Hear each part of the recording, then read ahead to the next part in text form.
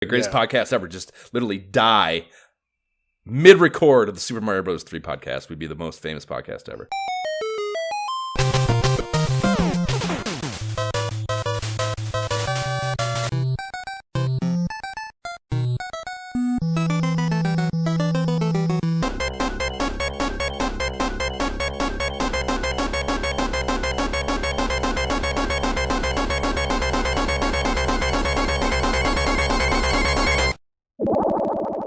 This is the Imperial Scrolls of Honor podcast. I'm Josh Folan. And I'm Jay Baxtron. And we are going to be bullshitting about the formative years of console gaming as we revisit the periodicals that covered it again. We have been stockpiling Squeeze-Its, Ho-Hos, and Fun Dip in Timmy's basement for years for this. We are heading over for a full weekend sleepover in his Thundercats tent where we will do the unthinkable. Take down Jay's favorite NES game ever and one of my white whales on the system by doing a retro video game podcast on Nintendo's banger 1990 release of Super Mario Bros. 3 on the Nintendo Entertainment System. Emulation disclosure. So you know the tools with which we undertook this. I played on the Nestopia RetroArch core on my PC with my NES Advantage piped in, regretfully, as I absolutely have all the OG hardware necessary to facilitate this experience via those preferential means, but I wanted to be able to record it all and post face talks and Insta chats and what have you the entire time. And you know what's fucked up, man? I noticed on the world map screens, my guy would just go left sometimes when I wasn't touching the controller. So I think my NES Advantage has some drift or something fucked up in it. I don't know. I'm going to have to take it apart and fucking clean it or something or get a new one because that's a huge bummer. And not good for precision platforming. Dude, the fact that you're even using an NES Advantage to play this just hurts my soul. And really? I love it. I love it, actually.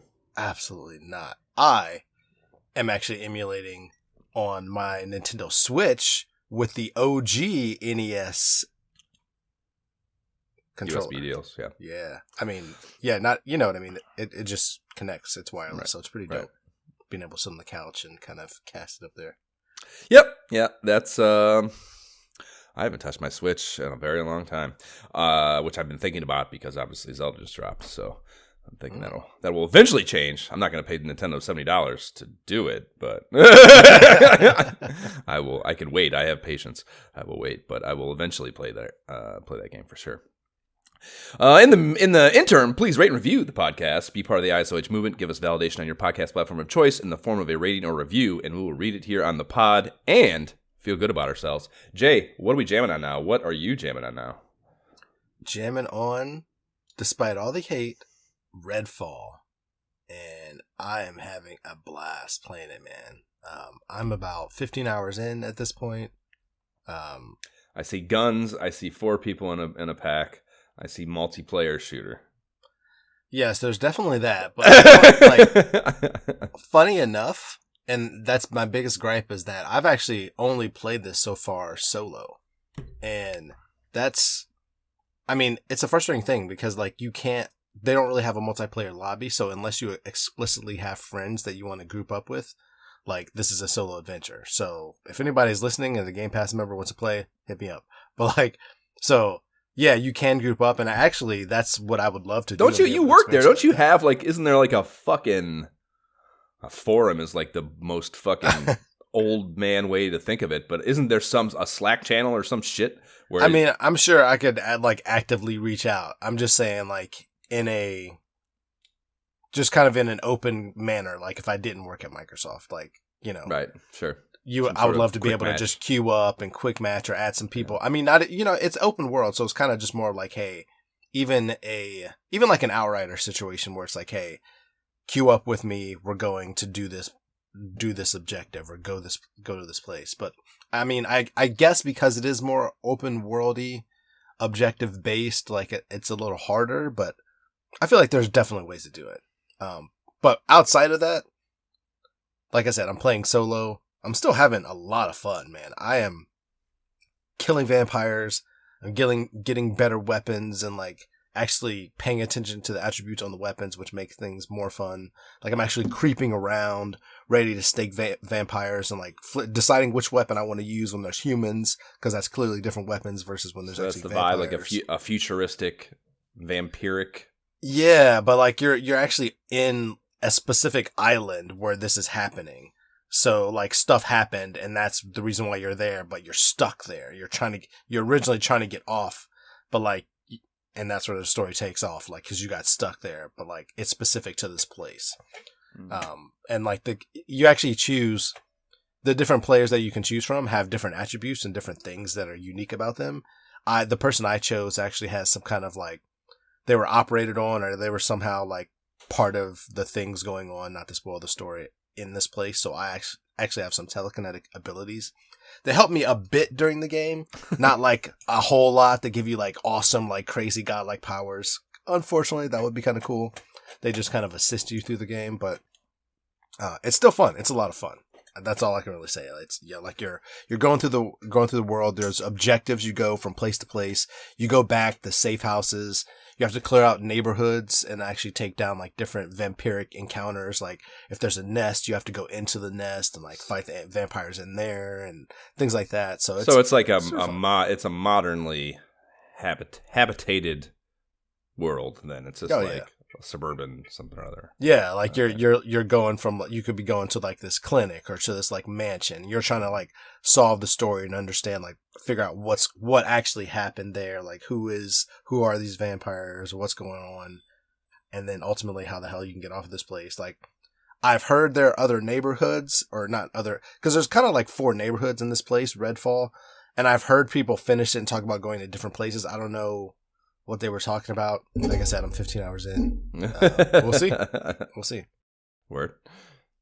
And really, honestly, other than that, the only other game I've been playing was just some ESO. I beat the newest and toughest 4-player arena on its veteran difficulty, Black Rose Prison. So this got me the achievement Black Rose Prison Conqueror and the title of Black Rose Executioner. So now I feel completely ready to be done with this game, which... It's funny enough, I also have over 1 million in gold for the first time ever. And I don't even care because like I feel like I've done all the things and I'm looking for new and different adventures that don't really, align with this. So sadly, I feel kind of done with that. It's like being in Rhone and Dragon Warrior 2. It's like, man, this gold, why even bother? Yeah, speaking, you've been playing that. What's how far, where are you at on that? I can't get. I'm trying to get in the cave. I'm in the cave trying to get through. I could keep going there and dying. The cave to Rhone, you mean? Yeah. Yeah, it's tough, man. I got there and got the crest, so I was like, sweet. But then I feel like I can't go anywhere else. Like I gotta go back there now. Like I gotta not die trying to make it through the places and get the stuff to actually get through there. So. Yeah. How many more levels do I have to get, Josh? What the hell, man? I'll say this, man. There's a lot of RNG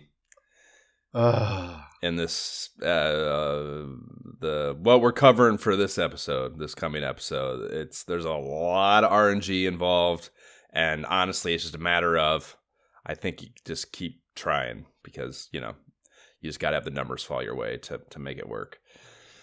Oh man, it makes me sad because and wiggle your controller harder when you run. Does it work like that? Can I shake it and wiggle at the same time? Will that? That could be. Don't whatever the juju is, man. Just figure out the good juju. Whatever you gotta do. I gotta get that. Oh, I will say also update because it's not in my notes because it took place last night. Me and Courtney played a little bit of the Diablo 4 open stress test thing. I'm obviously buying the game. I was going to buy the game regardless of anything that I've seen. Even starting it up, I'm like, yes, I cannot wait for this game to come out. That's all I can say. Like, so much fun already. And I did like virtually nothing. And I'm like, already, yes. Oh, I'm at, that's, yeah, much... Just honestly, I don't know if it's more or less whatever. It's either both maximum likelihood on a long enough timeline as long as I don't die. Once we finish Divinity Sin 2, that's probably the next couch co-op quest undertaking for sure. We were already talking about. We saw I don't know what any of those words mean that I keep seeing about it. Fucking stress test was. I don't know what that is, but I keep seeing this. It's like the test of servers. So they basically want everybody to like download and like basically start the game and play it once, so they can make sure that. They can make sure like. And your progress. Make sure they got enough computers tied together in the basement. Like, can we handle the demand here? Because it's. Right. I mean, it could be big. Like. For all the that's cool. To hear that they are even bother. That's the first time I've ever heard of anyone bothering to do that. No, that's not a common. I don't know, man. I feel like it's definitely, this is the biggest and most open that I've ever heard it take place, because like I was going to do it because I'm an insider, but then I saw it as an icon on my Xbox dashboard. So I told Courtney, I was like, hey, why don't you see if you can do that too? And we can play together potentially. Like, I don't know if the multiplayer part is enabled yet, like, or if there's a part we have to get through just naturally in the game, like the first stage or something, you know. Oh yeah, I thought it dropped. I've been seeing people like I literally just saw a tweet about someone. I don't know. What the beta? I don't know. Yeah. I've seen people posting about it, like gameplay stuff. So it's I know if you buy it, if you've pre-purchased, you definitely get access to like all of these beta periods and stress test periods and things like that. And this is not the first one. That's insane that people, I don't know, I just can't imagine. I mean, who doesn't have enough shit to play where they want to play an incomplete game? I just don't understand. I just don't get it. Well, I will say in this case, because Diablo 3 was such a fun game for me and Courtney. Sure. Like, it was like for us, it was played at but you're playing a story. You're like, it's not, I mean, I don't know. Yeah, like couch co-op, like you said, like the two of us on our, separate systems, like just gaming together, playing through the story. Like we played all the way through Diablo 3 and like all the stuff that was taking place afterwards. And like, it was so fun that the thought of another one is like, yeah, absolutely. Because we're going to spend time together playing this and it's going to be good. Like I trust it's going to be a good game. So sure, yes. I will absolutely. Once it's out, I'm already I don't want to play. I can wait until you give me. No, but what I'm saying is like if I'm already decided like I'm buying it ahead of time and I've like pre-purchased it, then why not? If I have nothing better to do that weekend, I'm like, why not like test it out and kind of get a head start on it? Why not? Head start. Whack, whack, whack. I mean, it's Diablo. What do you need to learn? But that's the point. That's the point. At this stage, it's not like a beta as in like we're trying to work it out. It's like slam. It's literally called, I think, slam the servers. So like come play the game, everybody at once to make sure we have the server strength right now. So basically like at this point, I'm assuming almost completed a game because it comes out like next month or something. I can't remember. I have no idea. Don't quote me on that. But at this point, I'm assuming basically complete game. Just come here and make sure we have enough servers for everybody who's going to want to play. So that's why I was playing it. And that's why I had a freaking blast last night until I fell asleep because I was so tired from all the kid birthday party stuff. But I was loving it. Yeah, I'm sure it's fucking great. Diablo 3 was awesome for sure. Yeah, and if you actually get Game Pass, man, we could play together, dude. You got to get the co-op, man. What, you're just holding yourself back. You're saying you don't want to play with me? Are you telling all of our listeners that you don't want to play with me? Yeah, but unless we're virtually. I'm sad. 9 Very months sad, Josh. And say I don't want to play. Yeah, no, I mean that's the thing though. It's not like it's the only thing. Is it going to be on Game Pass if I don't have to pay for it the entire time? If I don't have to pay for the game, is it going to be on Game Pass? Do you guys know that? I have no idea, actually. I bet there's no way. I have no idea. There's no way. Well, I know like most of our games are going to be day and date, but like because they would be Bethesda, stupid. I don't know if this is outside of that. You know what I mean? Because a lot of these are the Bethesda games. Like I'm sure they took place before that. I don't really know anything about that, so don't quote me. That's not Bethesda. That's Blizzard. Is it? Why do I keep saying that's that? Activision. Blizzard. Ah. But do they own Activision too? Who? Microsoft. No, not yet. That's the whole thing. It's the big. That's the whole thing. We were trying. All right. We'll see. I don't know. I mean, you'd be stupid too, because it's like same thing with fucking Zelda. Like, you're an idiot to forego all that transactional income. You're an idiot to do that. I mean, it's just, I don't give a shit what the flat payment is. You will make more in transactional, even if you window it a week. Just window it a week, like if you want. Like you'd be passing up so much money because there are motherfuckers that can't wait. They can't do it. Like Zelda, these fucking idiots paying $70 for waiting outside to pay $70 to get a game. Like, hey, insane. That's insane. It's insane. Yeah. It's too much shit to do. Like I said, I'm going to be buying it, so that's what it is. Sure, me too. Send it to my house. I'll play it when I can get it for a reasonable amount of money, no problem.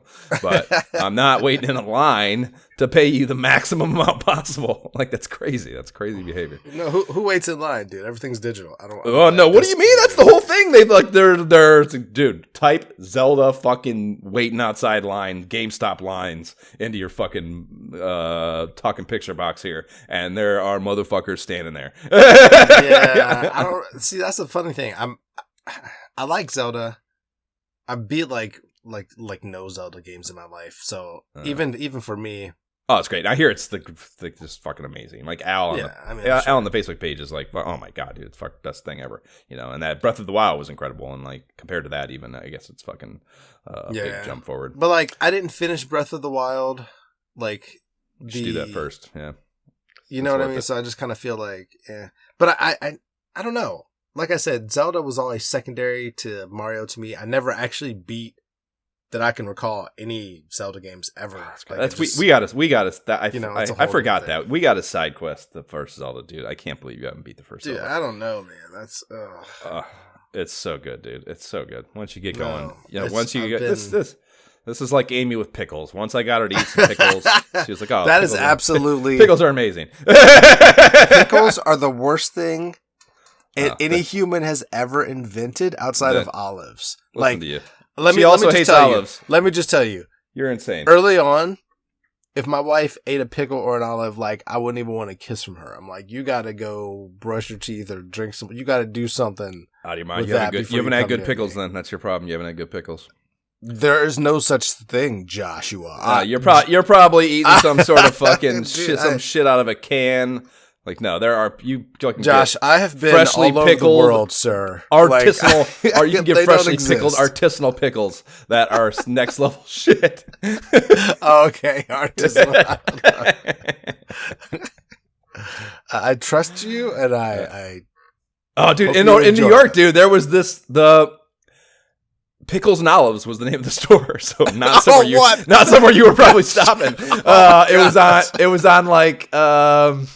It's on the Upper East Side. It was like side of the street. It was like 94th and First Avenue or something. And then they did very well, and they started doing the farmers markets and shit. And there was a farmers market that always used to be in front of the AMC Theater at Kips Bay on what is that, Second Avenue for Third Avenue? No, Second Avenue and 30th or whatever it is. And I'd be like, talk about waiting outside in a line. I'd be out there every Saturday. Like, I didn't have to wait any lines for them to set up or anything, but I was definitely out there religiously, like, give me some of those pickles. That is, and they would just come. They would just be, dude. They would have big barrels, and they would literally take tongs and just take the fucking pickles out of the barrels and put them in these plastic containers. It was so artisanal, bro. Anyways, is outrageous. Anyways, I need a coffee. Let's get through this fucking segment here and not talk about any more pickles. We're gonna play Diablo and Zelda, and we're gonna side quest Zelda. We got a decision to make soon, anyways, on that front. As far as shit I'm jamming on, before I even get into jamming things, I just want I don't know, video game landscape thing. Game Master Classified. This fucking book that I just got my hands on. So it's a book from Sir Howie Phillips and a writing partner with dope ass illustration talent, dude. His name's Matt Taranto. And they just released, they co-wrote and just released this. It was a Kickstarter thing, a biographical recount of Howie's time at Nintendo from 1981 to 1991.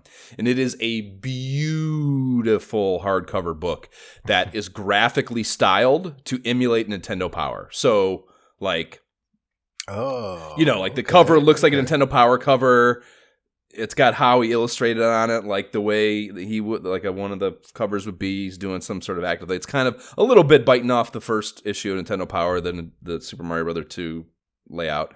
And so, yeah, so it's visually it looks like that. So there's, all the things are there visually. There's, the classified information styled segments. There's the table of contents. Like all the stuff just feels like Nintendo Power and is, perfectly walking that line of emulation, but not plagiarism. I went from uninterested to very interested. Well, that was the thing, dude. I started, I didn't know this was happening. I didn't do the Kickstarter. I saw people posting about getting the book from the Kickstarter when they started delivering them a few weeks ago. And when I started people posting about it, I was like, oh, got it.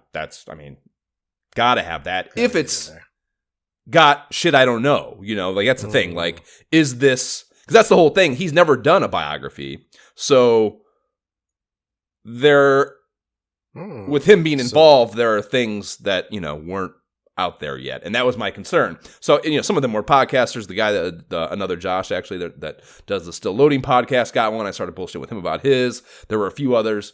And yeah, there's stories, untold stories. There's shit that...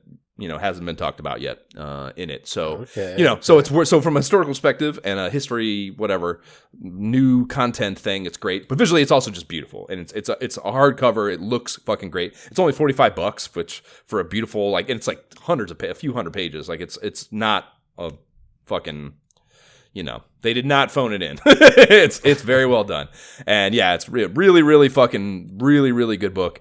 And you can actually get, which I think is pretty good if you're into these. I don't really autograph, I would care less. But the $45 is for the standard deal. For $25 more, if you're into collecting shit, you can get both Howie and Matt to autograph it before they send it to you. So, for $70 for the collector's edition of a beautiful hardcover book with both their autographs in it. That's a pretty good. Not bad. That's not bad. That's very reasonably priced. I would expect when I saw that there was the autograph version, I was like, what? $175. That's right. Yeah. All right. No, not bad at all. So very reasonable. And yeah, great book. Very cool. It's sitting next to my bed now. It's, it's in magazine form. It's very bite sized. So you don't gotta, I sit down and I just read 4 or 5 pages before I go to bed at night, before I start watching. I'm on a kick where I'm trying to watch my movie backlog. So I'll read a few 4 or 5 pages, make a little headway, and then perfectly cuts off, and I can move, come back the next night, and I'm not missing anything, or it's just all little, tidbits of stuff, information, little stories, anecdotes, what have you. So very, very cool. Yeah, I can't recommend it enough. Very, very cool, and very, very good value, I think, for what you're getting. Nice.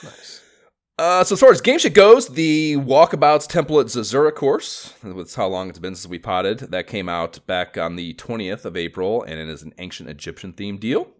And yes, we played, which is fucking amazing. And they're outdoing themselves yet again. It's a nice job getting back to their usual straightforward putt-putt shit after that gravity-defying nonsense they got off track with Upside Downtown, or Upside Downtown, whatever the hell it was called. And yeah, it's the biggest, I think,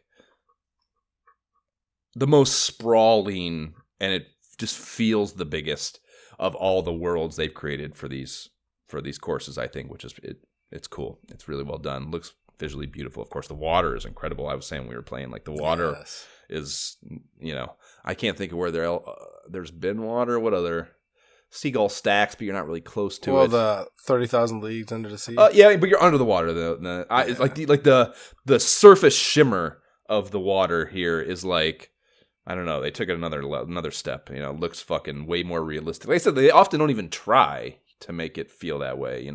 So I feel like there was a little bit of a advanced effort for a step up a bit. Yeah, polished realism to the look of things as opposed to. I will say that playing that course made me want to go and purchase other courses. You know what I mean? There's more that I want to purchase just so I can get the hard modes, or the hard levels. Yeah. I want the putters. They're all and the putters. Every single one of them is cooler. Dude. Every single one of the hard courses is cooler. And yeah, the putter hunts are amazing, of course. Whoa, sound like I almost died there. I swallowed I was drinking some boba tea yesterday, and I'm pretty sure I breathed in a boba. into my lungs. And like, I haven't yet Googled whether you can live with a boba in your lung, but I keep waiting for some sort of disastrous thing to happen. Is Amy like ready to just like bang on your? Yeah, CPR. Yeah, maybe. I don't know. I haven't talked to her about it. I thought maybe there's a brief moment there where I thought maybe it was happening there. Oh, that would be great. Greatest podcast ever. Just literally die mid-record of the Super Mario Bros. 3 podcast. Would be the most famous podcast ever. Oh my gosh, I don't even know how to respond to that. I guess how would we edit it though? That's the problem. Anyways, Walkabout Mini Golf. The Egyptian course is fucking awesome. And yes. Beyond that, yes, I mentioned we've been playing Divinity Original Sin 2. Dude, this guy. So you played this one.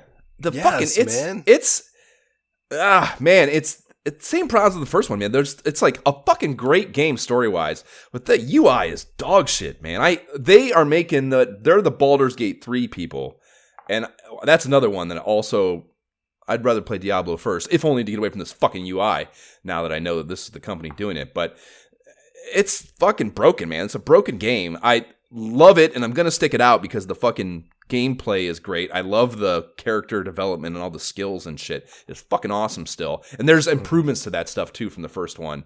They've rejiggered some of that shit, and it's better in a lot of ways. I think some of the broken things that you could kind of cheese they consciously took that out. In the first one, once we discovered the charm arrows and grenades, and especially once you can craft them, you know, it kind of breaks the game a little bit, and you can turn battles in your favor way too easily, I think, with that stuff. So like they kind of nerfed that.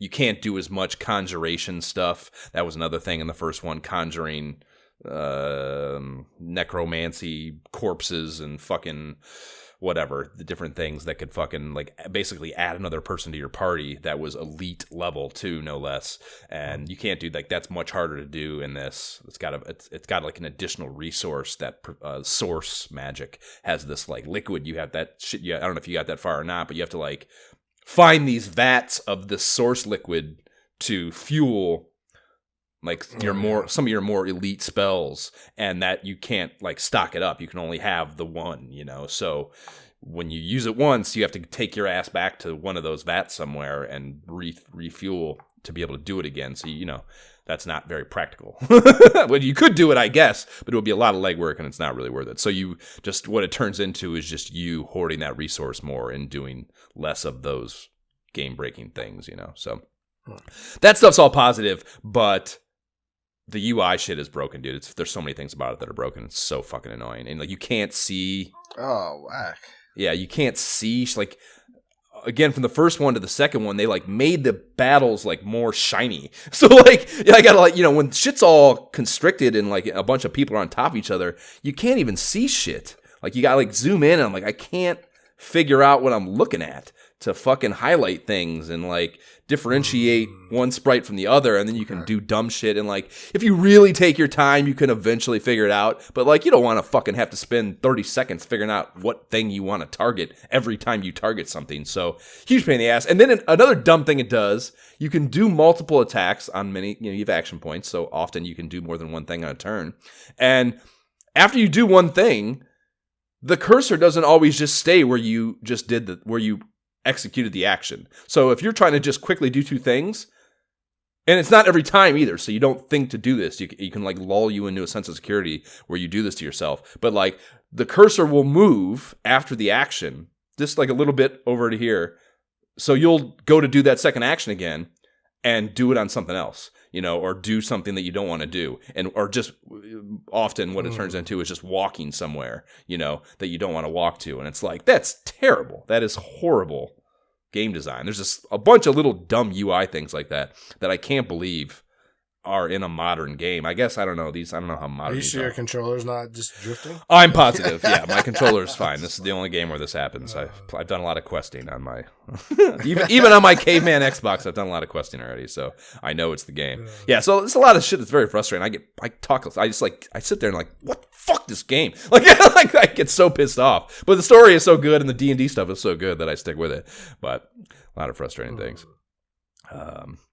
So Perispera VR, I don't know if you remember me talking about, this was the real-time strategy Mars terraforming game that I was playing a while back, and I got off it because it was like a military aspect of it, which is it's very unfocused on that. There are only a few, now that I played through the whole game, there's only like 2 or 3 situations where you got to really do these heavy military operations with these flight drones, and they're not by any, as you would imagine, they do them so sparingly, not the strength of the game, I would say, just as far as functionality and fun goes. And I was in the hardest one of them, basically, and I got pissed off, put it down, and stopped playing it. And I said I would eventually pick it back up, and I was finally got in and doing that. And sure enough, like, as with, it's amazing how often that happens. You like get stuck in something, and like you fucking ram your head against it, and you're like, fuck this. Like you a bunch of times, and it doesn't work. You're like, what the fuck? And you put it down, and then you come back to it, and immediately you get through it. Yeah, and I just don't what is the psychology of that? I don't know. I would be so interesting to have some sort of like some way to quantify whatever's going on there psychologically. Do you like it happens so often? Do you think maybe there's just like some inherent design where in games underneath in the mechanics, you're kind of designed to think, okay, if I do solve this puzzle A this way and puzzle B this way. Sure. You just get in a rut of you keep like, I've tried these things. Why are none of these things working? And then you step away, and then maybe when you come back, because you think about it in the shower a little. You come back and you're just like, all right, what's the best way to approach this? And right. I don't know. It's because it happens in every kind of game genre, whether it's like a shooter or like strategy, RPG. It's happened everywhere, you know. Yeah, it is. I'm sure just as simple as like you just taking a fresh approach and not doing whatever dumb thing you were repeatedly doing that wasn't working. Why isn't this working? Yeah. He's not dying. So yeah, I mean that hurdle. It was maybe 3 or 4 plays. I got through that right away, and then maybe 3 or 4 play sessions after that, I was able to finish it off 100% the story. And it is a great RTS game. It's just 100% recommend. So fucking, like I said, I mean, I talked about it when I first was getting into it, but like just their ability to do that first person story in an RTS like that. It may exist elsewhere, but I haven't seen it. And I'm not into really sci-fi shit either, so like that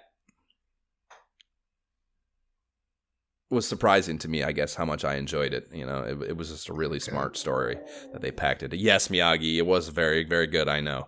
So it's also got a sandbox mode. I fucked around with that, and it's pretty good. There are some changes to it because there are many aspects of that story mode that without like game mechanics that without the story don't have a purpose or you lose or whatever. So they like kind of replicated that shit. They actually took, at least as far as I can tell initially, they completely took the military component out of it. And I was like, that's fucking great. You know, like that's not, I don't want to do that anyway. So that's fucking great. So yeah, so it's all just, they add more environmental challenges. Like there's like kind of some weather stuff that you got to deal with that I at least didn't notice when I was playing the story mode. So like there's like little tornado things and shit that can fuck up your networks and stuff, and like it's more about like kind of warring with the planet itself, I feel like, than maybe the first one. In the first one there was these factions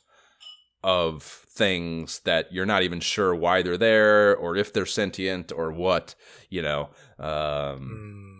that you're kind of at odds with. So it's a different kind of game in the sandbox thing, but in a good way. So the classic question, like, are you friend or are you foe? Yeah. Yep. So yeah, I recommend it very much, and it's a great thing. The soundtrack is so fucking. I mentioned too, the music is so fucking good in the game that having the sandbox mode is just something to jump into every now and again. Is I think a really good. It's a great chill game. It really is, because it's just like the music is so fucking good and like keeps it. It's like you play it rhythmically. The music is so good that you play it rhythmically. You're playing an RTS strategy game rhythmically because the music is that good, and that is kind of also a little bit outside the box, I think. That alone is worth checking out for. So there's two others. There's The Last Worker, which was on the Rough Talk podcast, and I got it's a dystopian. Of course. Yes. Already. It's a dystopian like Amazon. You're the last human worker at this Amazon type company. It's called, what the fuck is it called? It's called. What?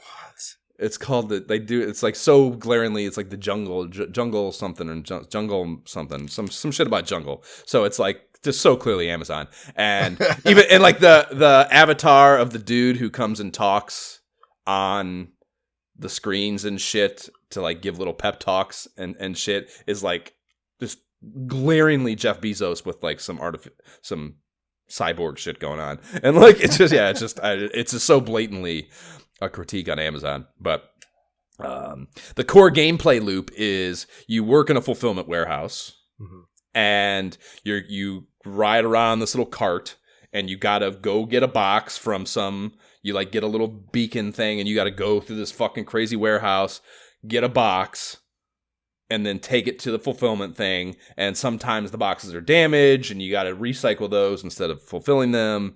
And the speed at which you do that of course, translates to like your score for the day that you're working. And you have a little cyborg buddy that is like kind of broken and a shit talker. And like, so it's like, it's a pretty fun, good gameplay loop, I think. The biggest problem with the cart you get around on, the controls are horrible. So bad. You got to do this, dude. You got to do this thing that like the turbo acceleration thing. You have to press those little sticks. It's like the depression for on the control stick, which they're not built for that. They're not built to do that like constantly and reliably. And it's so what you end up doing is either fucking up, going off course, or not being able to go fast. And it's broken. It's so broken. Yeah, I played like maybe 4 or 5 game days into it and requested a refund, and I've done that twice now I think only twice that I can remember. That some sort of shitty RPG game a long time ago, the Townsfolk Tale or some shit like that, and then this game, which Facebook is Could it be a trend? Oculus is actually they're very good about fucking refunds. It's fucking as long as you haven't played 2 hours of the game, it's pretty much just you got it, and they just refund the money, So right. Pretty good. And then the last one in replacement of that, trying to find something new to play after I finished Perspira, I saw Moss 2 was on sale for $18, so 40% off. That's pretty good. 30 to 18. And this is the little mouse thing. It's the picture behind me.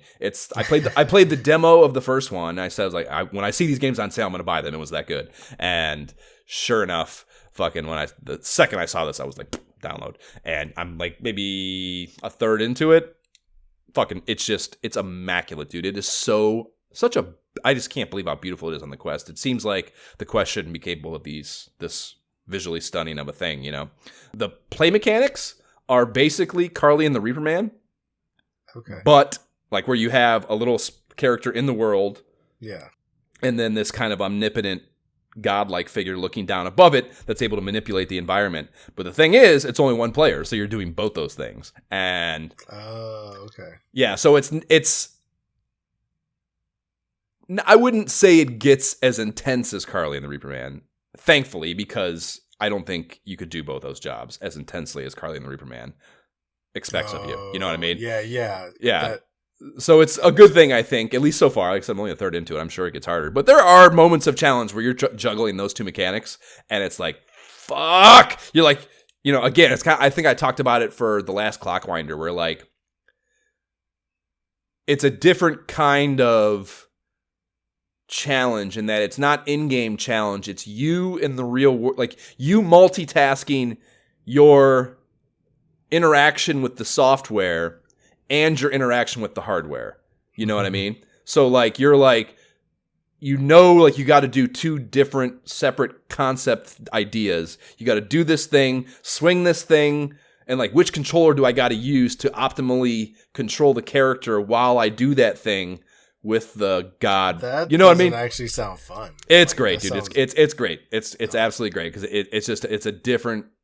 It's just unique, And again, anytime you're not just controlling a thing, walking around shooting stuff, and you have to do something new to solve a problem. To me, I enjoy that. So yeah, it's very, very good. And like I said, it's absolutely beautiful. The storytelling is incredible. You like finish these sections and it goes to this, literally like you go to this, it's like your hub world or whatever between stages or between story points, and you like literally have to look at this beautiful book and have this woman tell you a story as you turn the pages, and it's like the book highlights and paints as the story's happening. It's absolutely gorgeous. It's just such a beautiful, beautiful, beautiful game. And super cute too. The little mouse is super cute. The mouse does like I beat like the first real boss battle. In that first play session, and like it's a little girl mouse is your character. You're like this dude's granddaughter. And you beat the thing, and she has this little dance, and she like wants you to high five her at like different parts of the dance. And you're like, I didn't understand what she was doing at first. I'm like, and she kept doing it, and then she would like wave her hand, like, "What are you doing, you moron?" And like I was like, "Oh, I got to take my thing and actually high five her." I was like, "Oh yeah, okay, I got it." So it was just fucking super cute on top of all the other good aspects. So get it, especially it's on sale. I think it might be on sale for one more day, Jay. If you want to change your life and start playing more VR.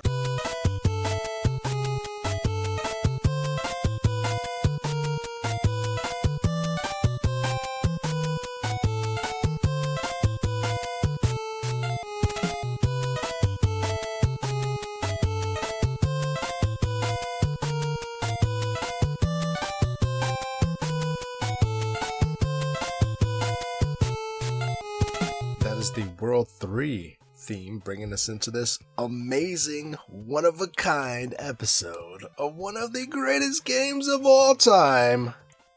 Of course, we're talking about Super Mario Bros. 3, of course. So much pressure.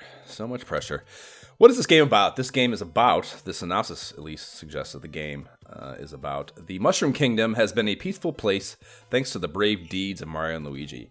The Mushroom Kingdom forms an entrance to the Mushroom World where all is not well. Bowser has sent his 7 children to make mischief as they please in the normally peaceful Mushroom World. And I know the subject matter is intended for younger brains, Jay, but this is written like a fucking toddler was handed a crayon and left alone in the room for a week. Part of this is contrasting with we just did Shadow of the Ninja, and like those Natsumi copywriters, they wrote like it was a fucking. Very mature, huge words, et cetera, with their malevolence and their impregnable thesaurus entries and what have you. So Nintendo America should have employed some of them to liven this shit up, but yeah, like the opposite direction there. Yeah, continuing on. They stole the royal magic wands from each country in the Mushroom World and used them to turn their kings into animals. Mario and Luigi must recover the royal magic wands from Bowser's 7 kids to return the kings to their true forms. Goodbye and good luck, said the princess and Toad as Mario and Luigi set off on their journey deep into the Mushroom World. And after Mario 2, the princess and Toad were just like, we're retired. This shit is your guys' problem. Like, I'm not fucking doing it. Like, we're staying home this time. We hope you're good. Yeah. You got this. Yeah. And now that I read that and think about that, does that mean that she was abducted after they left? I hadn't thought about that. I do have there's a little bit of lore thing with this picture behind me, funny enough, that I didn't expect to tie into this part. But yeah, I mean, if she's telling you goodbye and good luck, she's clearly not been taken hostage yet. Which that's the whole thing, right? The princess is in another castle, right? She's sending you letters. Well, she did before, and then she was good.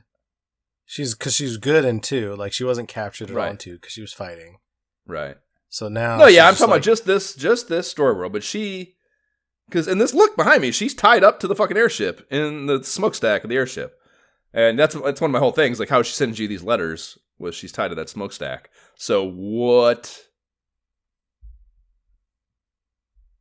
I need information. We got questions here. We have holes in the story already. What, the story holes aside, what is the methodology with which we are navigating this quest. What are the mechanics that we use to do so, Jay? I mean, this is, of course, one of the greatest platformers of all time. You are platforming your happy little booty off. I'm telling you. Not always. Sometimes you're swimming. But yes, for the most part, you're doing some platforming. Yes. The release was in February 1990 for North America after an October 23rd, 1988 drop in Japan. And more than a year we had to wait over here. Goddamn savages at Nintendo of Japan just fucking...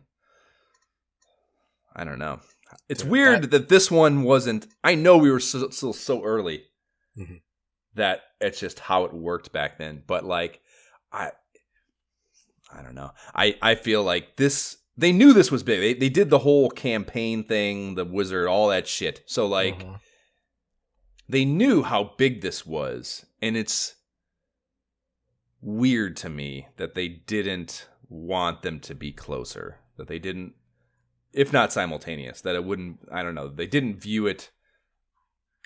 Did they really view the American marketplace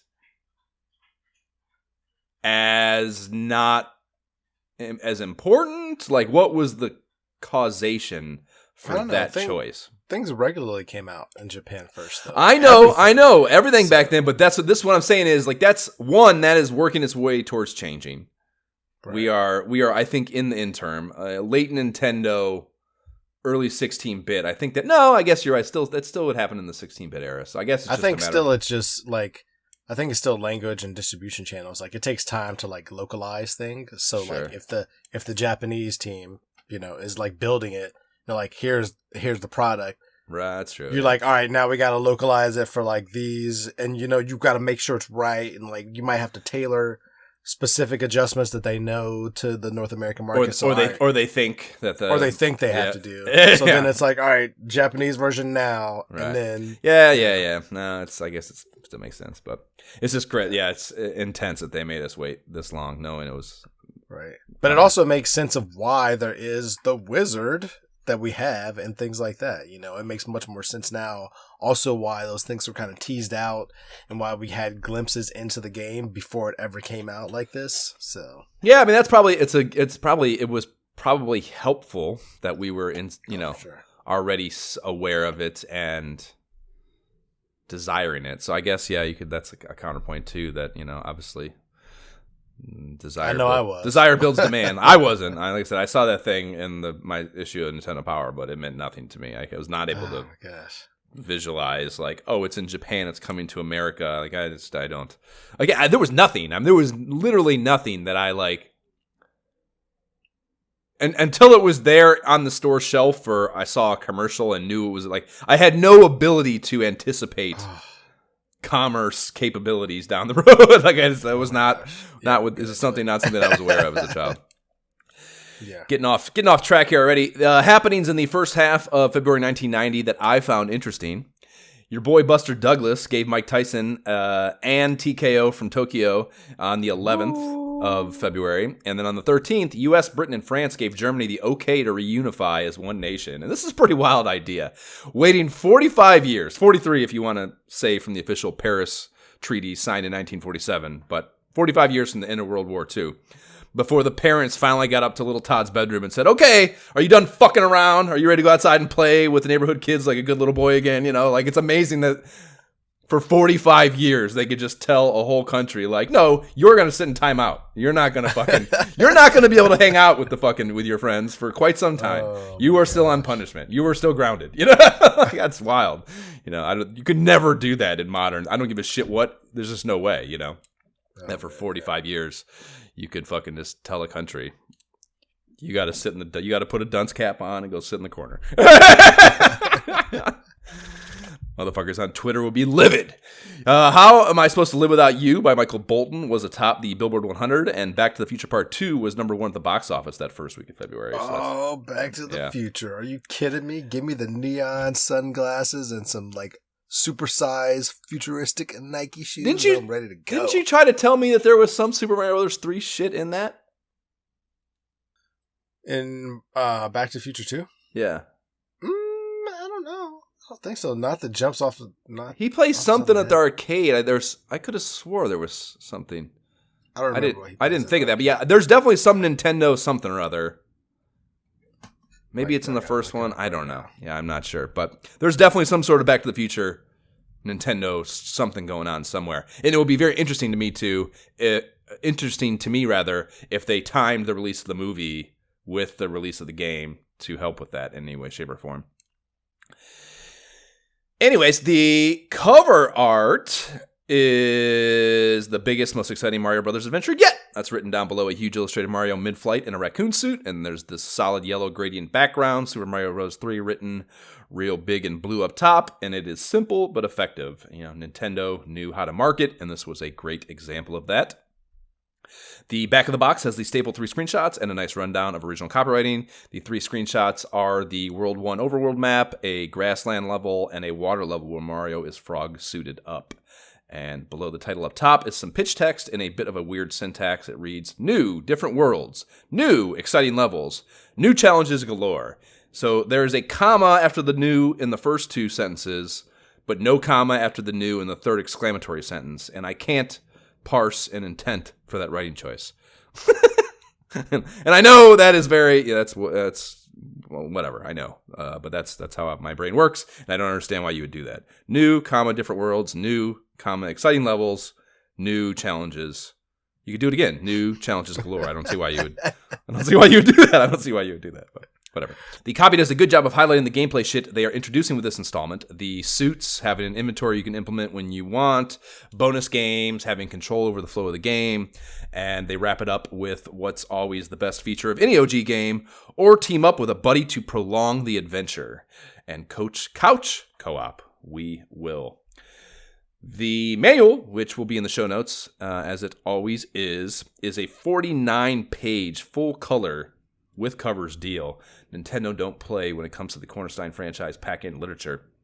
Yeah. And after all the legalese and TOC BS, they kick shit off with a great couple of pages of table setting fodder. And I thought there's a message from Mario on page 3. Thought we should read that. Jay, if you could please tackle that piece of storytelling. Hello. How have you been? It's been such a long time since we've seen each other. Bowser is up to his old tricks again, so Luigi and I are going on another adventure. You're welcome to come along.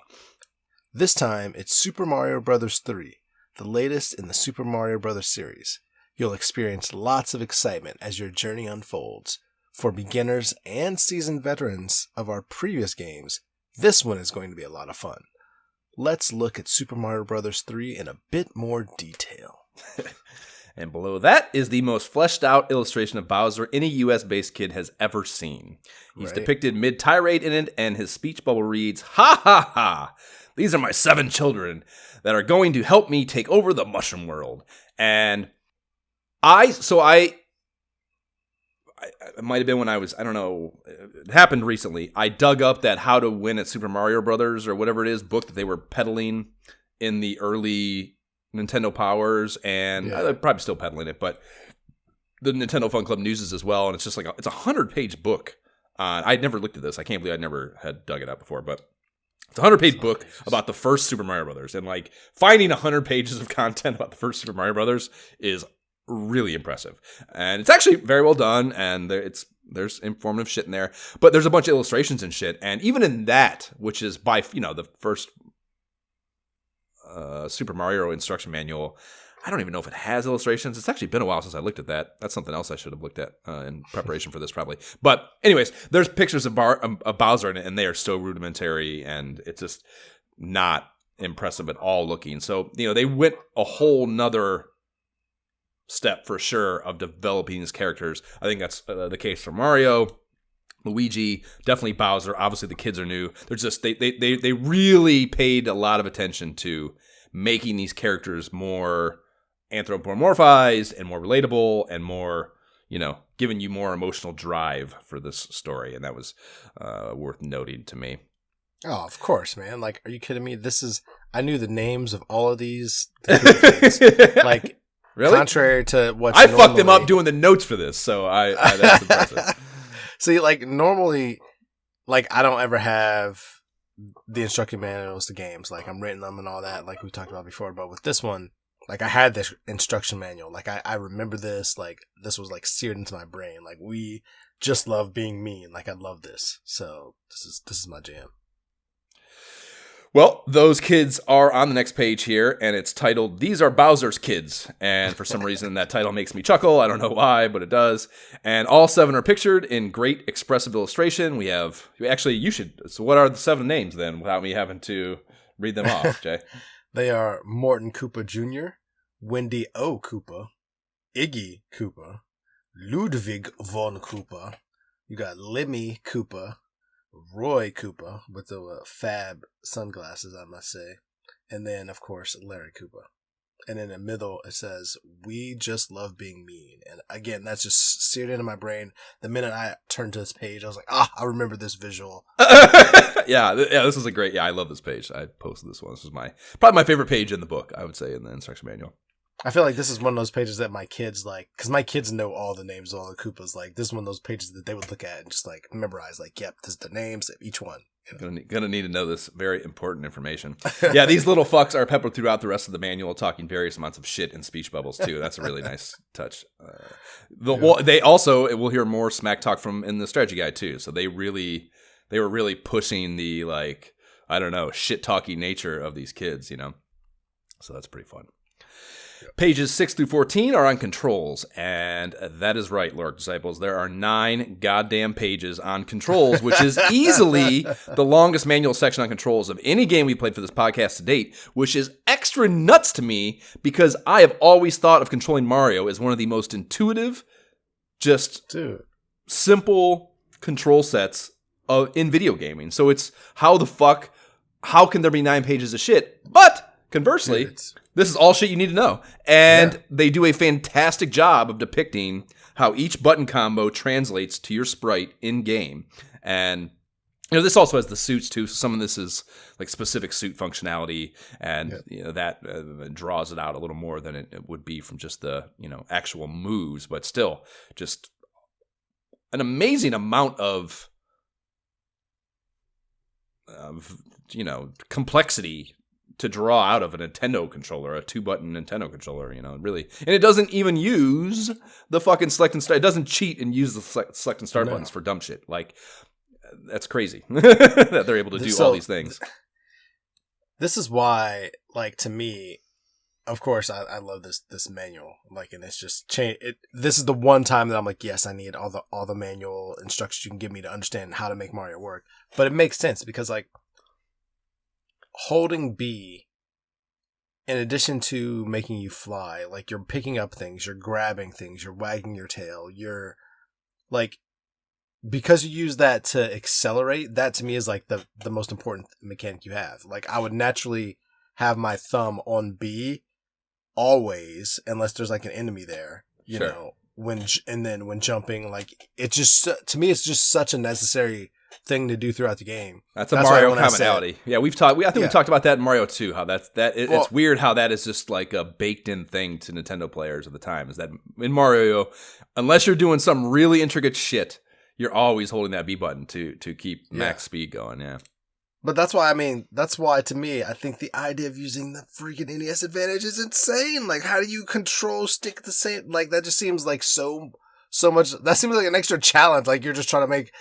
If I wanted to make things hard for me, that's what I would do. But I don't. Oh, you're saying just that it's one thumb, but that's the thing. You don't play the ES Advantage. You play with the 2 fingers, so you hold. It doesn't make it any harder. You play the 2 fingers? Are you saying?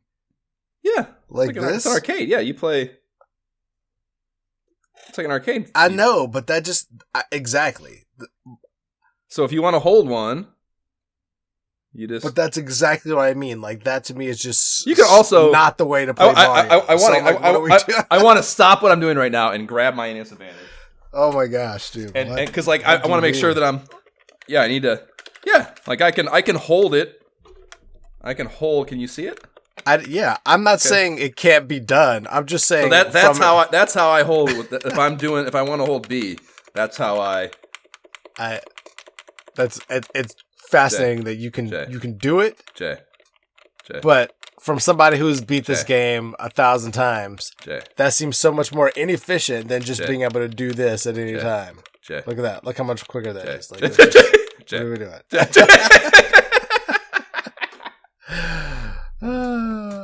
Making your life. Hey, if you can get through with your but the control stick is software. Great though, dude. This is platformers like high speed games like that. Like, that's what I don't know. That's what to me that's what the advantage is for this kind of experience. Is like this action platformer deal where you want to be able. I don't know. To me, that's what it's for. Like sport games are where I think the NES advantage really loses benefit, the really precision-y stuff, sure, maybe sometimes you just want to inch up and the D-pad is better for that. But generally speaking, the movement is, to me, I enjoy having the stick for this kind of game. I enjoy the NES advantage. I guess, to me, the button movements are so ingrained for this game. Like, I was able to get through World 1 in, 9 minutes or something like that. Like, just because I think if I had used the NES advantage, it would take me much longer to kind of get through. You know what I mean? Just because it's not what I'm used to. That's all. So it's just a matter of comfort, not actual superiority, Jay. That's an important differentiation. Like I said, I can get through the game itself super quick, double whistling, no problem, very fast as well.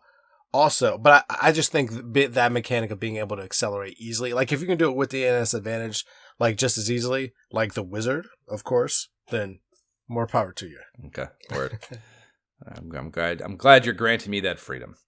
The pages 16 through 26 cover various aspects of the one-player game and is chock full of pixelated screenshot-adorned breakdowns of items, blocks, lifts, overworld map POIs, and so on and what have you. And I really like the illustration of the power-up flowchart on page 18. This is probably my second favorite page in the manual, as well as the headline for reading, Gain More Power by Gathering Items. And they explain the two spade icon mini-games here.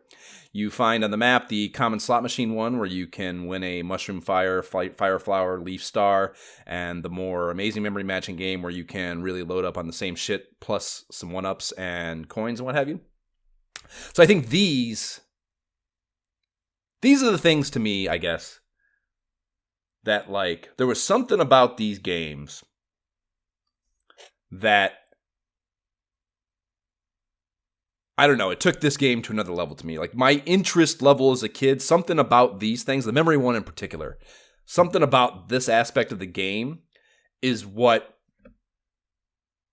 I don't know, it seemed like it went above and beyond what a Nintendo game should be capable of or could combine with just a normal game. The idea that these things existed as a sidecar to an already great platforming game to me was what made this game bigger than the first two. You know what I mean? Otherwise, without these extra little things, it's just, to me, it's just kind of a Mario game, which is not a bad thing. That's a good thing. But the reason that this was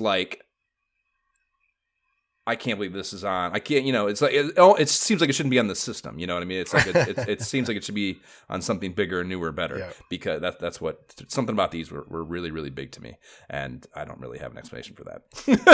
Of course. I mean, anytime you have any kind of additional side games, mini games, mushroom houses, just all the extra stuff to this game, to your point, was net new. Yeah. Right, because you had Super Mario, which was very, very straightforward game, and you had Mario 2, which was his own weird, we talked about that before, combination of a Mario game. So this was kind of the next big, give us the next real Mario game to come out. And so the fact that it had the worlds, they were separate kind of themes, which we'll talk about. Right. But then you have all these little, separate little fun little things hidden throughout. You got, power-up games, you got mushroom cards, you got mushroom houses, you got the end cards, you know what I mean? There's just so much going on with it that it felt to me at the time, just the biggest, most amazing large game that I could ever want to get lost in, you know? Agreed.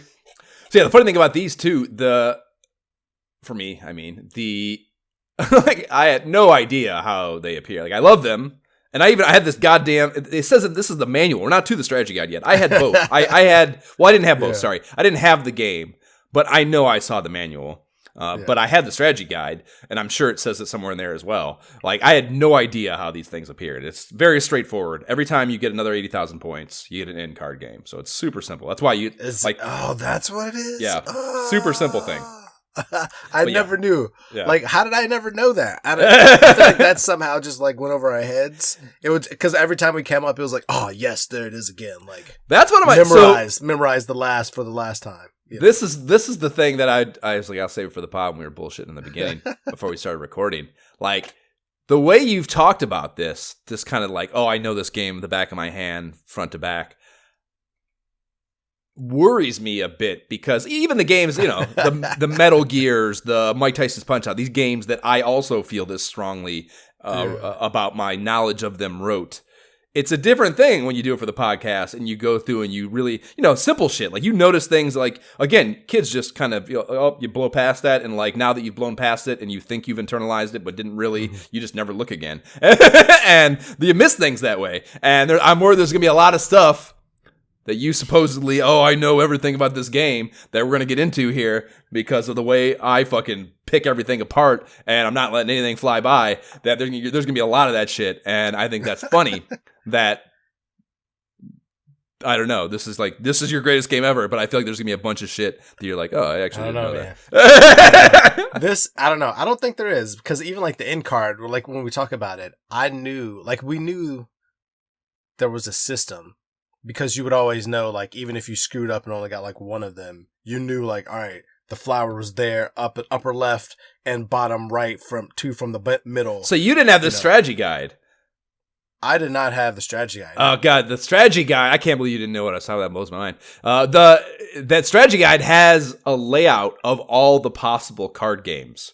I feel like this is the thing maybe that I remember most about using the strategy guide for, was it shows you there's 8 different types of layouts of this game, of the cards, and there's certain cards you can pick.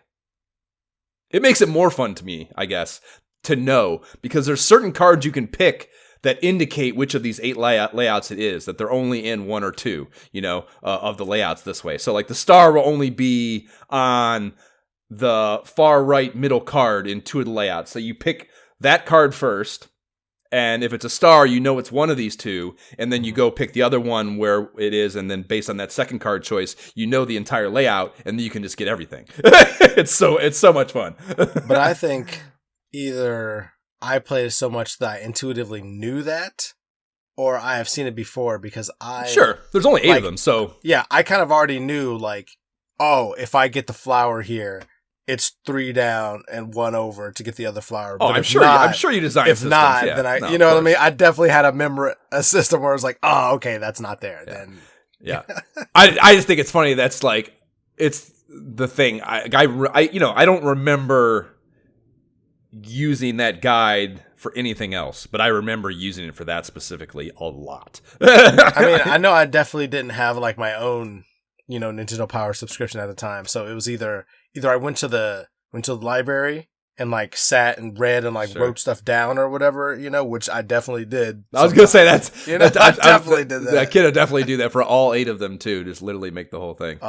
There was many. What a great use! What a great use of graph paper. That's such a beautiful graph paper thing. It's literally drawing the little logo. You come up with a little icon for each one and do. That would be great use of graph paper. Yeah, moving on. We're still in the manual here. We're never gonna get out of here. I told you, 29 pages. I have notes, bro. Page 23 gets into the item inventory on the map screen, and this is also a really big thing for me. I know inventories are NBD now, but in 1990, having an inventory to stare at and strategize with, in a Mario game in particular, but in any game, was rare and appealing. And really, really rando fun fact I clocked in here. You can only hold 28 items, so you have 4 pages basically on this thing. And if and when you go over that, the 29th item will replace the 28th item. So that is the LIFO accounting method, folks. Last in, first out. And I'd have assumed this was a FIFO operation, and I generally prefer that. I generally prefer that method as far as accounting methods go. Yes. There's probably a reason It's been sitting on the shelf that long, district manager. Let it go. You're still not used it by now. Like 30 items later, it's just there's a reason that it's sitting there. So, Jay, what is your favorite accounting method? Oh my gosh, dude! It just gives me nightmares. Also a FIFO guy, then? The method that ends in us closing the books the quickest. It's good to have flexibility like that. Is good. That's good. The description blurb for the Magic Whistle reads, "Not much is known about the Magic Whistle. See if you can find it." And that's the kind of carrot dangle that could put a kid into frenzy mode with no internet available to put out the fire of their curiosity. So good copywriting there. Pages 27 through 29 get into playing with 2 players, and more specifically, the 2-player battle mode. And everyone knows this is the original Mario Brothers game. But I did not know that there were 3 different level versions that are randomly shuffled, supposedly anyways. Again, if I've never seen... Like, I may have seen that second one. Mm-hmm. The first one's obviously the first level of Mario Brothers. Yeah. Everyone's seen that. The second one with the pipe in the middle, like I may have seen that. But the third one, I've never seen that in my entire life. So, 1, I haven't played a ton of Mario Brothers, so that's part of it. Yeah. But 2, I'd never gotten this game even. So, I'm curious, did you, like... I've never really even undertook this game. I've played multiplayer before, but I've never really approached it as a competitive endeavor with a second player. So I'm curious, with you playing the shit out of it and loving it, whether that was something you did as a kid with. So yeah, this so this was approached a couple of different ways. Like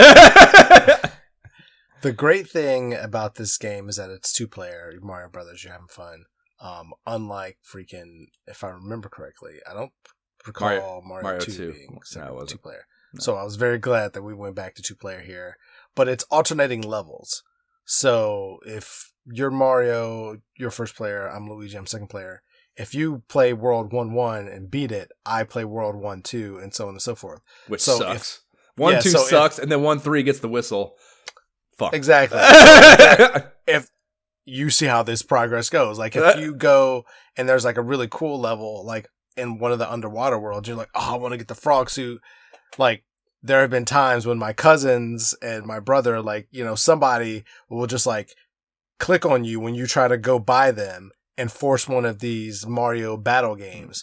And so I've seen it just, like, go back and forth. Like, no, I was going to get that level. Like, no, but I want it. Like, but it's my turn. Just, like, back and forth because you have to win that battle and then it's your turn. And it's just... So these levels are just kind of a pain in the ass to me from that perspective. Like, it's not something I want to go do. PTSD. Also, we're talking to the kid who had Atari for the longest time. Like, I don't want that old style Mario game. Good stuff, you know? That's good. But to your point, though, I definitely have seen the first one and the second one here. But the third one doesn't look familiar to me. So I either haven't seen it or I definitely don't remember it. The first 2, definitely. But again, like, unless we were battling, we weren't trying to trigger these. Right, yeah. I don't, it doesn't say here. It says just randomly. But, like, again, it can't be random. You always get that first one first. So I'm thinking it's more about where you're at in the game. Maybe so. That at least informs what the random seeding is and whether or not you can get, whatever. So, like, I think there's more to it than they're suggesting here, that it's just a random selection of the 3. So, I'd be curious to know what the specifics of that are, and I do not know. Yeah.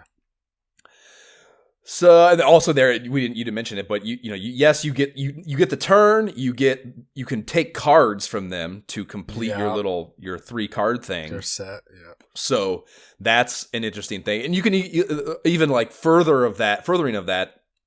You can also use that to cooperatively play. You can swap if you don't want one of your cards, but it helps the other person instead. You can go in there and actually give them a thing you don't want to get it out of your trio, so you still have, possible to get all stars. Sure. So that's an interesting strategy as well. So yeah, just like a little dumb thing that has so much nuance to it, and yeah, just. I guess I'm so used to always getting the stars at the end, like. You have to screw up. You get fucked though, and there are levels where they put you up, and you come up out of the pipe, and there's not enough runway to get full speed, and you get the fucking mushroom instead. So it's even without being bad at the game, you can still get fucked sometimes. Or they put an enemy in there and you got to accommodate for the enemy. Like, a lot of reasons that you can fucking not get a star. But I digress. Pages 30 through 34 are a breakdown of the 8 worlds in the game, and we'll indubitably get into those in detail as we venture through the quest to topple Bowser. The Lemmy, the particularly screwy-looking kid riding a grocery store toy owl ball, like a unicycle, which is one of the funner ones, I think, is talking shit on the World 8 page, and he says, "How far can Mario go? I hope he doesn't make it this far. Dad has many complicated tricks waiting for him in the Dark Land. I've even heard about some new weapon that Dad's been making." Foreshadowing. Oh my gosh, I just heard the music in my head. I started Pages 35 through 41, the music's good here, so it's fair. There's a lot of iconic shit. That's not surprising to hear. Pages 35 through 41 are a 7-page enemy breakdown palooza, and there are no sprite screenshots, but pretty dope action animations in every one of them, and great description blurbs. They're categorized. I love organization, so that's good. And my favorite entry is the Buzzy Beetle, and it says for him, he's back again. This time he can walk on the ceiling, and then the illustration has one walking on the ceiling, of course. So he's probably my favorite. You got one in here that you... would pick out? I would say definitely the Rocky Wrench. Rocky is a turtle who kind of looks like a mole. he will suddenly appear and start to throw wrenches at Mario. I just like him because he pops up with like these dope looking sunglasses. Just like right. Looking cool and being a little dickhead. Yeah. Page 42 is a straight up love letter from the developers to the players. And it reads, "To Mario's players, thanks for selecting Mario Bros. 3. We've been working hard to make this game even better than Super Mario Bros. 1 and 2. In addition to the action scenes, we've added a world map on which you can plot your progress as well as play a new 2-player game. In Super Mario Bros. 3, you will find many more hidden things than in the first 2 games in the series. We think that you will find it much more challenging as well. Have fun. Yours truly, Mario Staff." And Nintendo always putting in that extra little bit of TLC. There is a bunch of legalese bullshit and a line memo page finishing this thing out, and I would love to know. This would be a great like photo series or something of just like kids' 1 page of memos for this game. I would just love to see what some of those memos would be for this game. You know, warp whistles perhaps, but hidden things. You know, there's just so much hidden shit that, like, what a kid would... I guess what I'm getting at here is what a kid prioritizes and how fun that would be to just go through a random selection of, you know. Notable history. Has anyone ever said anything about this game, Jay? I would think not. And Game Genie codes that didn't make me feel like I was cheating. Those things. And I guess tell us all about your wizard rhetoric as well. So it's funny. First and foremost, I gotta say that I fell asleep watching The Wizard last night. It's just mainly just because I was tired from all the day's activities. But like, it's just funny because the minute it started, like hearing him say California, I was like, oh my gosh! It just took me back to the movie and just immediately just reminded me of what it was like watching that.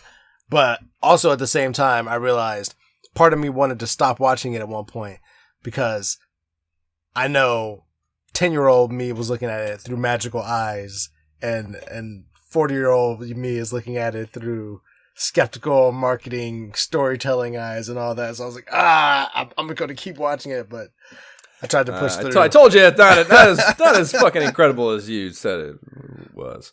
But sure. as a kid, think about it like this though. As a kid, sure, I love Mario. I love Nintendo. I know that this game is out in freaking Japan. I've heard about it. I've seen whispers, maybe even a screenshot of like what you see behind me of like the starting screen. I don't know anything about it. And then I'm freaking watching this movie, and at the end of the movie, the freaking kid, they debut this game. So it's just like, that's brilliant. Holy shit, man. Brilliant marketing for sure. Oh, and also, you know, I didn't see it at the time, and I certainly didn't see it in a theater. So, you know, you almost have to just like, your opinion doesn't matter. You have none of the nostalgia necessary for this movie to be what it needs to be. You know, we're just talking about it off the cuff, and I just got choked up and like just remembering it because it was so exciting. Like, I can't believe, like, how did he know that there was like a secret there? The game just came out. Like, what is happening? You know, like I didn't know how to take it all in, but it was still just like, I need Mario 3 right now. The like, fucking Wonder he beat Years the power kid. He beat the kid with the power glove. The power glove sucks. Validating everything we say on the podcast. This is great. You know. Yeah. Outside of that, and let me take it back. If you need to take a moment, Jay. If you need to take a moment. Collect myself. Outside of that, yeah, it's, I mean, beyond being an amazing game, I do remember, like, I had this visceral reaction to the idea of using a Game Genie. And I didn't really know what to think about that. And I'm like, why am I just like kind of like, I would never use a Game Genie to play this game. And part of it is that, like, obviously, for one thing, like, my background was easily recycled from us playing like last year, because I played through this game last year, you know, already, and because I love it, and because it was easily accessible on the Switch, you know, so making that, you know, far more easy and simple. But because I'm able to kind of fly through it because I know the game so well, it's kind of like, why would you use a Game Genie code? Like, we know that there are spoiler alert, there are two whistles at the beginning of the game, so you can get the World 8 pretty daggone quickly if you want to just get to the end of the game and not experience all the worlds, but that's not fun. And then, like, there's enough cool stuff throughout the worlds that it's like, why do you want that? But upon further reflection upon myself, when I was able to step back and just remember what it was like as a kid, I do remember one time getting a Game Genie and being able to use it on this game, like after beating it and stuff. And looking at the list of codes, I remember that, but I also remember feeling like, man, like they were unnecessary, like they were kind of crazy, right? So there's one for like a power jump, a super power jump, and a mega power jump. And I remember them being like just these outstanding, ridiculous, like cascadingly higher jumps, which yes, you can use them in the game, but at that point, it's like, what are we even doing? Like, we can fly in this game. Like, the Leaf is the best mechanic, like the best new thing in the game to me, like, because you can fly, like, and outside of being able to get the Tanuki and that, you know, like being able to fly just in general is awesome. So this kind of breaks that. All of those kind of break the fun and kind of bring that fun down. So it's like, you know, even like being able to start on the different worlds 2 through 8, like there's codes for all of those. But again, you have the whistles. Do that in game, yeah. Yeah, so you can like you can get them both and only use one, and you're good because you use the one and you can go to 2 through 4. I don't believe I ever used my Game Genie on this game. I mean, you know, part of that I don't have the game, so that's part of it. But you know, I played this game some way or another, and the idea that I never tried to combine them is its own statement on that, I think, or commentary on that to some degree, I think. Yeah. Like they're just so, like, there's a ton, like there's a lot of them that are just very different. There's some that are like kind of, there's some with like a disclaimer, like if you use any of these below, everything will like break if you beat the game and do this. So I'm like, you know what I mean? This is all kind of like crazy. I don't know, ones that you be questionable to use. But outside of that, I mean, yeah, you start with different kind of like Fire Mario, Raccoon Mario, Frog Mario, which is helpful. Obviously, if you're in like the water world and you want to just get that swim on immediately, like that's freaking great. But again, I think some of the fun is like finding that. And like once you get that frog suit, it's like, oh, yeah, you know, or whatever it is you're looking for. So I still advocate not using any of these games. Like I would say maybe like 9 lives for Mario after continue, just so you can keep the party going. That our lives though are.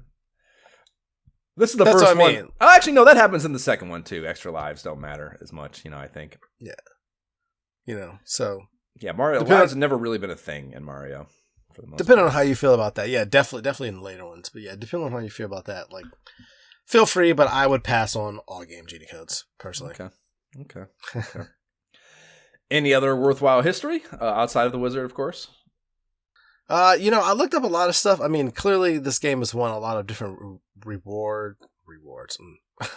awards, a lot of awards and like high rankings and ratings and like Game of the Year and kind of all that stuff. I know that this game was getting developed close around the same time as Super Mario World, which is a whole nother thing. That's more about the making of Mario World than it is about Mario 3. But I mean, this game was obviously remade as part of like the 1993 Super Nintendo Super Mario All-Stars, which is kind of like a compilation. There were people saying so good. When I first started posting shit, there were people suggesting to play that version of this, that it's superior in some way, shape, or form. And I mean, it's not a Super Nintendo, so I'm sure it is like a little bit superior, but like, I don't know.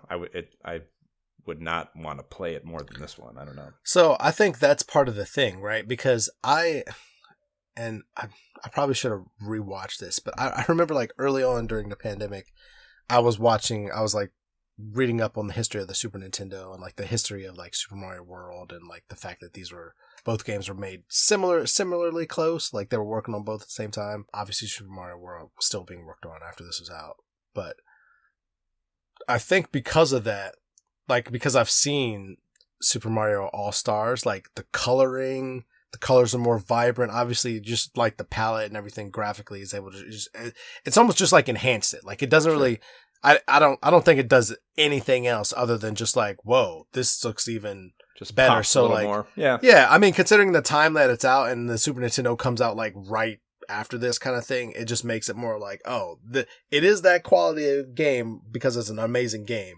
But here's some more graphics to it. So I would say, now that you say that, I'm like, man, should I just start over real quick and play that one instead? But no, but yeah, it's definitely a quality version. Yeah. I would say. Well, you're hinting at something there that we have not stated specifically, and I was actually just about to get into it because I don't have an economic analysis, but I am going to force myself to do one for the second part of this. We're not going to get into the whole game here because it's just too much. As I said, I'm at 29 pages of notes, which I know means nothing to you as a listener, perhaps, if you listen to the show a lot, but that's about 10 pages more, 5 to 10 pages more than most games get in their entirety. And we're only halfway through this game, so. Out of control. Yeah.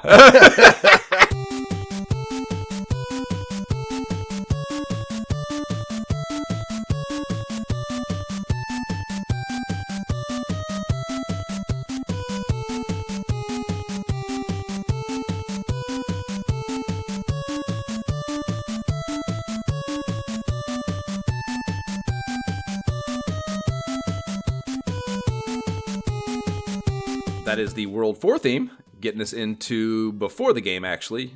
Normally we'd be going into game mode here, but first let's talk about this beautiful strategy guide that we will be playing as an accompaniment, or that we will be reading rather as an accompaniment to the game itself. And this is the first of the 4 strategy guide experiments Nintendo Power would do in 1990 when they were exploring moving from a bi-monthly mag to a monthly one.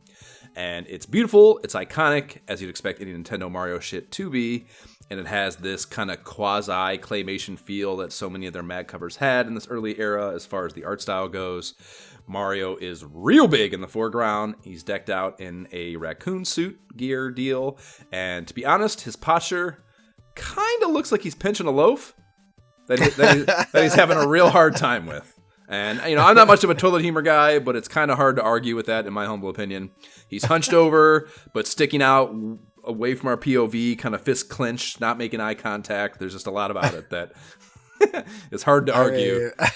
I mean, he's definitely flying, but I'll take that. Like, he's definitely not flying. What do you mean he's flying? Dude, look at his feet. He has like the little swoop marks coming from his shoes going downwards. His tail has a little wagging thing at the top. Like, he's definitely trying to fly up and away. Okay, all these things could be happening. All these things could be happening while you're taking a shit. So he's flying away from all the Koopa kids on the hill while taking a shit flying. Dropping a deuce? Sure. I don't buy it, but sure. In your world, you can roleplay that. Okay. Cool. Yeah, as you mentioned, in the background, we can see a castle spire atop a big hill. There's Bowser looking out from it as all 7 of his shithead brood are trundling down the hill towards Mario with their wands in hand. And the title is in big white font in the lower left. Tagline below it reads, 84 pages of maps, tactics, and power plays. Yeah. The inside cover is a really cool illustration of one of the warships in flight. And that picture's still behind me because I forgot to change it. And all 7 kids are poking their heads out from various places in the ship. And you can also see Peach, as we mentioned, tied to a smokestack on the deck of the ship. And the rest of the page is a solid blue sky teal that really pops. And I just love this image. And it was like when I first was digging into this episode, or episodes, I suppose, and I opened the instruction manual, or sorry, the strategy guide, and saw that image, like one, like it came flooding back to me, like how, I don't know, just seeing it as a child and going through this. But you've seen this image. Yes, but sure. it's just such a, I don't know, with the teal background in particular, it's just such it's such a stark image, you know. It's like the whole it's iconic. It pops. Yeah, like the whole I mean, you know, that airship is only on the top half of the page, and the rest of it is just all blue, and it's just like in a book where there's just so much information and it's packed top to bottom, left to right, just with information. It's just such a choice to have this bold choice. Yeah, this illustration of just nothingness on the inside cover, you know, is really.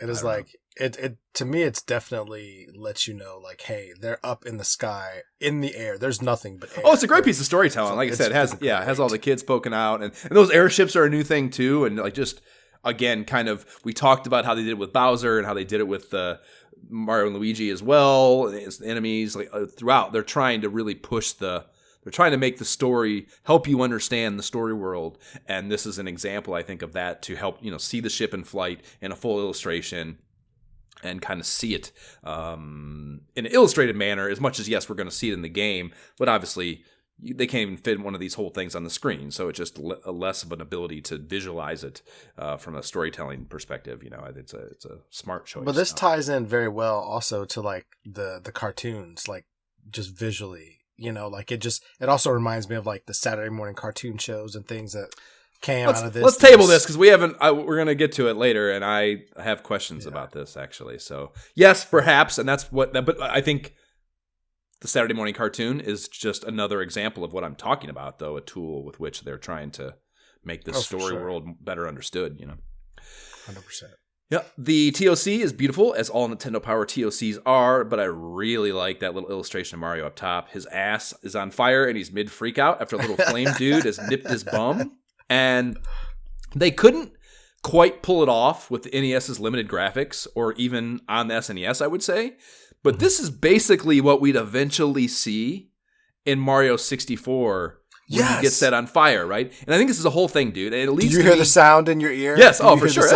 Yes. Yeah. So this leads me to believe that this team, like this R&D1 team at Nintendo, has had this image in their head for a fucking decade. That they were like, I can picture them. I want to picture them trying to figure this out with the rudimentary 8 and 16-bit sprites, you know, but not being able to pull it off and making the smart decision to table it until they could really show it the way they wanted it to be, you know, depicted.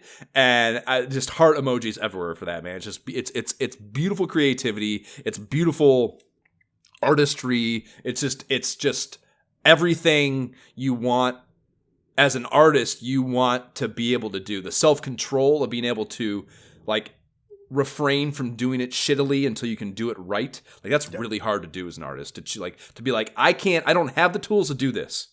And this is what I want it to look like. Right, exactly. I'm not going to sell it short. I'm going to fucking wait until I get the right toolbox to express myself the right way. And that is a really hard thing to do as an artist. And this is, I fucking just great job. That's like Avatar too. That's like the second Avatar movie. Like James Cameron's like his whole thing. I haven't seen it. That's what he I haven't seen it, but I feel like maybe not. I will say, I was like very skeptical going in. It's a freaking great movie, man. I can't even, like, I don't know technically, because I don't live in that world. Technically, I'm sure it's the most cutting edge shit ever, but that means nothing as far as artistry goes to me. Fair. That doesn't mean nothing. That's an overstatement. But I know with Avatar 1, like I said, I have said before, we've talked about this, that dude is the most boring lead you could ever put in a movie. He is just the most boring human being ever to watch on screen to me. I can't even think of his name. What's his name?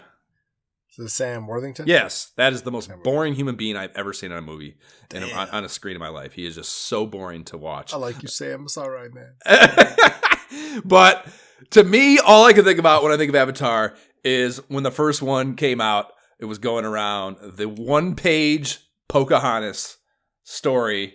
Oh, yeah. And how they literally Fern Gully. Was it Fern Gully? No, it's Pocahontas. They crossed out pronouns and just wrote in Avatar pronouns instead, and it's fucking Pocahontas, and it's just like, oh my gosh. you know, I don't know, it's just a perfect example of like the inability or the lack of even interest. It's not even inability. James Cameron has written good scripts. He could tell a good story. He's not interested in it. He wants to make the most technically impressive movie, and he wants it to be most widely. And because of how expensive that form of storytelling is, it has to be the most basic bitch story possible, and hence Avatar. Maybe so. I mean, I didn't know. Obviously, when Avatar came out, there was no precedent. I'm like, what are we talking about? I don't know what to expect with that movie. But with the second one, I think because of that, I don't know. For me, I had just low expectations for the second one, just kind of like whatever. But it was just, I'd left there just kind of like, I can't put my finger on it, but this was like, everything about it's not great. Don't get me wrong, but like overall, like it's still a great movie. Like I can't, you know what I mean? Like they're just things. Like I just can't, so I'm not going to spoil it. But I'm not going to try. I'm not going to try to knowledgeably speak to it. Just surprised. Yeah, it's like I felt kind of like you. It's like, it's whatever. Like it's not earth shattering something that I'm like dying to go see. But even I just left there like, holy shit, dude! Like what? I can't believe that, man. Did you see that? I'm sure, especially if you see it like they want it's fucking the way they want it to be concealed. IMAX, probably whatever. Yeah, that's what I did. Yeah, yeah. God knows how visually impressive it is, but I mean, I remember the first one being visually impressive. So I'm not knocking that. No, but you know how? Okay. Side note, sidebar. Oftentimes with 3D movies, like you go into the 3D movie, and then I feel like within like 10 minutes, I kind of forget that I'm watching 3D. Like it just feels like I'm watching a movie. And it's kind of like at the end, I'm like, oh yeah, I guess they maybe did some specific 3D things there, throughout the kind of like reach out at you, whatever. But this one, I just felt immersed throughout. Like I didn't just feel like they were just trying to reach out to me just regularly, just doing stuff like it used to, sure, like often happens there. I just felt like immersed in the world throughout. And I was just like, I don't know, like all the technology behind this and why James Cameron felt like he had to wait for stuff to happen and things to get better before he can make this movie. But like, I had low expectations. This is a fucking great film. I don't know. Go see it. That's all I can say. Anyway. Oh my God. I would never go to a theater and support that kind of movie making, but I'd be okay with watching it down or trying to. I don't know. I mean, like I tried to watch the new Batman and I was like, this is awful. Oh, the Pattinson. Yeah. Batman? Oh my God. I turned it off during the subway stuff. I was like, fuck off. I fell asleep on it. I 50-50 on giving it a trying again. I don't know. Because people like it, but I'm like, I don't know, man. Yeah. I'm just not.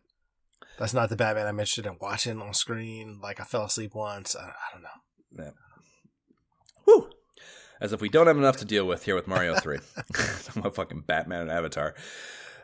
Okay, so they throw us a full page describing all the basic moves before a half page on the power-ups, and this is pretty fun. And what would a Mario adventure be without power-up items? Doubly difficult and half as fun is the way they mate the importance of this. And we have the series regular here, the Super Mushroom and Fire Flower, but there are some newbies here that took Mario Mania to a whole new fucking level, and we'll go through these in the order of their rarity. You mentioned it. The raccoon is a new one, and this is Mario or Luigi getting a raccoon. They get little raccoon ears popping up out of their hat, as well as a raccoon tail appearing on their ass, and otherwise they have all their normal gear on. And this get-up allows you to weaponize that tail with a whip attack that you can use while both on the ground or jumping to frag baddies. And you can also fly via traditional P-meter mechanics. And, it's kind of... I think this is interesting choice because... I don't know if you know this, Jay, but raccoons can't fucking fly. So what do you mean, Josh? Like they don't fly in L.A.? Here in Seattle, they're just twirling around. Like, are they? I'll just pet them as they float away. I think there is actually got to duck them to make sure they don't like shit on you as they fly by. Isn't there a type that can like kind of? There's flying squirrels. There are things. That's flying squirrels. Yeah, they don't really fly though. They're kind of like they have really incredible jumping capabilities. Yeah. So, well, that's kind of like Mario. He doesn't fly forever. Right? That's true. Maybe something got lost in translation. They meant like Squirrel Mario, but like squirrels were True. And we're speaking mostly from a North American perspective here. Perhaps in Japan there are raccoons with that same capability. I don't know. Maybe so. There is actually, we'll talk about it, but we're about to talk about it, an animal I didn't know existed. So yes. So frogs are the next one here, and this puts you in a full-on cute-ass frog suit with just your plumber's face sticking out of the mouth, and this is little Nemo vibes to me, just as far as kind of the design of it. Same thing. It was Nemo's face sticking out of a little, whatever, his mouth. And this thing is fantastic in underwater stages, giving you an infinitely better swimming ability, but is the absolute fucking pits on land. And man. This might actually be my biggest bitch about this whole game is things to do with the frog suit and how the game gives it to you and utilizes it and implements it, whatever. So we will definitely talk about that later in more detail. The next one is the Tanuki, and this is basically Raccoon Mario on steroids, giving you both the Coon powers plus allowing you to turn into an invulnerable statue at will. So you press down and B to enact the statue condition, which only lasts a few seconds. And did you have any idea what the fuck a Tanuki was before I posted that Google screenshot about it? So, yeah, I, growing up, obviously when this game came out, absolutely not. What the hell is a Tanuki? What is this? All right. But I definitely read up on it, the last time during my last playthrough. Okay. To kind of see, the lore behind, where did this thing come from? Yeah. What insatiable... what is the deal? What insatiable curiosity here. Yeah. And there is reason. This is a real thing. The spelling is with a U instead of the double O, and the word translates to Japanese raccoon dog. So the wiki pool, and apologies for that simplicity as far as explaining this goes, but it was the most simplest way to do it. The legendary Tanuki are reputed to mischievous, and jolly, masters of disguise and shape-shifting, but somewhat gullible and absent-minded. The animals are also have been common in Japanese art, particularly as subjects for statues. So all that perfectly lines up with how they're implemented here. But yeah, as a kid, that's a perfect example. Just okay. That's just part of it. I don't have any questions. Let's just go. Great. Yeah. that's what we're doing. Got it. Yeah. And lastly is the elusive Hammer Bro. Oh and my gosh. You adopt my favorite the look. one ever. It's so rare. It's the greatest. It's so rare. I don't even. It's not even in the subset of. I don't even have an opinion on it. It's so rare. I never really even got to fuck with it as a kid. You only get it in a couple different places, and that's why it's if you do your warp whistles to try to go beat the game, you're going to most likely miss it. Yeah, no chance. Unless you actually just play through and see the opportunities when Hammer Brothers pop up walking around the screen and whenever else you see it, you're going to miss out. So that's one of the things that makes me the most sad about this is I love that freaking suit. It's such a great thing, but it might be also truly classified as OP. So you can't really have it everywhere, all the time, or you're just going to just smash everything and just what's the point? What's the challenge? Yep. Yeah, and so you adopt the look and mechanics of a standard Hammer Brother. You become fireproof, and which is actually not how Hammer Brothers work. You can fireball them, so that's interesting. But you become fireproof, and the hammers can kill just about anything, even some things that fireballs can't. So yeah, very very dominating suit to have, and that's kind of we'll save it. They also cover the inventory items, and there's some first and only timers here. And we're not going to talk about them all, but ones that are unique to this and worth touching on, I think there is the P-Wing, and this is Raccoon Mario, but with a P on his chest, and keeps your flight meter full for the whole stage. And after that one stage, it reverts to just a raccoon thing, so you don't keep that for multiple stages. But it basically allows you. It's a way. It's like Jujim's Cloud Light, basically. It allows you to pretty much just skip a stage if you're having trouble with it. But in that way, it's better because it doesn't. The problem with Jujim's Cloud, which is the next one, these allow you to float right over a stage you find shitty on the overworld map, but it does not clear it. So if you die in the next stage or need to go back for any reason, you'll still have to deal with that stage. And for this reason, I am very meh on Jujim's Cloud. Not something that I really ever use because I'm too worried about having to go back or dying and then having to deal with it. So what's the point? So you're always saving it for something extra special situation. I've definitely been in some hairy situations where I got that. I'm just skipping this. I remember this stage. Nope. Not doing it.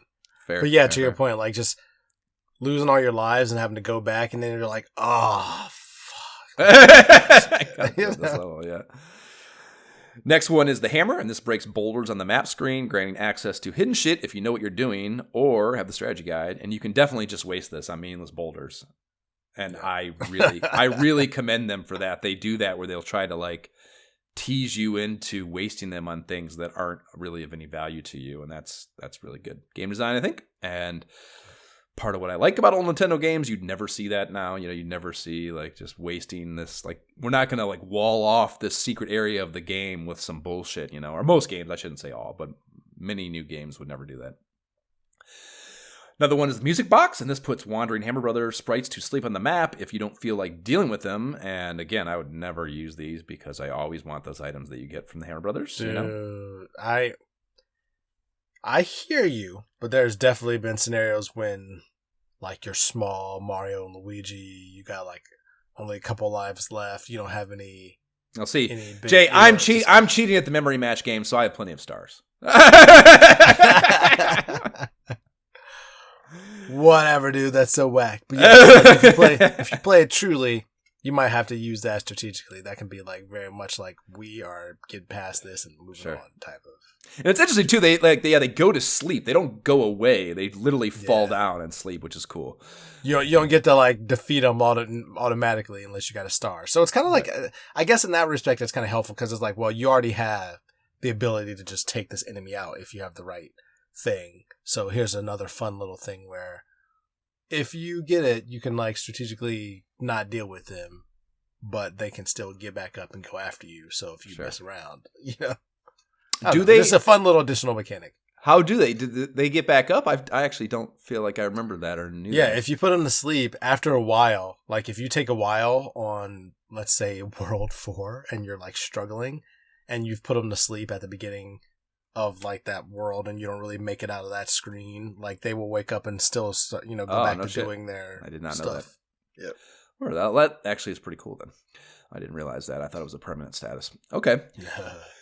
The next one is the magic whistle, and we all know what the fuck these do. Let's not bullshit anyone here, so let's move right on to the anchor, and this keeps an airship from scooting around the map after failing at beating it, and that's pretty fun. I've never once used this in my life, but it's, if you're having trouble with an airship, the it's so use is obvious. I don't even know, like, does the airship have to be out? I don't even know how they get implemented, really. Does the airship have to be out already and moving around? Does it already have to have moved around once?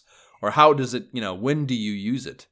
So if let's, like, on World 1, like, you go to the castle, you're fighting, you get up on the airship, you lose to the boss, you get hit by a thing, you're little when you go to the boss, you lose, then the airship just takes off. Sure. You're like, oh, damn. So when you next time go in, I think it's when the next time you're there, you can use the anchor and then it can't like move again. So you just use, I guess if you just use it on the overworld map at any time when it's out, that it'll affect the ship. Yeah. I think so. I can't remember exactly, but I think that's how it works. Yeah. Yeah. It's another one. I don't really. I've definitely used it, but I don't need to plant these days. Yeah. Because it's worth noting that like, yes, I've obviously died on airships before. Some of them are very difficult, but I don't leave a bunch of stages unbeaten, which is really the only time that matters. But it's funny though, like just in preparation for this podcast, like obviously last year my playthrough was much quicker. Like I've been playing through another playthrough with my son, but I definitely in prep for this recording, I'm recalling all the times as a kid playing through this with my cousins and my brothers and stuff where we were just failing and like, when we were still figuring the game out and not good at it yet. And it was like, oh my gosh. So like, I don't know, just it's very different because like being able to like keep the airship from moving or like making sure that you get the whistle and don't fail at it and like all these kind of things are like very, very important things back in the day. It's obviously higher pressure when there's no save states. Exactly. Which makes it harder inherently, especially for a kid anyways. There are 2 pages of high-level SMB shit coming after that, and the first is Mario's advanced moves, and there are 8 of these, and then a whole page of unlimited one-up techniques. And are any of these go-tos for you, Jay, these one-up techniques? I mean, jumping around corners, definitely, for sure. I mean, no, the one-up techniques. Well, yeah, I mean, sure. Tell me your favorite advanced move too. Well, I mean, there's a couple of them, but I feel like definitely jumping around corners, absolutely necessary, and then dashing over small gaps. I feel like that's just a Mario staple since Mario 1. But in terms of like what is it like? It's like if I can't remember which stage it is, but that huge jump in Mario 1 where you have to run up the pipe and then hit those two little blocks and then jump. Like that to me, like I can remember being in my parents' bedroom on my fucking 13-inch color TV playing that goddamn game when I first got my Nintendo and like not being able to beat that for my life, and just like I remember like hitting pause and like taking a step back and like, what do I do here? Yeah, so that's been a staple from the beginning for Mario for sure. Yeah, but I mean the one-up techniques. I mean, these are all things that I've done, like because I learned about them. And I was like, oh, this is something I can try. But they were ultimately each of them was kind of just like, okay, like that's a thing I could do, you know. But I don't know. Again, it felt like there was enough going on with the game that like you're going to get enough lives, or you know, I don't know. Like these were never big things to me. Okay. Like I try to pull that Goomba Stomp tactic in 1-2, coming out of the pipes every time I play, and like varying degrees of success. I wouldn't say I've ever been good at it, but I enjoy the attempt, and yes. I try to do it every time. I've definitely done it before, and then it's satisfying. And it's like, okay, I've done it. I'm moving on. Yeah. Yep. There are 2 pages of enemy breakdowns with screenshots of the sprites and a little blurb. This includes the Koopa and we'll throw you that description copy as we talk about each boss battle. The last page before we get into World 1 has the 8 different memory matching card game layouts, and holy shit did I lean on these as a kid. It's I don't know. Yeah, again, I already mentioned it, but it's just such an obscure thing to have a stark recall of. It's weird as fuck to me, you know. That's such an important memory to me of all the things in this game to like have stand out in your memory. Oh my gosh. Wow. Just being able to look at that's crazy. That's such cheating. I mean, I get it. Like, it's definitely cool, but damn. And it's not, you know, it's they're just like common items too. I think that's an important part of it. It's not like you're getting Tanuki suits or anything out of those. Yeah, you're definitely not breaking the game. They don't even have leaves. Do they have leaves? I don't even think they have leaves, do they? Nope, they don't. Yeah. So yeah, just all bullshit, really. Stars, mushrooms, fire flowers, coins, and 1-ups. They close the setup out with an explanation of the world data box, which is the legend for the world maps at the start of each world section. So we'll talk about those as we get into them. Okay, so moving into the one-player playthrough, 9 hours into this podcast, just getting started. Title screen it's easily a top 5 to 10 title screen sequence on the NES. It starts with a red theater curtain coming up as Luigi enters from frame left, Mario from frame right. They dash at each other. Luigi leaps up and off of Mario's head just as he gets into a crouch position to protect himself. And I think that's important to note that like it is setting up the adversarial aspect of this game immediately, and I think that's an important and worth noting choice, you know, that it's not entirely or doesn't have to be entirely cooperative, you know what I mean? So then Mario remains center stage as Mario exits stage right. Luigi exits stage right. Then some set pieces, a Goomba, a Buzz Beetle, and a Turtle Shell come falling in with the title treatment and sky backdrop. And then the Turtle Shell bonks off Mario's head. He does a cute little reaction animation, and then a red raccoon suit leaf floats down above him. He looks up, clocks it, then leaps up to meet it at the apex of his jump, turning into Raccoon Mario there and floating down to stomp the Goomba and kick the Turtle Shell into the Beetle one and send them both off screen.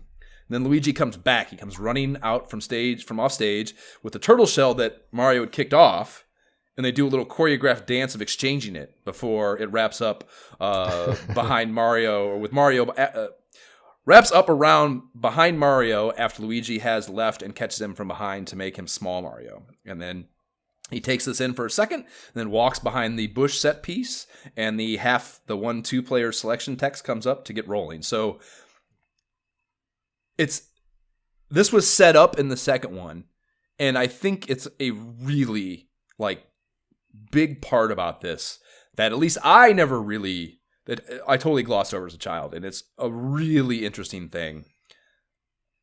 This theater stuff, you know, that like the game set up for both this and Mario 2. There's all these things that suggest this is just happening on a stage as a show. You know what I mean? And it's, you know, it's fueled a lot by the internet psychos trying to speculate on what it all means.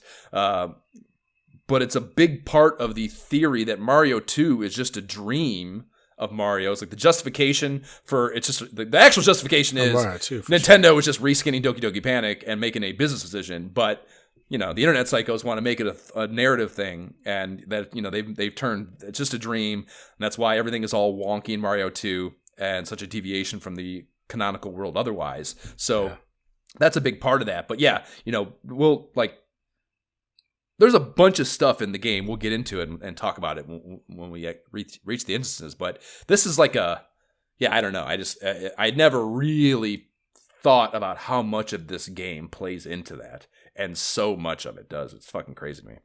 Oh, I definitely recall this because Mario 2 was such like a thing that pops in my memory because I played it a lot of times in Louisville, like down where my grandmother and relatives in Kentucky lived, and so like watching them play, like that curtain coming down and up is like seared into my brain. So seeing this and having that drop, especially having a drop in the Wizard when they're like, you know, basically debuting this game, which is like, oh yeah, they did it even better because they're showing you so much in that clip. Like to your point, they're showing you that you can definitely do some Mario versus Luigi stuff in this game, like, but you can also get this leaf. Honestly, you can like grab this thing and hit each other. Like it just shows you so much in such a fun, colorful way. I don't know. It's just like, oh, I get the feeling. I just instantly had that nostalgia feeling that took me back. Like I want to play it now. Show me this new amazing technology. Let's go. So as I mentioned in the manual section, there's so much to talk about here, and frankly, it's amazing that it can all happen on an NES 2-button controller. You know, like it's honestly, I think it's too much. It's already long. It's gonna take too much to even fucking go through each one of them or anything. So it's just like I figured we could just pick a favorite mechanic from the manual and or strategy guide that we enjoy most and leave it at that. Yeah. Everyone's played Mario. Everyone knows all the different things. But I thought we could just, pick one and fucking really dissect that and then move on with our lives. So you already kind of talked about it, but is there, like, for me, it's like, the jumping around corners concept. And for me, or also I should say, for me, it's a very specific thing that I can tie this to. And it has nothing to do with this game, actually. It is from Mario Brothers 1. So there's a part in the first third of stage 1-2 in Mario 1. So it's the first subterranean level, right? Mm-hmm. And there's a fire flower hidden in a very peculiar arrangement of blue bricks, right? That you can break the bricks around it to make it easy to reach and run and jump up to it from the front to get this thing, right? But it's right before it's 8 bricks in 2 rows, or maybe 10 bricks in 2 rows, where there's a hidden 10 coin block in there to get also. But you need to use this. I use those 10 bricks for this first and then get the 10 coins. So yeah, you can clear the shit out in front of it if you want to run up and jump up and get this from the front. But I learned that you could do this thing where you jump past it, hit that row of bricks, and like kind of like curl off them and bounce back, and you could grab the flower like while he's kind of moonwalking backwards through the air, you know, because that's just how the animation works at Mario 1. And I do that every time I play Mario 1, and that makes me appreciate that enjoyment of that thing from Mario 1 makes me appreciate doing that in Mario 3 that much more and stand out to me so much more. And yeah, it feels so good every time. I would put it right there with knocking Bald Bull down on the second hop. Like that level of like, for sure. Just perfect Nintendo shit. Yeah, man. Of course. I feel you, man. That's the same way I feel about just jumping in general in this game. When I really think about it, I'm analyzing and breaking it down.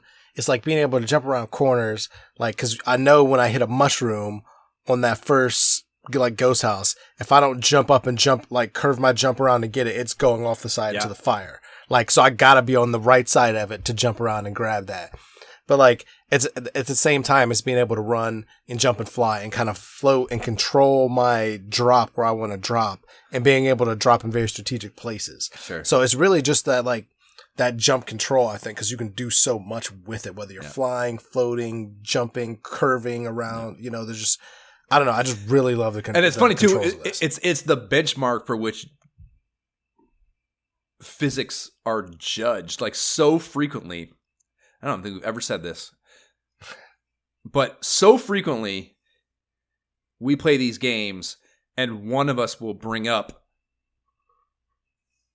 how the physics of a jump are either like somehow inadequate or good or whatever it is. So frequently though, we've used Mario as the benchmark, often with the caveat that, like, yes, Mario physics are completely unrealistic, but in video games you expect them, and a lot of times. And when a game won't give that to you, a Castlevania, for example, where you have no mid-air jump control, like, it feels inadequate. And that's crazy, because the only reason you feel that way is because Mario physics, you know. You got to have a certain amount of jump. Like, I want to be able to accelerate that jump. Like, there's certain things I expect now that Mario gave me. And if you can't deliver, sir, I'm going to take my business elsewhere. Yeah. Okay? Yeah. That's very funny that it changed the expectation of physics in video games for gamers. Like, that's how transcendent of a video game franchise it is. That's wild. The HUD is always present at the bottom of the screen, whether on the overworld map or in an action stage, and it shows your world/stage, lives remaining, your P meter, coins collected, score and time remaining, and the stage goal cards you've accumulated. So there are a lot of Mario and just video game staples in there, but the P meter and goal cards are new concepts, so we should probably discuss them briefly. The P meter is a measurement of your accumulated inertia needed to take flight when you're in a Raccoon or Tanuki Mario suit. And you have to run to build this up, which of course requires sufficient safe, i.e. no enemies in the way, real estate to run across. And there are so many times where they use that in this game to not only impose difficulty, but Mega Man extra life your ass. Like, they'll show you something that you want to get to, that you need to fly to be able to do. And in order to achieve that, you will put yourself at additional heightened risk with environmental hazards to do it. And that again is just such awesome layered game difficulty / design, you know, and there's so many instances of that in the game that it's not just here it is, straightforward, run and use this meter to jump. Like, that P meter comes into play in many different ways while you're playing that are nuanced and interesting and what makes this game fun, you know. So you want to go 100 feet in video game terms, like, we're going to put an enemy, at least one enemy there, maybe two. Right. So you're going to have to deal with them. Yeah. Or just like a gap in the you know, there's like some of those, like, there's an auto scroll stage where you want to fly, but they put a gap. You're like, here we go. Ah, shit. Oh, and then you're like, but you keep going. You think maybe I can get it. Yep. And you'll just run your ass right off a thing, and you're like, you're fucking flapping your tail. I'm gonna go for it. Nope, not enough. Yep.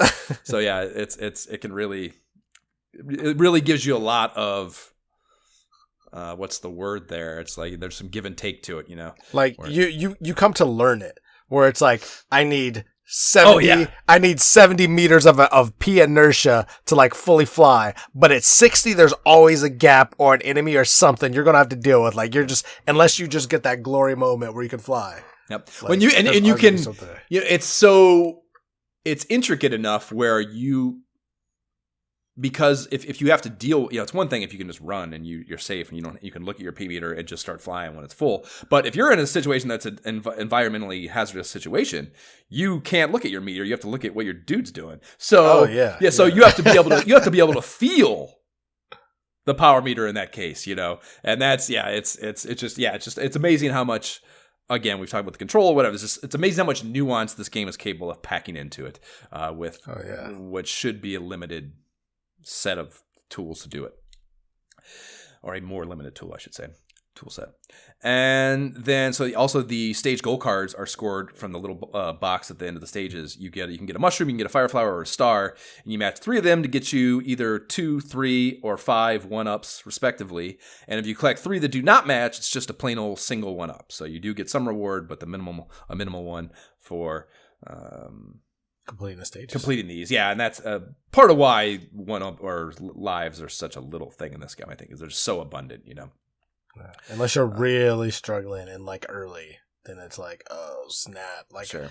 I feel like that's only historically, in my experience, like it's generally a sometime in World 2 or maybe World 3 thing. Like on a stretch game, World 4, it might happen where it's like, oh, I can't believe, like we just need more. Yeah. But generally, after World 4, you're usually okay. You've accumulated enough, right? Yeah. Yeah, and I knew from memory, you mentioned always getting a star. Like, I knew from memory, you're able to if you just haul ass into the black background area at full speed and hit it at a perfect 45-degree angle, you get a star every time. And if you do the same at a perfect normal walking speed, you get one of the others every time. So that's, if you just walk without any acceleration, same thing. You can reliably get, I think it's a mushroom, but maybe the other one. But yeah, it's fucking... I don't know. It's there's just so many things that just like, oh, like that's like just the fucking vernacular of this game. There's so many little things that just like to know. There's so many things to know to be a power player, and it's really fucking great. It's really great. Okay, so let's talk about the actual game now. World 1 is Grassland, and the manual description for this is where Mario starts his journey. Many slopes and new enemies await your every move. And after selecting 1 or 2 players, you are immediately dropped into the world map screen, materializing as a spinning ring of stars that constricts into the start tile in the upper left before becoming Mario's sprite. And there is a fire map tune.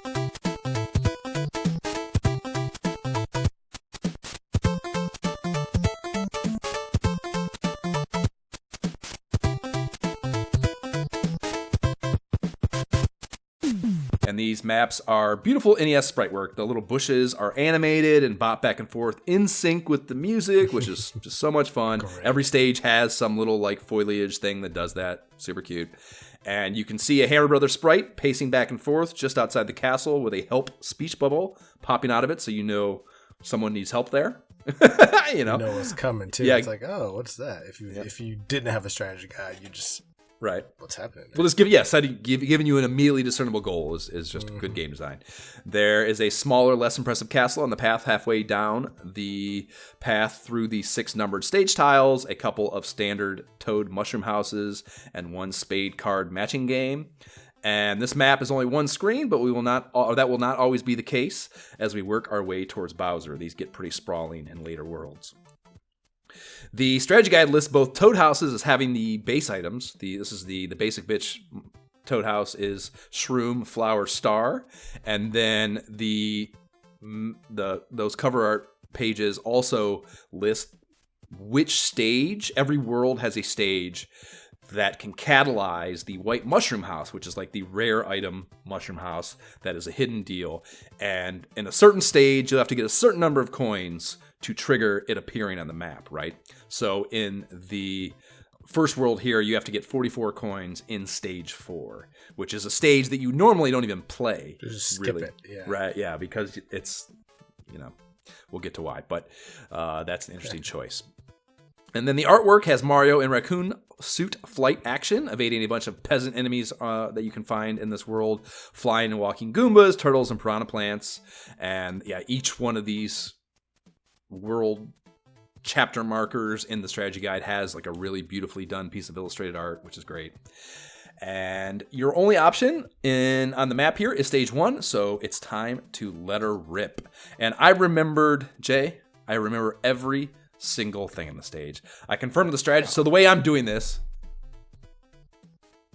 and you've never used a strategy guide, so I'm really curious to hear your take on this. But the way I'm doing this, because I know this strategy guide to some degree or another, but not by memory. Like I can't remember every single thing in this game, even though I have played it a lot and more than I think you give me credit for. Hey, just the fact that you hadn't beat it just immediately just dropped me down. Like I don't know where to put you. Like I just assumed you had the same level of knowledge, but the fact that you didn't see the wizard just took it down a notch. But then when you hadn't seen the told me you beat the game, I'm just like, I don't know that you even played this game. Okay, fair. What are we talking about, Josh? Fair. Well, the way I'm doing it is I am playing each stage without looking at the strategy guide. And then after I beat it, before I save state, I am flipping over to the strategy guide to see if there's anything that I missed that would be interesting and worth going back and exploring. So I'm seeing what I can find just by being really exploratory and going from memory. And then if I miss something that's cool and interesting that we'd want to talk about, probably I'm load stating, going back and tackling it with that in mind. So okay. Nice. As all Mario first stages are, it's a clinic in game orientation-minded level design. The strategy guide description, after they have like a little blurb for each stage, asserts this. It says, tricks and techniques learned in the first world will come in handy later. Master them all. And this is jumping, using Koopas to hit blocks, flying, finding shit off screen, up in the sky, going down pipes for bonus areas. All these foundational gameplay concepts are covered here. And there's a really nice clear runway from the pipe you come up from right before the stage clears, so you can haul ass in there and get that first star card to feel that out, And you can cop your first one-up mushroom up in the cloud section, which is also where the runway to fly over to the pipe entrance way up in the sky is located. So there's they mix them up throughout. It's not the same one through the whole game, but they actually no. This isn't a cloud heaven. Never mind. It's just like a little runway with the one up, and then some coins, that kind of trail down. That actually kind of mislead you from where you want to fly to land on the top of that pipe that's way up in the sky towards the end. So a little bit of deception, even I would say. I'm gonna try to talk about things that are notable from each one of these without lingering too much on minutia. So by all means, jump up and pipe in if you have some interesting anecdote by which to add to a certain stage. But I'll try to just keep us plowing through these with some level of brevity. I think you hit it all. This stage, I've started multiple playthroughs of this game, so I've done the stage so many times. It is what it is. You get the sky, you get the runway, defeat the enemies so you can actually fly and actually experience what it's like to fly. And once you're up there, there's even a sky pipe to get you to a secret coin room. Yeah. But outside of that, it's, you get your first star, and you're ready to go. Right. Yep. Lots of secrets for the first stage. It's things you can easily miss if you're not paying attention. Yeah. Or savvy. Yeah. Or strategy guide enabled. Well, when you finish the stage, it's back to the world map, and the tile you're standing on flips over from the stage number to a white card with the letter M on it, denoting Mario took this shit down. And if you are playing two players, when Luigi beats a stage, it turns into an L. So this is also it's a subtle competitive component. Who's gonna, if you're the kind of siblings that are gonna compete at everything, this can start the creation of a little bit of a rift there. A little bit of a competitive rift. Yeah, dude, already, because think about it, we all know stage 1, you finish that stage and you will have a leaf and a star. Whereas Luigi, you got to start the stage where you're sliding down hills and you might not, you got the mushroom blocks, or not the mushroom blocks, but the music blocks. You might hit that wrong, and you might die. You might not end this stage. It's a trickier stage. Sure. Yeah, 1-1 is 1-2 is harder than 1-2 first, or 1-1. Sorry, for sure. Yeah, absolutely. So you're already I'm kind of frustrated already. So depending on your sibling situation, this might not be good. Yeah, agreed. So going back, hyperanalyzing everything, going back to the map here, I noticed something that I had never clocked in my entire life before, and I love it, dude. So the stage number cards, before you beat them, the little tiles that you go onto to enter a stage, those are supposed to be the outer left edge of the black area at the end of each stage. Have you ever noticed that? This was it blew my mind. So, wait, they're supposed to be what now? At the end of the stages, the area where you get the cards, the star card or whatever, it's a serrated... Oh, yeah.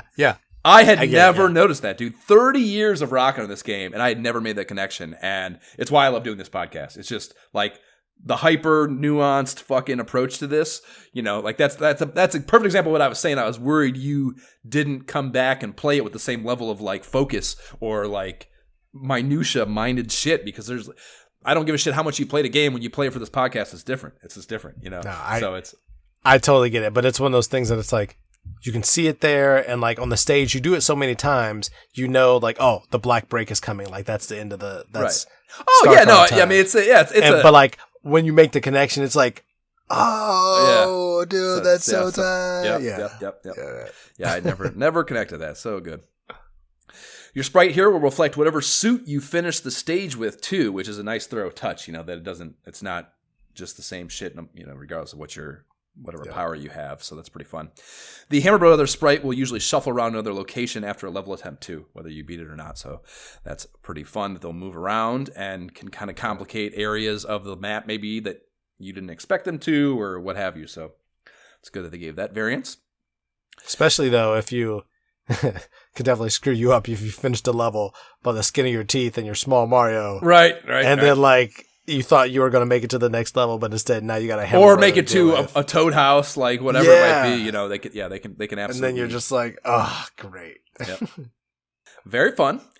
So on to that more difficult one too, where things get more green and hilly, and there's a lot of pipes and a lot of Goombas. And yes, sure as shit, I tried the unlimited 1-up trick at the T-pipe obelisk, and got up to 4,000, which is only I think 1 or 2 clicks. I think it's 8,000 is the thing right before the 1-up from the first 1-up, and then I botched it, losing my raccoon suit in the process. So strats. But playing this game a million times, you can still fuck it up, and it's because it relies on you have to do the thing. It's a mechanic that is one of the more difficult in the game, I think, where you have to time your jump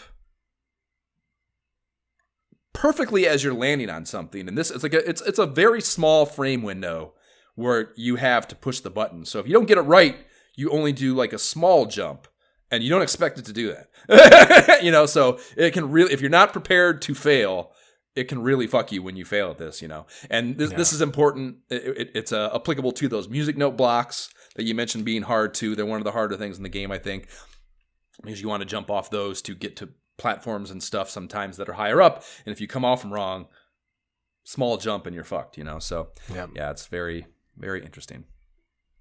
So do you get an invincibility star? I wrote down this is your first invincibility star.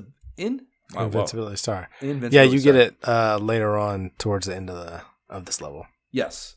Yep. Yeah. So yeah, it's you actually like you hit the musical note and it bounces out of there, and you can make things come out of those from the bottom, which is interesting too. You know, because obviously bricks you can only hit, or the blocks, the question mark blocks you can only hit from below, so you can hit these from the top and knock them out too, which is pretty interesting.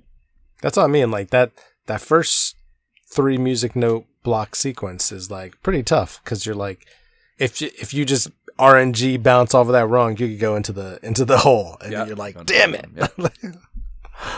Yep. So when you get the star, it's now to you, or to us rather, as modern players, it is a patented invincibility tune that fires up.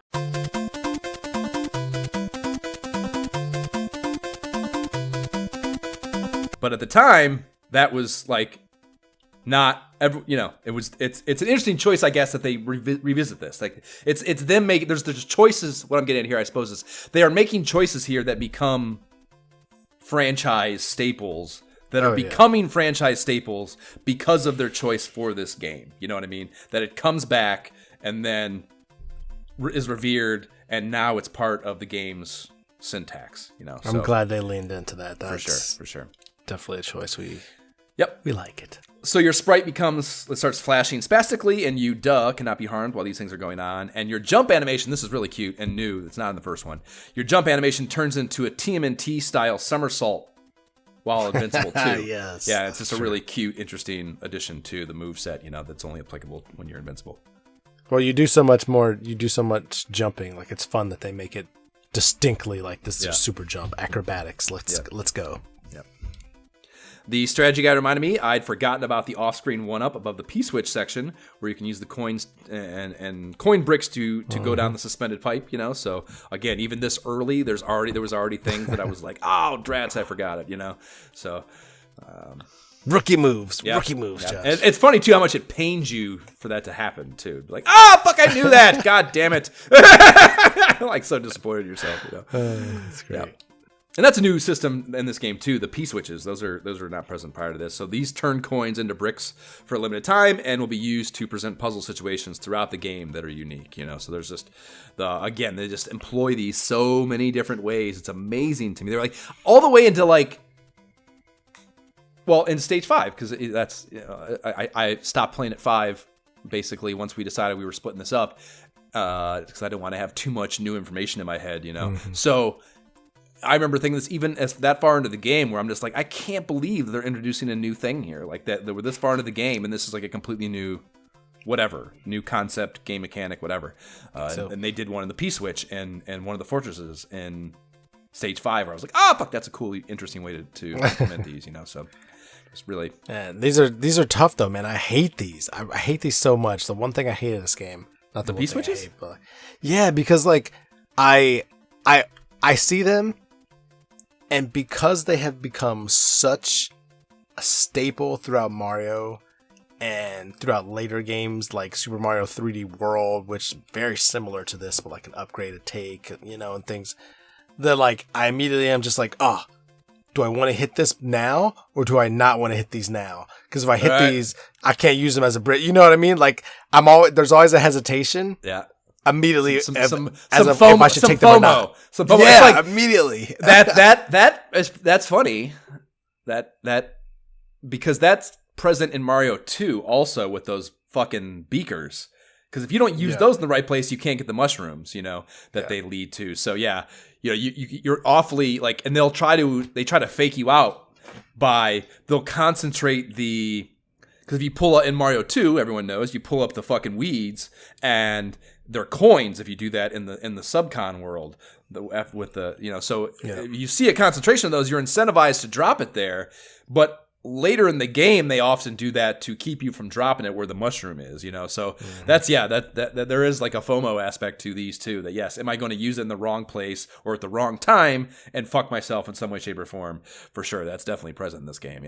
But I feel like they also do that in Super Mario World a lot too, like with the switches too and the P blocks there a lot, where it's just I can use these to climb on top, or I can just use these to just stack up a bunch of coins. But I might want to be able to pass through these, and they'll sometimes wall you off. Yeah. So there's just automatically an immediate no matter what level I'm on, I'm just like, do I hit it or not? Right. Where's my strategy guide? I'm not doing this again. So the guide also highlights that you can control the direction a power-up flies out of the brick by which side you hit it on. And that's new, because in the first one, they always went right, But this one, if you hit it on the right side of the block, the right half, it'll go left and vice versa. So that's often a very, very... I don't give a shit how much you've played this game. And I played it for 30 years, like I said. I will still sometimes either do it too fast and fuck it up when I'm know what I have to do, or in the moment, for whatever reason, do it wrong and basically forget. And be like, fuck! And then you're going the wrong way, and running yourself into danger to get something that you meant to knock the other way, So again, just because of the nature of the frantic nature of this game, you can get pushed into doing things that are wrong, even after 30 years of entrenched muscle memory. It's incredible. Dude, that's what I mean. Because muscle memory is entrenched, there are certain of these rules that I know that I just will knowingly supersede depending on the situation. I know during this stretch, I'm going to run fast, jump and hit that block. I'm going to hit it on the left side. And after I do that, I'm going to immediately jump around on the right, grab it. You know what I mean? It's already I got some combos planned. Yeah, I got some combos planned. I got some. I know I'm hitting on the wrong side, but we got it. It's going to be fun. So we are back to the overworld map once you finish that up, and are presented with your first branching paths situation in the game. And there is a toad mushroom house tucked on the gate-kept side of stages 3 and 4, and you have to clear one or the other to reach it. And you can also skip both levels and the reward toad meeting if you want. You don't have to go over to those at all, but who's going to pass up a toad house, right? You could just go straight to the spade game in the fortress if you wanted to. So again, it's crazy talk. It's crazy talk, but it is amazing that they give you agency over that. It seems of course, giving players a sit. That wasn't a commonality in 1990. There was a level, there were stages, you played all the stages and got to the end. That's how you play video games. Yeah. Well, I think, like, even back in Mario 1, they had warps. You know what I mean? Like, you could jump up and find, like, the warp zones in specific places. And here, yeah, it gives you the option, really. Because, like, you could, if you were, like, when I think about speedrunners, like, that's never been a thing that I care to do. Like, let's see how quickly I can finish a game. But I could see, like, quick path, 2 whistles, straight to World 8. Like, you know what I mean? Like, how fast can you complete the game with as little as possible kind of thing. If you wanted to, like, be, like, psycho about it, like, yeah, sure, knock yourself out.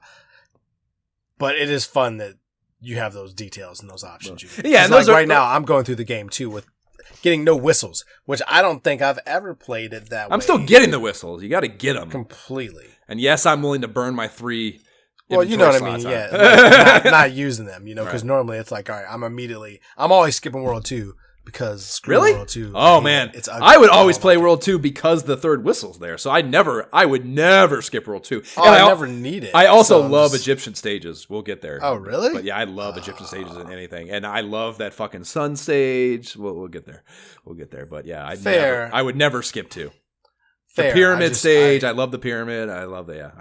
That's my least favorite stage. It's funny. So it's like once I get past World 2, I feel like everything else is like fun and happiness after that. Like, yeah. That's crazy. 3 is a motherfucker.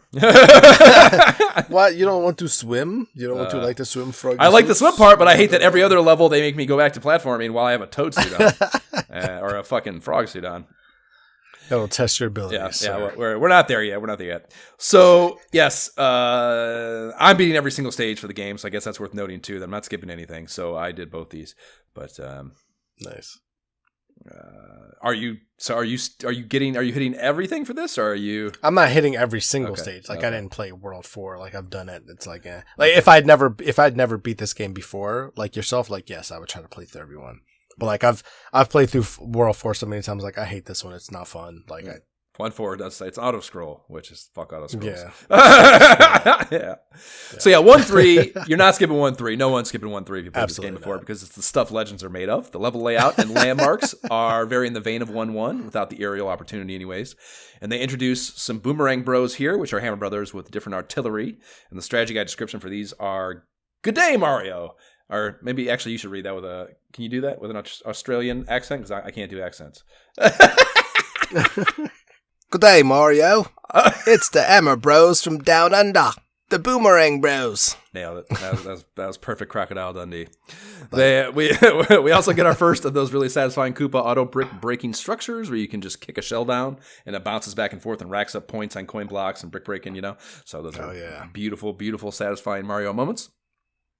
And what this level is known for is the first warp whistle. So late in the stage, there are a number of the colored blocks that kind of look like set design. You can see the screws. This is going back to that whole theater thing that I don't know, was just omnipresent to me as I played it through this time.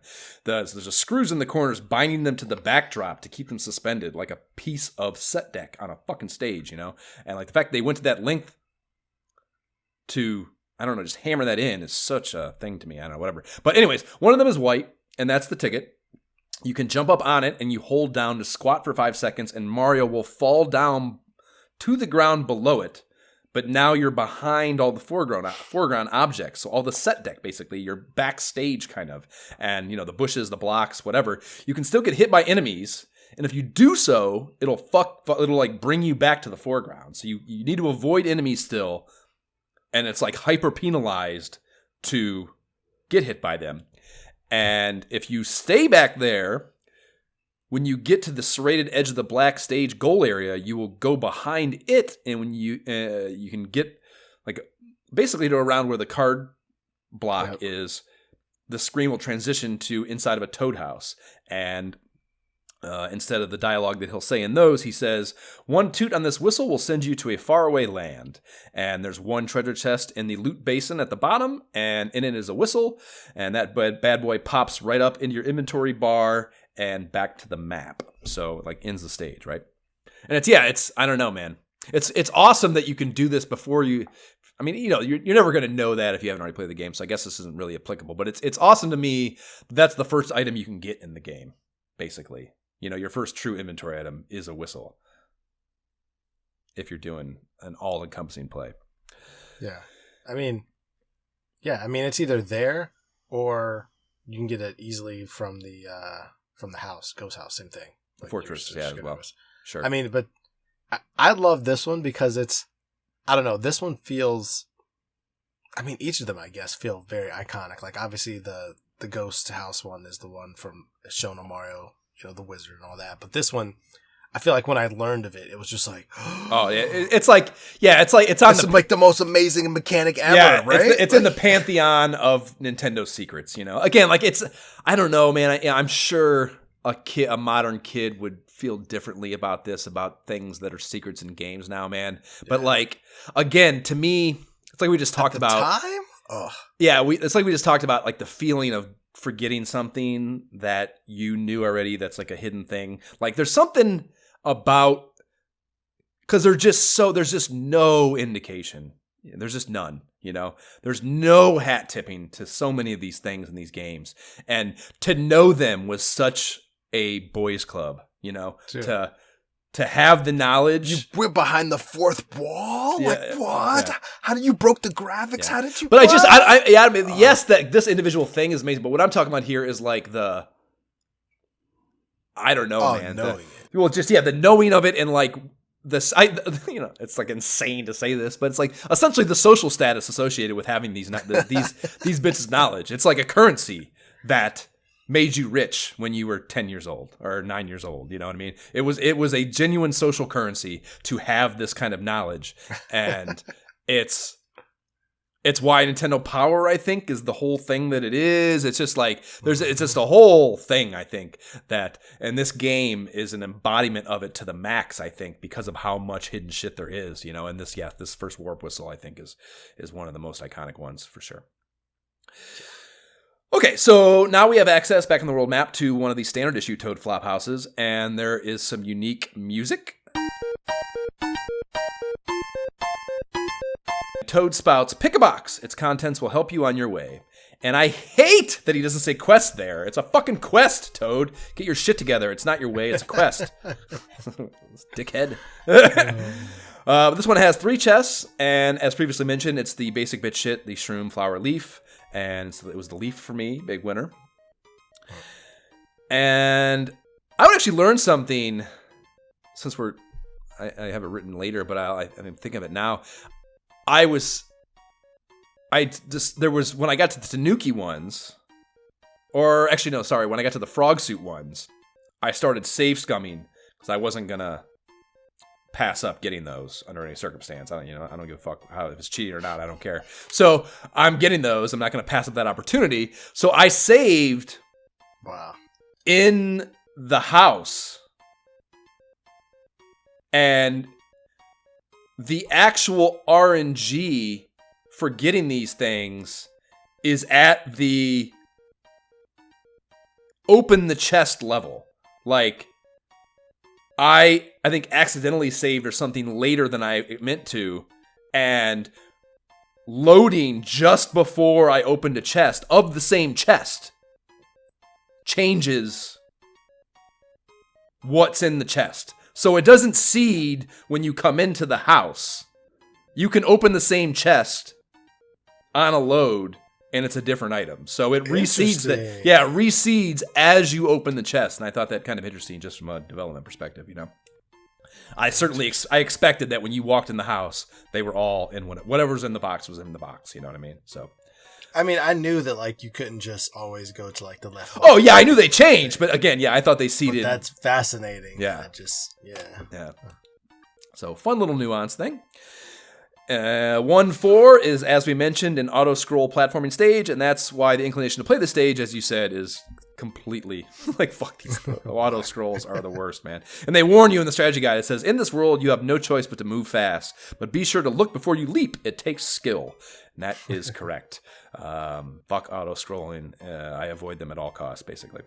Yeah, no thanks. Yeah, and they up the ante with a ton of those platforms. So they travel horizontally from the screen right as you go. And after a beat of landing on them, they just fall. So, it's like it's one of the trickiest things in this game, I think, to be honest with you. And it's right here in the first world. I mean, I think, like, as much as I've played it, I can do it. I can easily do it. But it's kind of like, it's like, I want to quickly get to more fun worlds. Yeah, like, it's just not satisfying. Of grassland. Like, let's move on. It's not worth the bullshit. There's nothing in here. There's no. I'm not getting a cool power up. I'm not getting a Tanuki from this. It's it's basically a side quest at this point. It's definitely a side quest, right? So the kicker, it's already a shitty auto-scrolling page, right? Or auto-scrolling level. But the kicker, like punch in the gut to this is, the pipe you come up at the end of the stage is so close to the stage clear box that you can't get up to full speed running to it. Therefore, you're not going to get a star card. And if you don't get a card in 1-3 because you got the whistle, that means this is your third card. So you're basically getting fucked out of your first star set, by playing this level at all. That's the real fuck. I'm definitely on the far left corner of the pipe, the far left edge. Like, all right, now top speed go. Okay. Just trying. But does it actually work then? Because I would guess that the falling off the pipe part still fucks your timing, but I don't know for sure. Yeah, I can't remember whether or not I made it work, but you best believe I have trying to accommodate it, right? Yeah. So I finished this the first time. This is a perfect example, too. I'm doing it the way I am. I finished this the first time and completely forgot to focus on getting the 44 coins. And that's actually the reason to play this, like I said. So I went back to get the White Mushroom House, and you have to get 44 coins here. And, I looked at what it was I was missing, the P-Wing thing, and I'm like, that's not important enough. So whatever. I can deal without not getting that. But this is the one where you have to get the 44 coins. So obviously they often do this too, where these coin stages are in a place, because like you hear that number, 44 coins, and it's like, that's not a lot of coins, Easy. And dude, those numbers get down to like in the 20s on some of these White Mushroom stages, and it's amazing how hard they can make getting 20 coins in some of these stages. Right. So the auto scroll component of this is why they chose this one. There's always some sort of complicating, really difficult environmental factor to make getting the coin grab more difficult. So that's a fun thing they do too, I think. I will say it's funny hearing you say like go through the same thing, because I did this exact same thing before. Like I recall, obviously not back when I was a kid, but like in a subsequent playthrough, like knowing that I needed 44 coins and coming back through here and be like, son of a, I only got 42. It's always, and that's how they do it too. It's often like, I can think of the one where, you had to get 20 or 21 or something, and like I'm getting or 22, I think it is, in stage, might be the 1 in 4, and it's like 21 coins every time, because we'll get to it when we get there, but it's like you're waiting on a P switch reveal of coins, and it's like right at the fringe of it, and you're like, I'm like getting 2 of the 3 in a line at the end, but not the third one as the thing expires, and it's like, Yeah. Great game design to make you feel that way. The Spade card matching game is on the way to the mini fortress, so you got to hit that. And inside, yet another Toad stands opposite Mario across a large wooden table, and they fire up a unique ditty called Spade Bonus.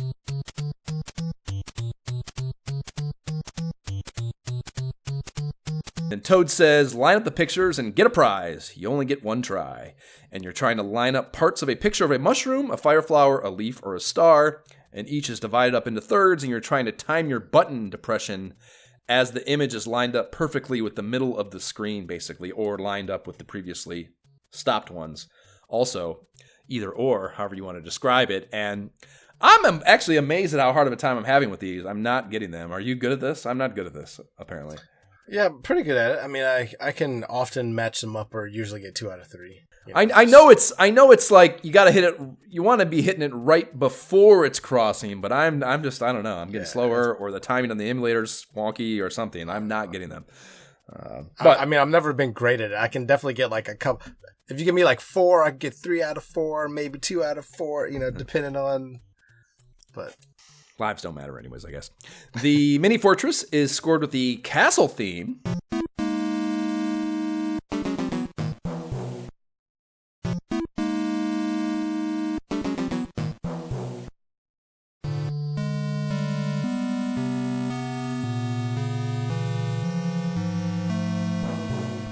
And the strategy guide is a pretty fun description.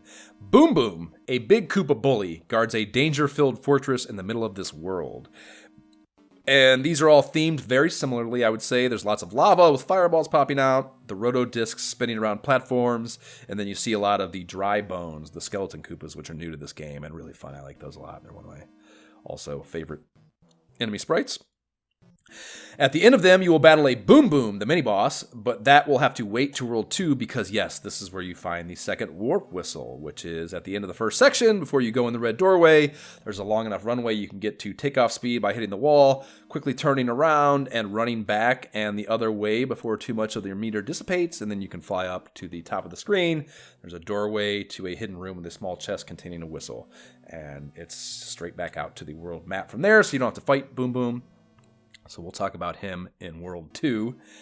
And then things lined up as Mai having to deal with the Hammer Brother on the map to get to Stage 5. So this is our first one of these. And you get a dedicated Hammer Brothers track.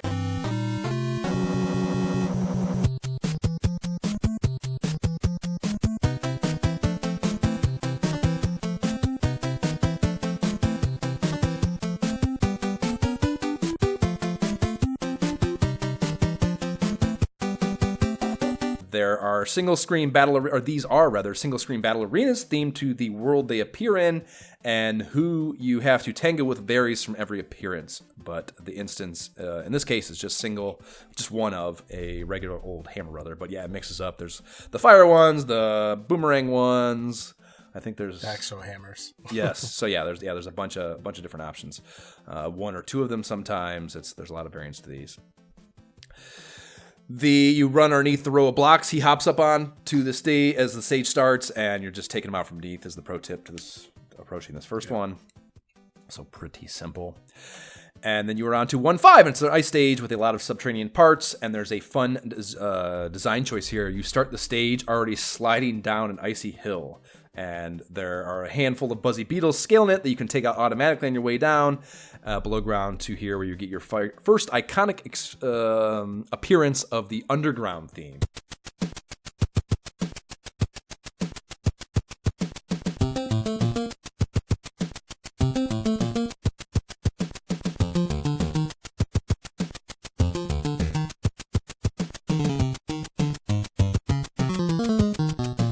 Maybe a top 3 or 5 favorite music track from all of Mario games. To me, I love this. It's just so, I don't know, foreboding, perhaps, you know? But yeah, it's really cool that they start you sliding and you get, it basically forces you into using a mechanic that you might not even think about because it's new. And you don't see a lot of hills in this game comparatively, so.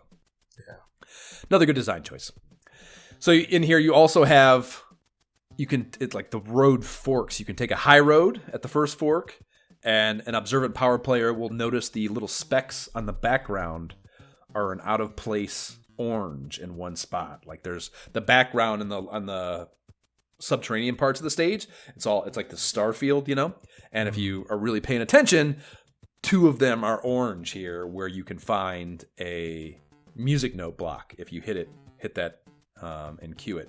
So this music note block is like a little bit tinted orange as well, and then jumping on these takes you up to what the strategy guide calls coin heaven. And yes, these look the same every time you find them, basically. So the sky theme fires up in here, and it's just a shit ton of coins you can jump up and get as the screen auto scrolls. It's a safe space. There are no enemies or threats of any kind, so it's just a moment of fun, which this game does that a lot. There's a lot of little things that'll just drop you into a place you can clearly identify as being a safe space, and you can kind of just grab shit, and fucking resource hoard, which is pretty fun.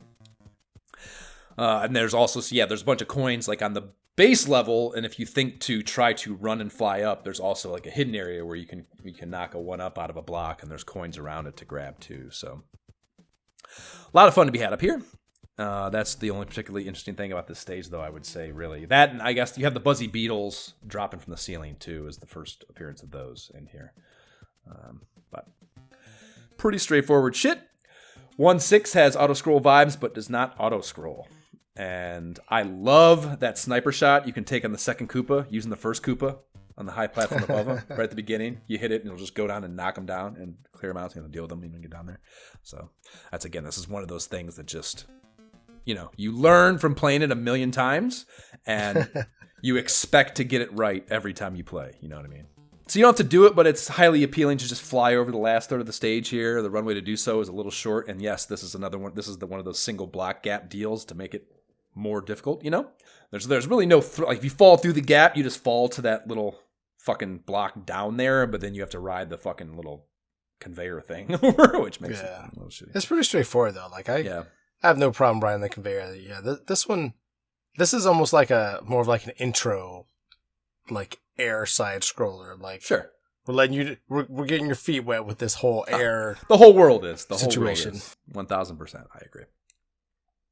So coming out of there, I had the memory match game appear on the 1-5 stage tile, it's just like the regular spade card deal, but it has an N on it.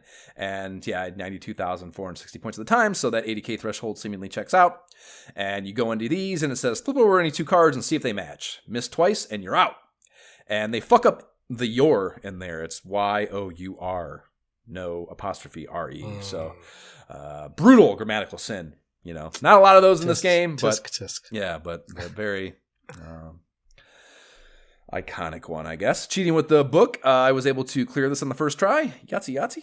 So I'll start stacking my fucking stars for Hammer Brothers for sure immediately with these. And then there's another regular Shroom House, and then it's into the Koopaling Castle. And there's a ton of fun shit to be had here. The strategy guide table setting blurb is good. It calls the Koopalings bratty, and identifies Larry as the youngest of them. And it cuts to a throne room screen where a despondent Toad is spastically spouting at you about the situation with the king, who is next to him in the form of a dog scratching his ear. And we only know it's the king because of the crown on his head. And Toad says, "Oh, it's terrible. The king has been transformed. Please find the magic wand so we can change him back." And then we cut to Mario running around on the ground up to an airship taking off, and he hops onto the dangling anchor being raised just in time, and it's airship level time.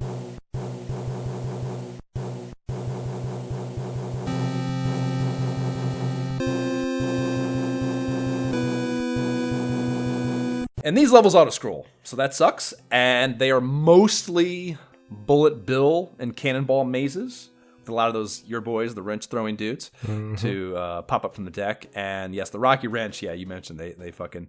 These turtles often serve, the description for these in the bestiary is, these turtles often serve as crew of Koopaling airships and military vehicles. So they're like, I don't know, just like the fucking...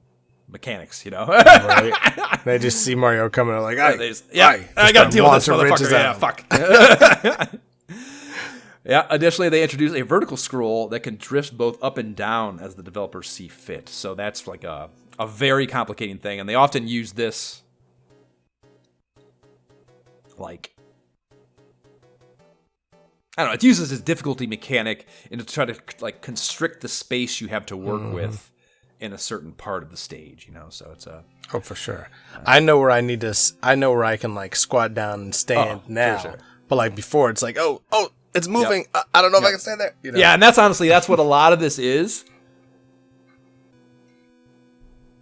The getting good at these requires learning where to have patience, and then also where to run up and like get ahead of the scroll almost, you know what I mean? Because it is about finding the sweet spot with that vertical scroll of where you want to be to get wherever. Sometimes you can't even get to a certain part until you wait for the vertical scroll to sort you out. So there's a lot of interesting difficulty mechanics that adds. So it's a short run. I was able to execute flawlessly from memory on this first one here, and it felt oh so good too to do so, up to a pipe leading down to a Koopaling boss battle arena. And the first Koopaling on our hit list is Larry.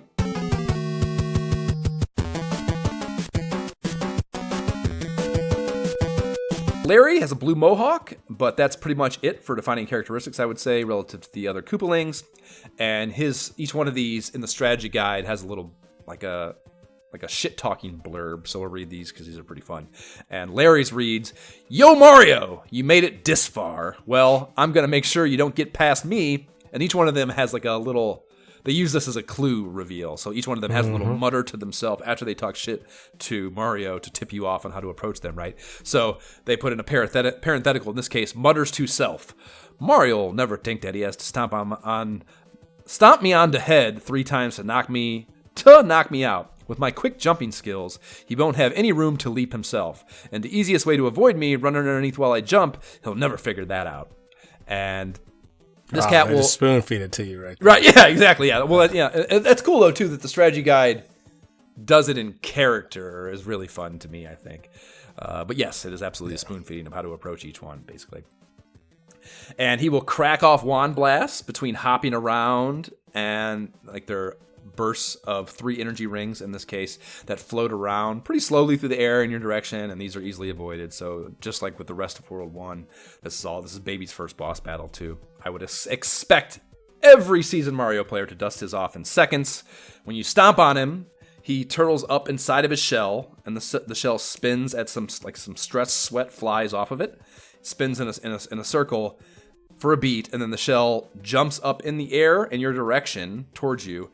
And when running, that's when you run beneath him, and you're trying. And this is applicable, for sure, to both the mini bosses, the boom booms, and these. Like, your general best practice with these is to try to get that next stomp in as soon as they're coming out of their turtling up, Basically, you want to not let them get into their... You want to time that, so when they come up, you're like already mid-jump in the air. Yeah, because they all get more difficult as they build up some inertia, basically. So, yeah, you're always trying to hit these as close to that moment as possible. But some of them also, that's how they impose their difficulty, is by either tweaking with that a little bit or, making the animation before they come out of it a little differently timed or whatever. So that's often the complicating difficulty factor with these too, is fucking with that expectation. So after the third stomp, the shell spins again, but on its end, and then flies up off the screen, and Larry's wand comes falling down and bounces on the ground, and it feels best to jump and meet it midair. If you miss, it'll bounce a few times in a nice spinning animation and come to rest on the ground. And then when you grab it, the arena flashes and disappears before Mario begins falling down through the night sky with the wand held high. And I guess the wand keeps him from plummeting to his death there. Like, it slows him down. You don't have to, what I mean? You don't have to do the thing with the tail. He just automatically falls slower. Or doesn't die anyways, I guess. So then you fall back into the throne room, and the wand falls before you and bounces into the already transformed king's hand. So, I don't know about that theory because you lose the wand before you get down there. So I don't know. I guess it's just whatever. Fantasy. Just go with it, Josh. Right. The king has a Mushroom Kingdom inhabitant look to him, for sure, and he addresses you when you come into the room. He says, "Oh, thank heavens, I'm back to my old self again. Thank you so much. Here's a letter from the princess." And then Toad is bowing to you and spastically, praising you the whole time as well. And then we cut to the princess's letter full screen, and this reads, "Greetings," which seems like a very formal way of addressing you, given the supposed relationship between these two, I think, but whatever. And then it reads, "If you see any ghosts, be careful. They will give chase if you turn away. I've enclosed a jewel that helps protect you. Signed, Princess Toadstool." And she's pictured in the bottom left, and there's an attachment, a P-Wing, that is pictured in the bottom right. And I find it interesting, yes, that she's able to send these from the airship smokestack that she's tied to behind me right now, Like, was she anticipating getting captured? So she kind of just left it there, in case Mario comes for me, I don't know. I guess that's the only thing I can think of. Unless she's got an assistant. The little mice who come to help her, little birds come and take her messages. You never know. And where is she getting this information? If she's not willing to participate in this journey, where is she getting this intel? Where is she getting? How does she know about even those fortress inhabitants? I guess she's Princess Toadstool. She runs the kingdom. She's got people. I like that. Let's go with that. Yeah, agreed. So yes, I streamed all of these Koopaling battles, and I will be dropping a supercut of all the battles as part of our posting for this episode, or the next episode, I guess I should say. And a link to that will be in the show notes if you want to see how I fared as I brought Bowser's family to its knees. So that'll be I can't wait to kind of cut those together in quick succession. That'll be a fun little watch, or to revisit, I think. Nice. And then boom, you start on the start tile of World 2. So World 2 is the Koopahari Desert. This is a pretty fun name, I think. Manual description says, "Be careful. The desert has conquered its share of weary travelers. Look out for the quicksand and be ready for the tricks ahead in the pyramid." Strategy guide. So the cover art has Mario fireballing up some steps with pyramids and the angry sun in the background, a Micro Goomba in a brick one of the fireball snakes hassling him from behind. So fun. The Mushroom House is identified as coming from with, again, the numbers is dropping precipitously already. 30 coins copped in World 2-2. And the map has a great Arabian vibe music track, and you can clearly see it is larger than just a single screen this time. There's a road leading off the screen to the east. There are rocks, palm trees, a few oasis ponds, customary fantasy desert shit, and a couple new landmarks you can see right from the start. A pipe and a mushroom house behind a locked door. I like the water. The only water you see is in the form of a 3, Roman numeral 3 off to the right, far right. That's pretty cool to me. Yep. No, yeah, in the secret area for sure, yeah. Or is that in the secret area? Yeah, it's in the secret area, right? Yes. Yeah. No, that's a beautiful touch. That's why I switched to the thing behind me, like the they put this, again, just breaking the fourth wall. There's just so much fun shit, dude. So much creativity. Stage 2-1 is an open desert with a couple of pipe structures. You can see pyramids in the distance. That's a pretty cool background deal going on. And there's a couple of pipes to be found leading to areas with P-switches that manipulate things here in the overworld that can lead you to some coin come-ups, and you have to kind of like rush out of them and get to a spot to take advantage of that, So again, they're just kind of complicating things that you can and need to do with those P-switches in different ways. And I really like those. The two enemies in the fucking art actually are the micro Goombas and the fire snakes are just unique to this world and very, very cool. I love the micro Goombas, how you can kind of see them. They like give you a little hat tip by you see the little legs in the blocks before they jump at you. It's pretty fun. And tail swiping the fire snakes is like one of the more difficult enemy kill things you have to do also. I would say both of those enemies are just both of them enemies that just are tougher. Yes. Even I played them over and over and I still have to like pause and like make sure I do them right instead of just like, oh, let me just rush past this and end up getting hit, Agreed. Gotta respect the enemy. Regardless. When those micro Goombas get added to the flying Goombas that drop them too, those are extra shitty too, because they like latch onto you and like fuck up your mobility. They don't kill you, or it makes life difficult rather. So 2-2, yes, is our White Mushroom House stage, and I remembered it this time, so I was sure to do it. And 30 coins, it doesn't sound like a lot, but they are not abundant in the stage, and the whole thing is hitting the P-switch in that water area and riding the platform to get all the coins and the bricks along its path on its way, and like there's fucking just turtles and there's just shit that, it's this fucking fish underneath your... Yeah, surprisingly difficult. Yeah, the last four at the very end are just so fucking hard to get, so handful of safe scums. I was able to make it happen, but it was not easy by any length. It was definitely the first time, that I had to like playing this game, even safe scumming as I went, just for fucking to be able to hit everything. Not as even a matter of making the game easier for me. It was the first thing that I was like, oh, this is really, I'm having to do this multiple times. Yeah, man, there's special challenges for a reason. That's why I like this game. Like you can still have the goal of just trying to beat the game and do all this and even miss those things and just be like, forget it. That's some next level like gamer stuff. I'll put that on the shelf. Yeah, you get to choose how hard the game is. Agreed. Yeah. More agency. Great. So you get it, and the white shroom pad appears back on 2-1. So it appears on a level you beat, and you go inside here, and Toad says, "Hello, you found my shop of strange and wonderful things." And then the chest, it's just a single chest, of course. This one has an anchor. And we very early get a mini fortress this time now, so it's our first time tackling one of these. And there's a concentration of dry bone Koopas right at the beginning. And this is another one of those unlimited one-up things, if you're Raccoon Mario, that you can try to take advantage of. And I'd never done this one, so I gave it a try. And I was able to get like 5 one-ups-ish doing it. And it's, you just like have to do the big jump off them. And by the time the third one, or you need the fourth one, I guess, to be alive, the timing of these dry bones coming back to life can facilitate that. So it can be done, which is pretty satisfying. Nice.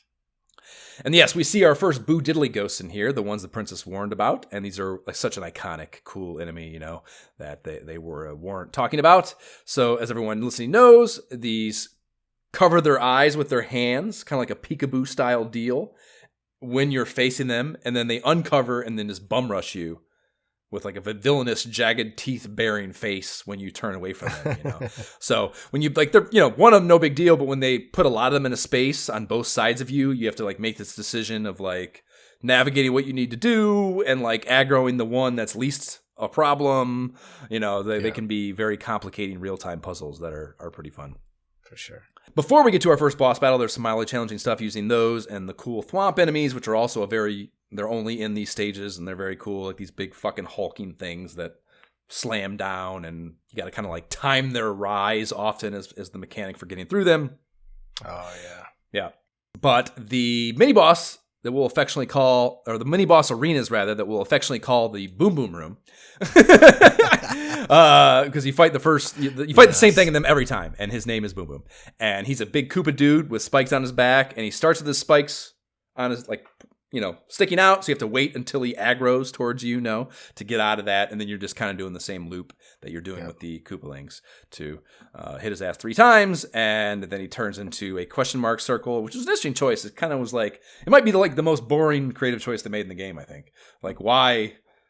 I don't know. They could have done something more fun with They that. made him not special at all. Like, they just turn you into a question mark. It's like, Yeah. You didn't poof, you didn't change into something. You I think he actually does poof. I think he poofs as to turn into it, but either way, they could have done something more creative for sure. And clearing it makes the locked door back by the start disappear.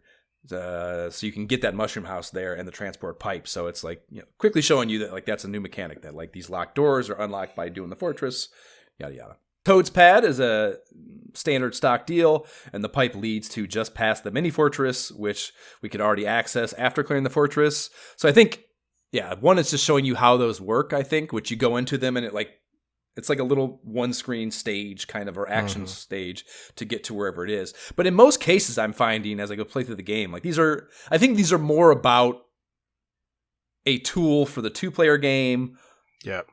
And just being able to get around for that than they are like a way to either skip things or more easily navigate the 1-player game, Pretty much. Like it's kind of like, if you want to skip stuff, you use the whistle, you can skip worlds. Otherwise, like, this is a 2-player, really a 2-player instrument. Mechanic, right? Yeah. So I was able to hit one of the Hammer Bros here, and it was the Boomerang Bro, after using one of my surplus why can't I say that word? All of a sudden, invincibility stars. Yeah, and you get a music box from him, and I don't use these. They look good in your inventory. Well, I will say also, just to interject about that. Let's say you've got a frog suit. You're on World 3. Let's take it to World 3. You've got the frog suit because you were just swimming and then like you get screwed with like a hammer brother who like walks up and steps between you and the next level. Sleep time for you. Move past. You know. And that's also a valid use of Jujim's Cloud that I didn't think of too. Just skipping the stages that aren't frog suit stages. Yeah. But again, that's such high risk. So 2-3 has huge pyramid set pieces that are made out of bricks, and the strategy guide reads, "The pyramids of the Mushroom Pharaohs loom ahead. Although filled with coins, they are daunting obstacles." So the Mushroom Pharaohs. Again, I don't know, I just love Egyptian shit. That's why I love the new fucking Walking Artists. I just love Egyptian shit so much. Gotta go there. I knew there was a P-switch somewhere in here to turn those pyramids into a coin-copying wet dream, but could not fucking find it on my first play for my life. I found the platform up above. The last one, you make some hidden music notes appear, but didn't think flying to the left before the switch. So it's just, again, even though I played this game so much, this is my favorite world, and I still forget shit. Fair enough. Just so much. The end with the pipe to the stage clear area has one of those kick a Koopa things as well. That's really fun. One of the good ones of those. So that's a fun part of this stage. This stage really like tested my resolve and like my strategy of playing this game, because like I was just kind of playing it through, just playing it like I've played this game a million times. Like I'm just gonna play it again just to like brush the dust off, and I'll be able to talk about it like no problem.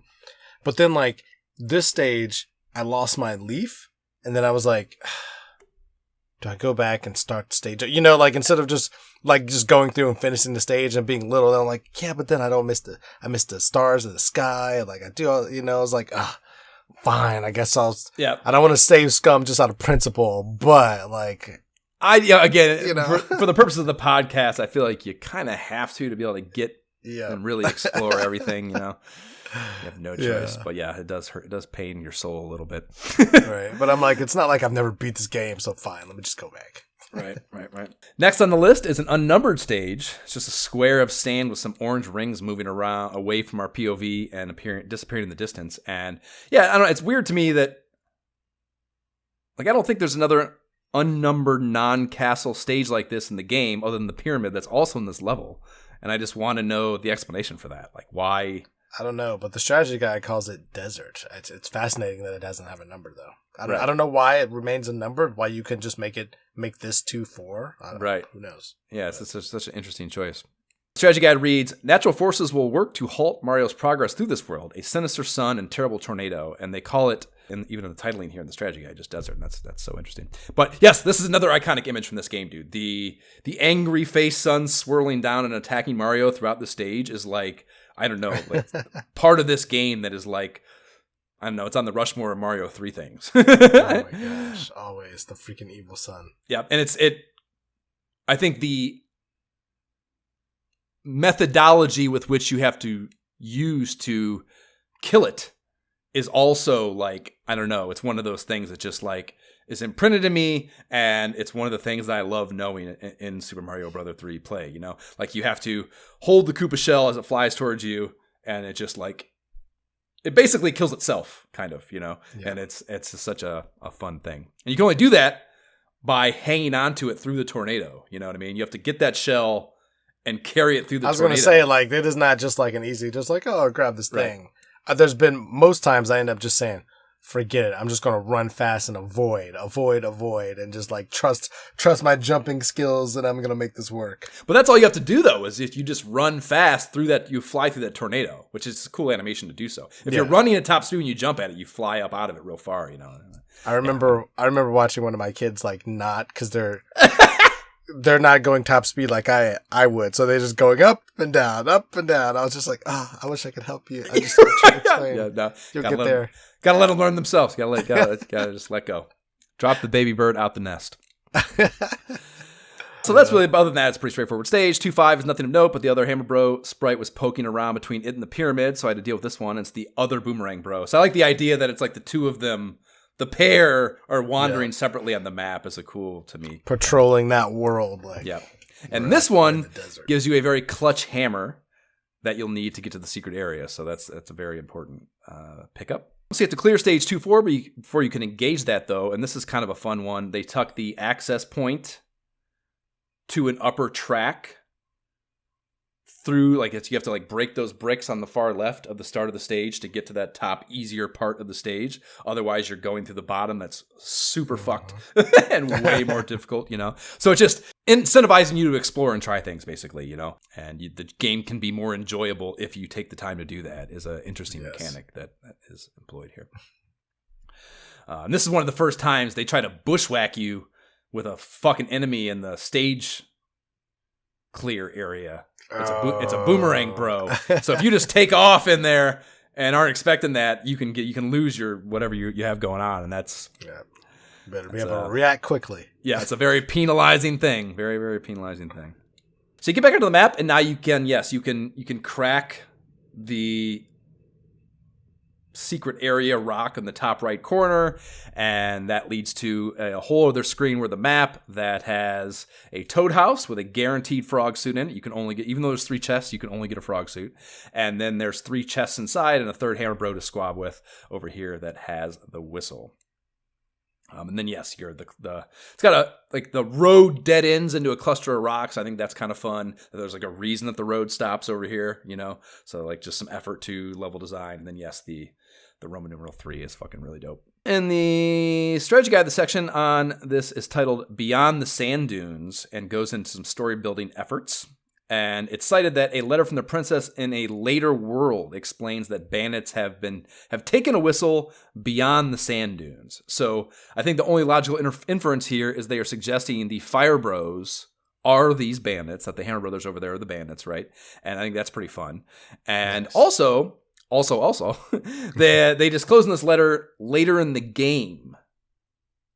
Like, we haven't gotten this letter yet. So she's telling you about this whistle after your opportunity to get it. So that's basically it's telling you to replay the game basically. Like I hope you got this. Right. Like I hope you didn't get it. There's no way you got it. If you're playing this game without a strategy guide, there's just no way you got it. There's just no way. So fucking, you're not gonna think. You don't even have the opportunity. You can't just fucking randomly try shit. Well, I don't know. According to the movie The Wizard, you can just randomly try shit and get a whistle like that. I still think that is still part of it. That was just kind of like, as a kid, how did he do that? How did he know? Like, how the fuck does this? Yeah. This is the first time it's been released. Like, how would you know to do that to get that whistle? Yeah, who knows? Yeah. I mean, either way, I like that they.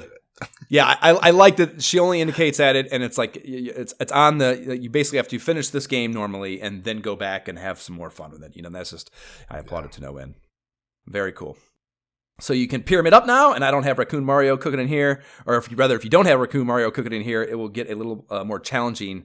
You have to deal with punting those buzzy beetles into the brick walls to advance. Like if you can't use your tail to break those things, you got to like kick those fuckers into the wall, which is dangerous.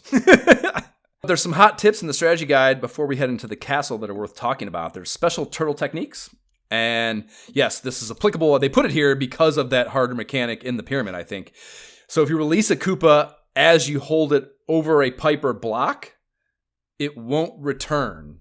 So if you're like literally up against a fucking pipe, like nose touching it, and you let go of a thing, it won't fly back at you. It'll just pop. Yeah, fly up. It's good for getting rid of a carried shell you don't want to deal with, Which like, is, again, oh no, I don't want to drop this and just bounce it off the wall. Exactly right. I don't want to have to deal with this turtle again. So it's like a fucking subtle little thing. So then, and there's also running while holding a turtle essentially amounts to having a protective shield from frontal attacks. That's a cool advanced mechanic. And then if you release a turtle one block away from a sprite or wall, it doesn't hurt you coming back. So if you get close enough to that wall in the pyramid and let it go, it doesn't hurt you, but you're not going to just know that. So interesting. They also specifically state the running and jumping at a 45-degree angle tactic here, so that's where you actually get that information, and that's where it started to enter the ether of players, probably. Oh, yeah. And the last thing before we get our next Mushroom King Castle and accompanying Koopaling boss battle, or that is the last thing before that. And first into the throne room where Toad Court Jester parrots the exact same dialogue as in the World 1 castle, but here the king has been turned into a spider, so each one of them is a different thing. And he's like dangling from the ceiling above the throne on a string, and his crown is on the ground below him. And that's a pretty fun animation, even to the point he's too small for a crown. Like the dog in one was still wearing the crown, so it's pretty fun. The airship is flying through darker skies this time, so it's a little more ominous feeling. Same shit, though. Bullet bills and some Rocky Wrench dudes. A lot of up and down panning action to get you into tight spots. And do you want to know how fucking big TMNT is in 1990, Jay? They are referenced in this strategy guide here. Yes, it says Rocky Wrench, Ninja Turtle. He's not a mutant or a teenager, but Rocky is a turtle, and he does toss ninja throwing wrenches. So, like... How big is TMNT that Nintendo is just giving them a little nod? That's fucking that Mario 3 is talking about Nintendo. Right. All right. Ninja Turtles. Wow. That's huge. Woo. Koopaling is Morton, and he's a stockier little fellow than Larry. And the strategy guide copy says he is one of the older kids, so his ship is more advanced. Grrr. Mario, I ain't feeling too good today. My hair looks terrible, and I can't be bothered with you. So come on over here where I can blast you with this here wand. We'll just see if you can stomp me in the head 3 times. I may be slower than little Larry, but I'm faster on the draw. That kind of sounds like not SpongeBob. Billy Bob Thornton in Sling Blade is what I get from that character. Interesting. I'll take those notes back on my next performance. When you get to the boss arena, the ground is a bit more uneven, and that can complicate your evasive maneuverings, but it's not much different than Larry's mechanics, I would say. So we back to the throne room, and again, it's the identical dialogue from the king as we saw in the World 1, but we do get a different letter from the princess, and that reads, Well, it starts with the greeting thing again, which is awkward that she's going to stick with that every time. But you can stomp on your enemies using Kuribo's shoe. I have enclosed a jewel that helps protect you, and it's just Princess Toadstool. No love, no sincerely. I think that's very cold. Very, very cold writing choice. Kuribo's shoe is an item worth foreshadowing, though. It is one of the more fun things in the game. We'll get to that when they start appearing in World 4. And enclosed is Jujim's Cloud. The deal lets you skip over the stage. And what the fuck is a Jujim? Jay, do you know what a Jujim is? Absolutely not, dude. You keep saying that word, and I'm like, I feel like this word wasn't in my vernacular as a kid. Like, it just, like, I know that it was the cloud, like it was Latiku's Cloud or something else, like, but like, I feel like this Jujim word is not a word that, like, did something change? Like, are we in an alternate universe where this word was not the word I grew up with? Like, I feel like I've never seen this word and associated with Mario Brothers. Like, so, I don't know what to say. I think it's the only time they call it this, but it's Lakitu's Japanese name, basically. Cloud Jewel is what it means. Yeah, Latiku or Lakitu, whichever way is the right way to say it. Lakitu is probably right, maybe, yeah. Lakitu, yeah. I don't know exactly. But yeah, so Lakitu is the jerk-off enemy, and it's also in Super Mario Brothers 1, and he rides around in clouds and chucks eggs off the spiny Koopas down at you. After these messages, we'll be right back. From the classic Nintendo video game, it's the adventures of Super Mario Bros. 3. I better tell the princess! The complete 26-episode collection, now available on a 3-DVD box set. Don't worry, my mushroom pal. King Koopa is back. Me? Never. And this time, he's brought the Koopa Kids. I love being a Koopa! So it's up to Mario, Luigi, and Princess Toadstool to save the day. We can fix that.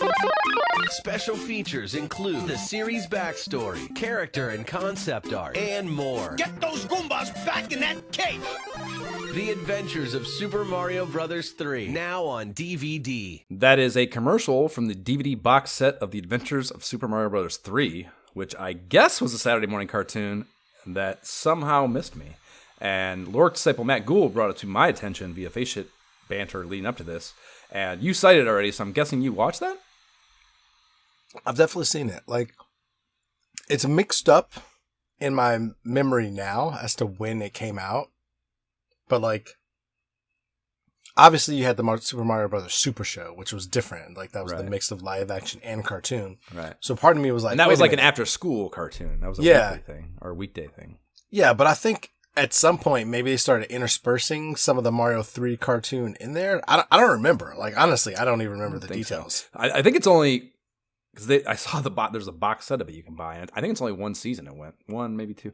I don't know. But it missed me entirely, which is crazy because every Mario, any Nintendo, anything, dude. Like I owned it. I knew it. I knew everything about it. It's just crazy to me that I somehow just didn't even know that existed. We are heading into World 3, Island World, and the main description says, "This world is all wet. Only a great swimmer will be able to get through. Do your best to find a frog suit. It will help you immensely." That is a true fact. The strategy guide art has Mario in, as you would expect, a frog suit, and he is underwater. Cheep Cheep, Big Bertha, Gelectro, Blooper, and the Lava Lotus, which are most of the water enemies, are all present in the harassing crowd. And the world data box reflects all three mushroom houses, save for one, having frog suits replacing the mushroom in them. And then stage 3-8 is the white mushroom house stage, and you'll need 44 coins there to make her happen. Good luck. I rarely use my frog suits here because I am, as listeners know, a devout conservationist to a fault. But I promised myself I would not do that here. For water sages, I was going froggy style every time. And, so for the first time, were you able to make that happen? Yes, well, I mean, with Saves Coming in particular, yes, for sure. But it does very much highlight the alternating nature of them and how annoying that is. Yeah. Ideally, you would kind of like Little Nemo style, get the frog suit right just when you need it. Right, you know exactly. What I mean? Have it just kind of thing. But now, or some sort of tip-off. Yeah, there's just no way. Like maybe if the world map did a better job of tipping you off based on where the they kind of do. World 5 is fully underwater, so you know for a fact. So some of them, but not all of them, unfortunately. Yeah. 3-1 is entirely underwater, except the stage clear at the end, so having the frog suit feels great here, but you don't have one yet. Oh, wait, you got 1 and 2. You do have one. Yeah, you I was have like, one, you might if you held onto it. Right. So infinitely more control of your dude with it on, for sure. Like, the enemies here can haul ass, so being able to swim with the frog suit is so much more enjoyable than Mario's awful normal swimming mechanics, you know. If you don't have the frog suit, you better have the fireballs. Otherwise, it's just like no hope, right? Good luck. It's just not going to be if it's fun for you.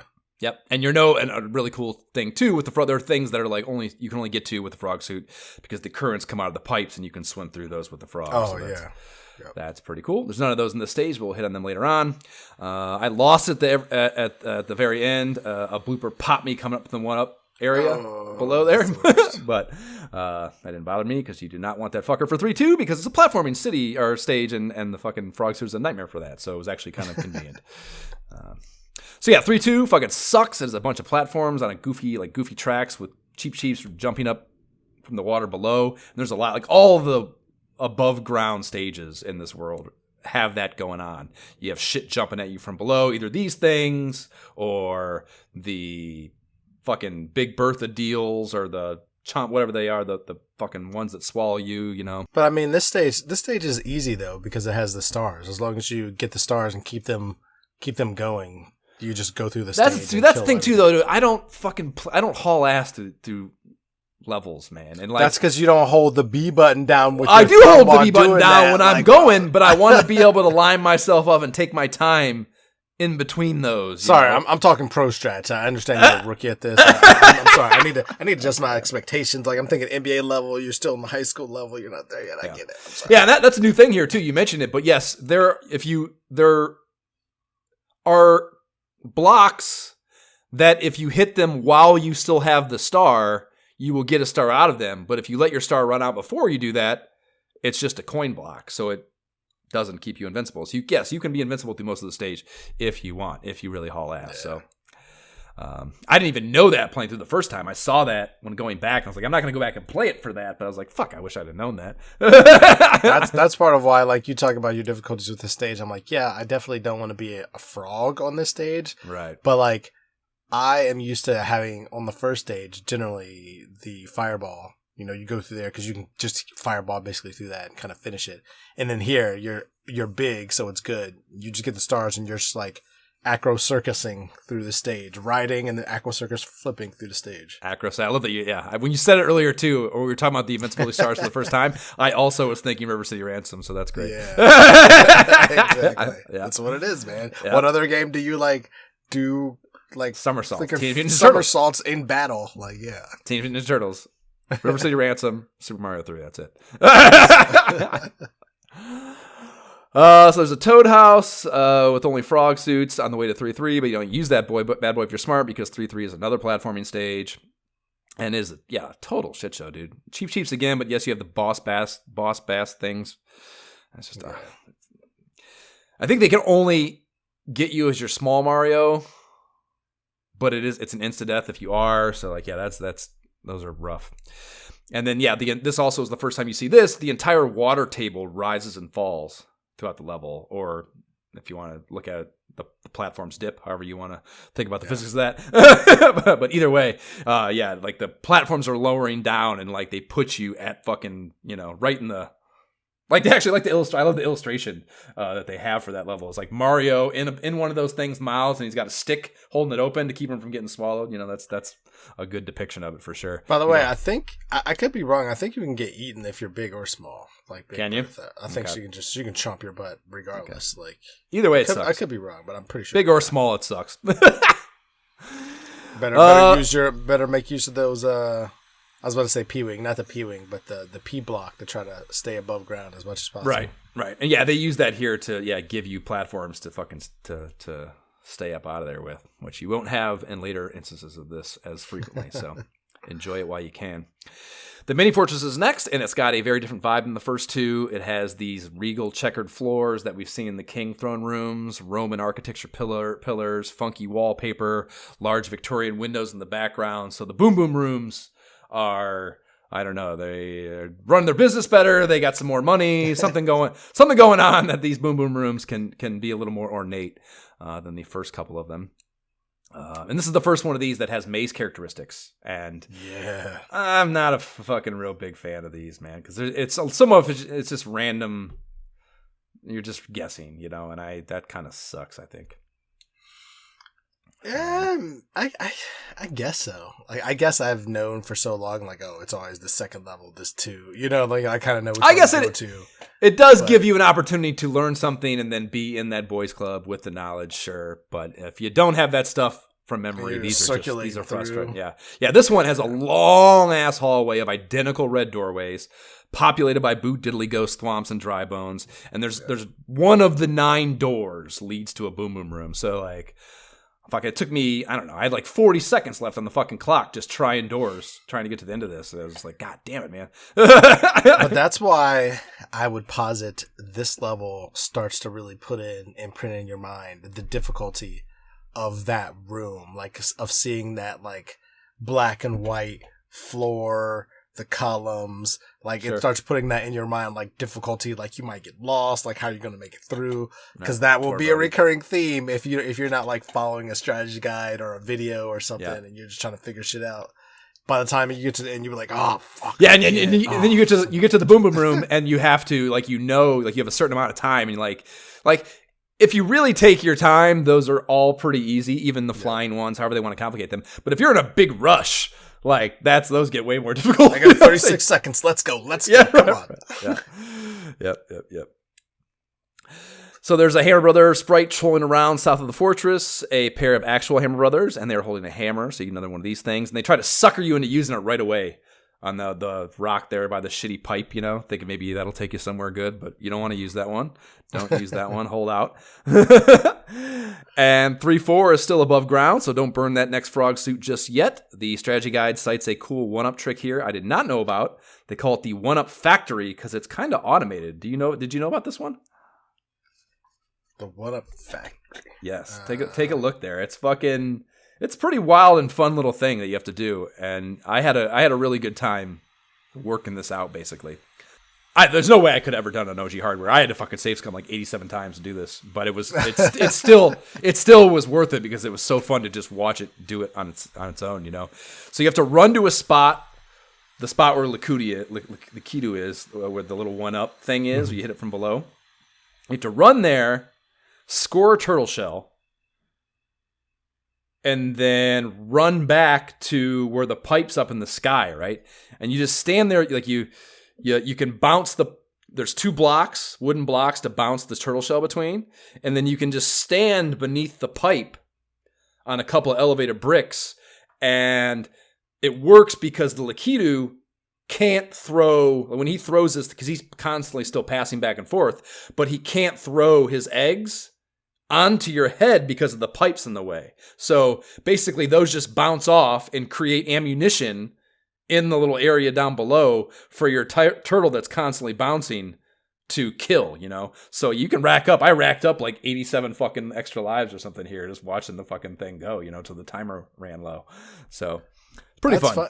That's funny enough. I don't know that I ever did that on purpose.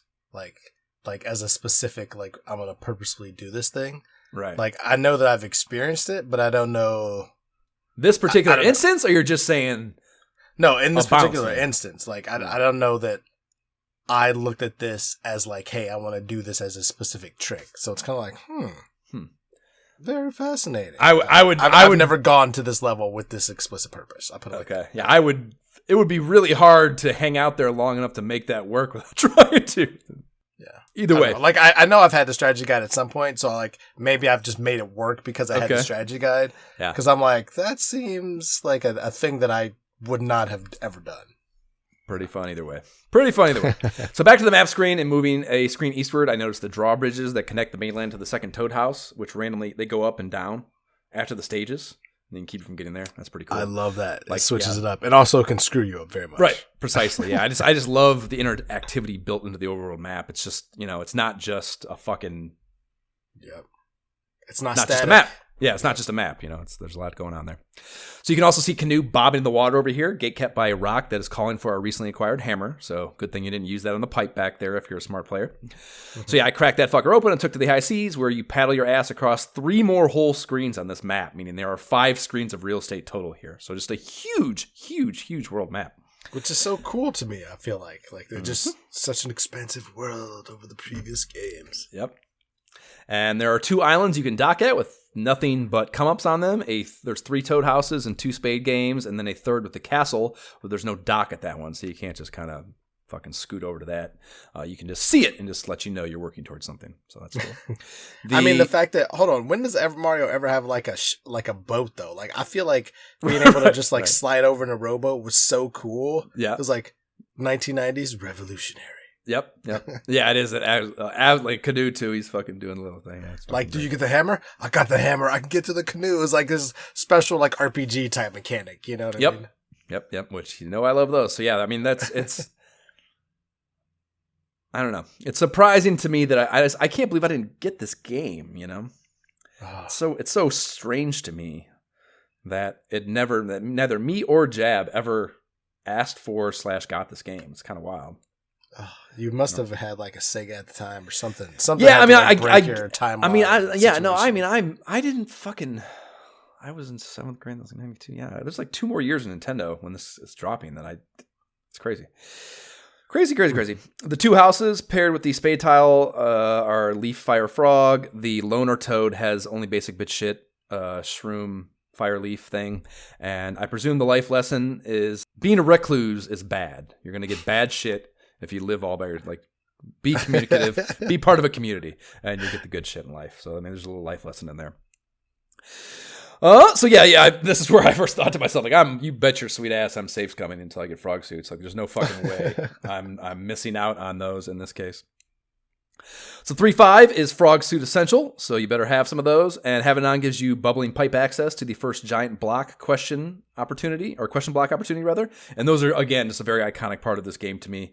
Those super oversized deals. Mm-hmm. And this one you drop down, and if you don't know it, you can miss it, but you have to be holding right against that wall as you fall to get into the area with it. So that's very, very clutch.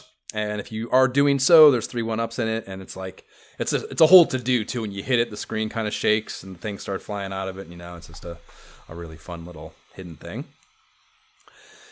3.6 and 3.7 are back on Terra Firma, so you're wasting that frog suit that you used in 3.5, which I think sucks so goddamn bad.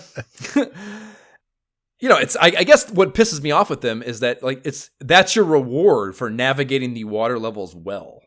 Like, that's a really shit design decision, I think. That if you do those right, you get penalized and have to play this level with a disadvantage now, and that sucks. I don't know. Could have figured some other way to do that. I feel like they did it better in later Marios where they would 3D World, and other ones where they've they have more pickups, so they found a way around that, so that you're not just oh, damn it, I just did the water one and it's great, but now I gotta go get hit or something, right, or I'm screwed. Or just voluntarily give it away. Yeah.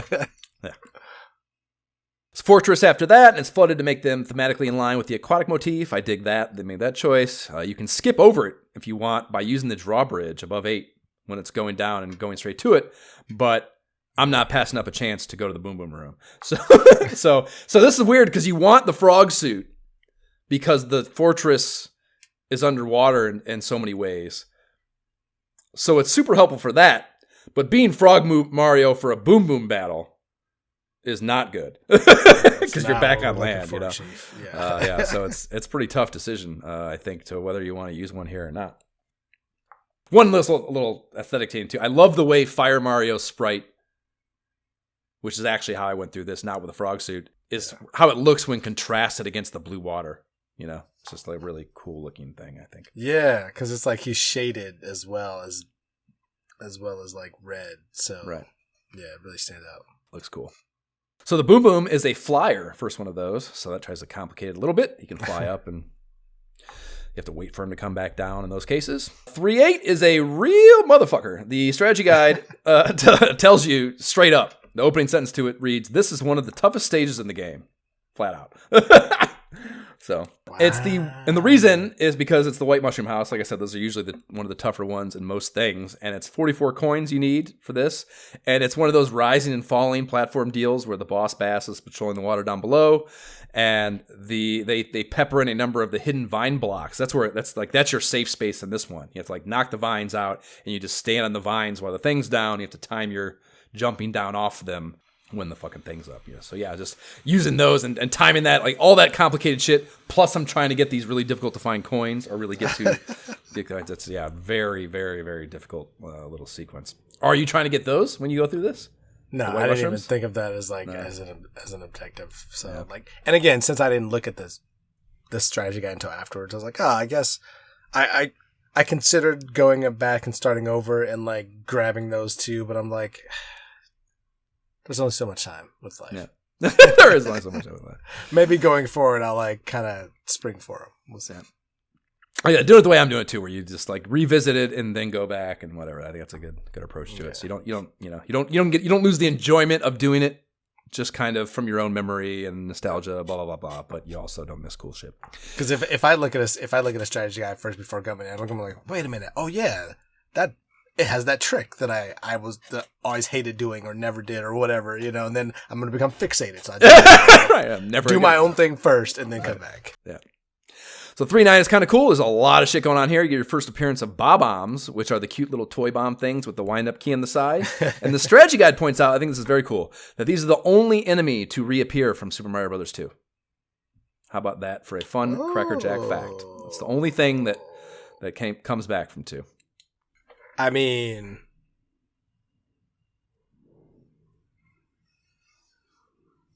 it's true. You're not gonna disprove it. Well, no, I was more thinking like going forward, like in other Mario games after this, where like other Mario 2 kind of stuff comes up. I'm like, is that true? I'm like, no, but for this game, yeah, that's pretty fun too. I like it. Yeah, I definitely didn't know it. So there's not a lot of dumb little fun facts I don't know.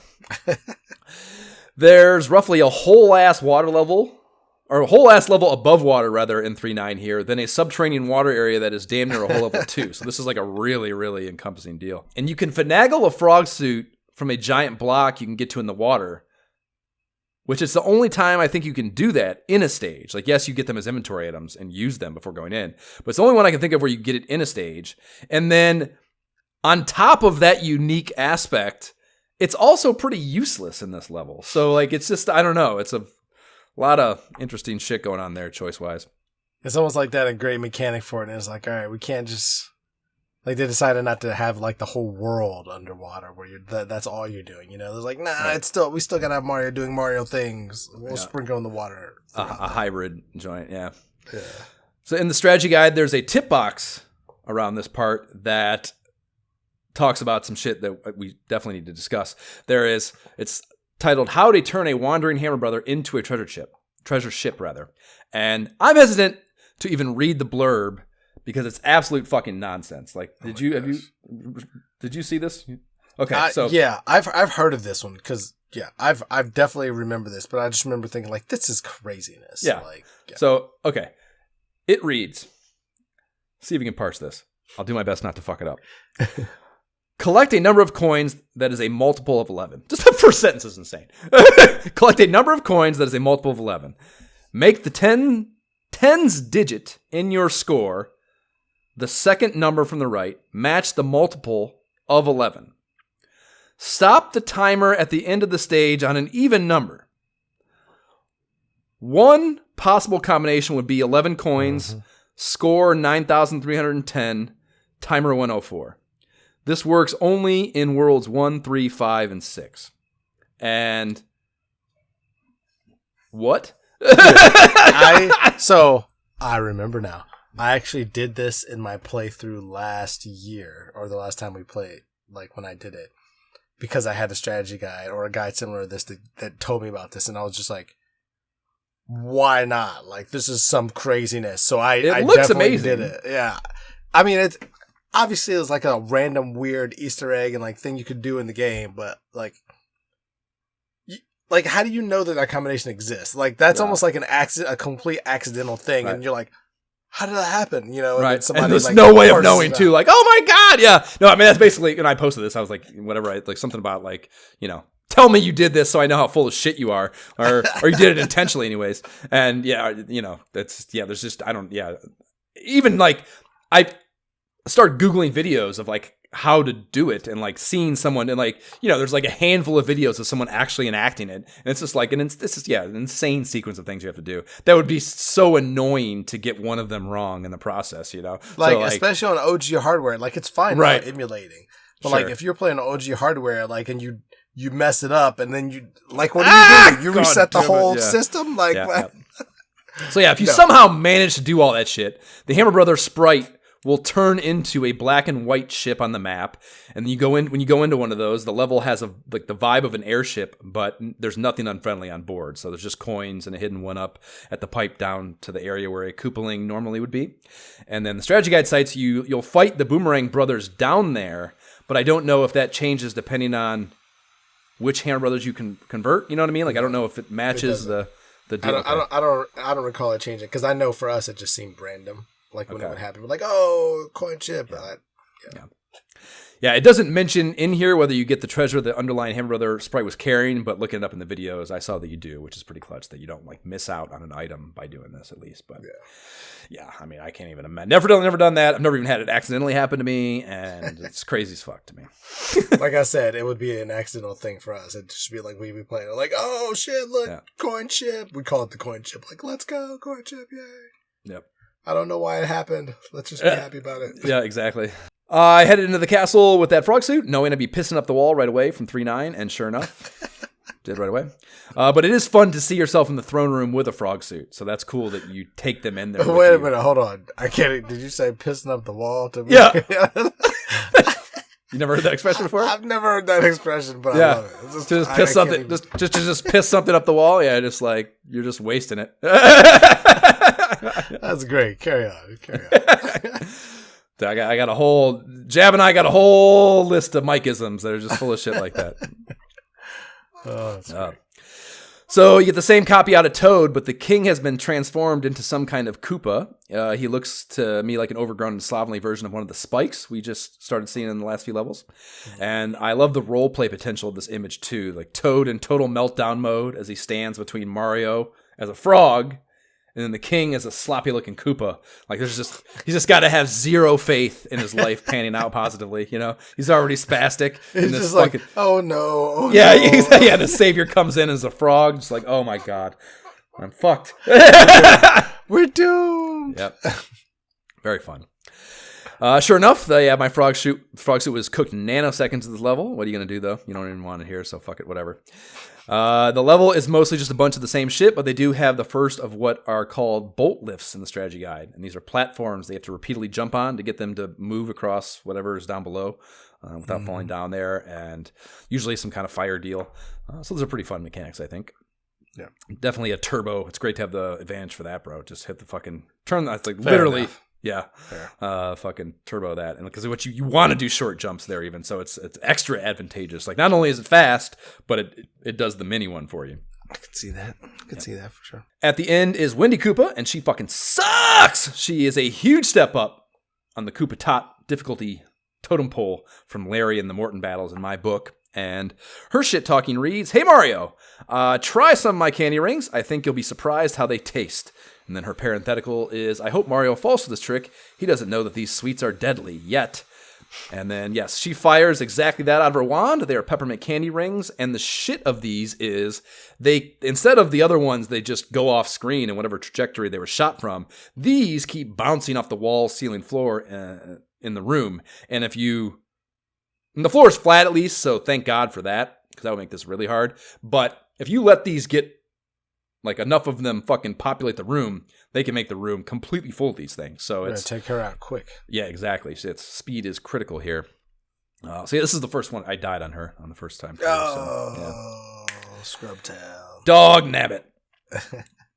Yeah, her first shot is right as the battle starts. So we talked about, again, this is an instance of that thing we talked about where like you want to kill these as fast as possible, so you're programmed to do that. But in this case, you got to wait a second and wait for that first one to fucking pass through what your entrance trajectory will be to jump on her, or your gonna get fragged. So whatever. So back in the castle, all is returned to normal, and Peach has more snail mail correspondence that reads, "Greetings, the white block contains magic powers that will enable you to defeat your enemies. I have enclosed a jewel that helps protect you," and that is a music box. Moving into World 4, Land of the Giants. This is probably, the funnest map in the game, Jay? Oh, Biggie World. I love this world. Like I said, this is a map that I often kind of skip past when you're trying to just go for beating the game, but it's easily, I'd say it's definitely one of the most fun because it's the most different, most visually stark, and whoa, this has never been done in a Mario game. Yep. Yeah. And there's so many things too that are only appear here, that you don't see anywhere else. Like even water levels, you'll see those other things, even though World 3 is the water world. You see that shit elsewhere. You don't see the boot, you don't see the shoe, and you don't see the giant things, and you don't see that mechanic where you can change it back and forth in that one level is such a cool thing. The manual description for this is, in this world, everything, the mountains, the rivers, the terrain, even the enemies, are huge. Even Super Mario is small compared to the giants he will meet here. The strategy guide key art is great. It's Mario in midair. It is he has a 1,000% holy shitballs exasperation expression to his vibe as he's surrounded by giant iterations of a piranha plant, a flying Koopa, and a Hammer Brother. Mm-hmm. So, great visual there. And 2 of the mushroom houses offer Tanuki suits, so I was absolutely jazzed about that. And one of the Hammer Brothers is notated with an image of Windy Koopa, and I had no idea what to expect of that. You said you haven't seen this? Look at that. Go to the key art for the chapter 4. It is a picture of Windy Koopa there for that one mushroom house, or Hammer Brother rather. And it's just fascinating. Is that it's just a typo. But as a kid, I was like, what's happening? What does it mean? What does it mean? Yeah. The white mushroom house is derived from 4-2, where you need just a measly 22 coins, so that level is going to be fucked up. and the overworld map has a little bit of the island vibe too, but a lot more green on the land masses, and the predominant flora is fire flowers. So you start on a small island on the west side where the only 2 options are pipes, and one takes you behind a locked door next to the fortress, the other to a runway to stage 1. So stage 1 it is, which starts very basic, so you can wrap your mind around the new physics of this oversized shit. And the regular bricks become 4 normal-sized bricks when you break them as they fall away. Your raccoon tail cannot break those, so you have to use Koopas, and this is all just different physics shit. And not everything is giant. I think that's interesting too. They mix in normal-sized bricks and pipes and such, so you're kind of you're bouncing between the new physics and not. And one of the strategy guide point outs is that standing right up against giant pipes, unlike normal ones, does not prevent the piranha plants from coming out of them. Yeah, so that's just a different. It adds a new timing thing they have to deal with. You're not big enough to trigger this, right? Exactly. To scare them just to stay down. Right. Yeah. There's also a new fun thing here. There's a waterfall that you can swim up to a pond in the sky with a pipe to a secret area. They can rob some one-ups from a couple of Big Bertha fish, spatting their babies out at you. So you can just easily fly up to it too and skip that, but it's pretty fun that you can fucking swim up a waterfall for the first time. And 4-2 is the white mushroom stage, and it's a rising and falling tide level, a fucking course, flying cheeps, kamikazing at you from all sides. So yes, getting 21 coins, which is just one short of the shroom cutoff, is super easy.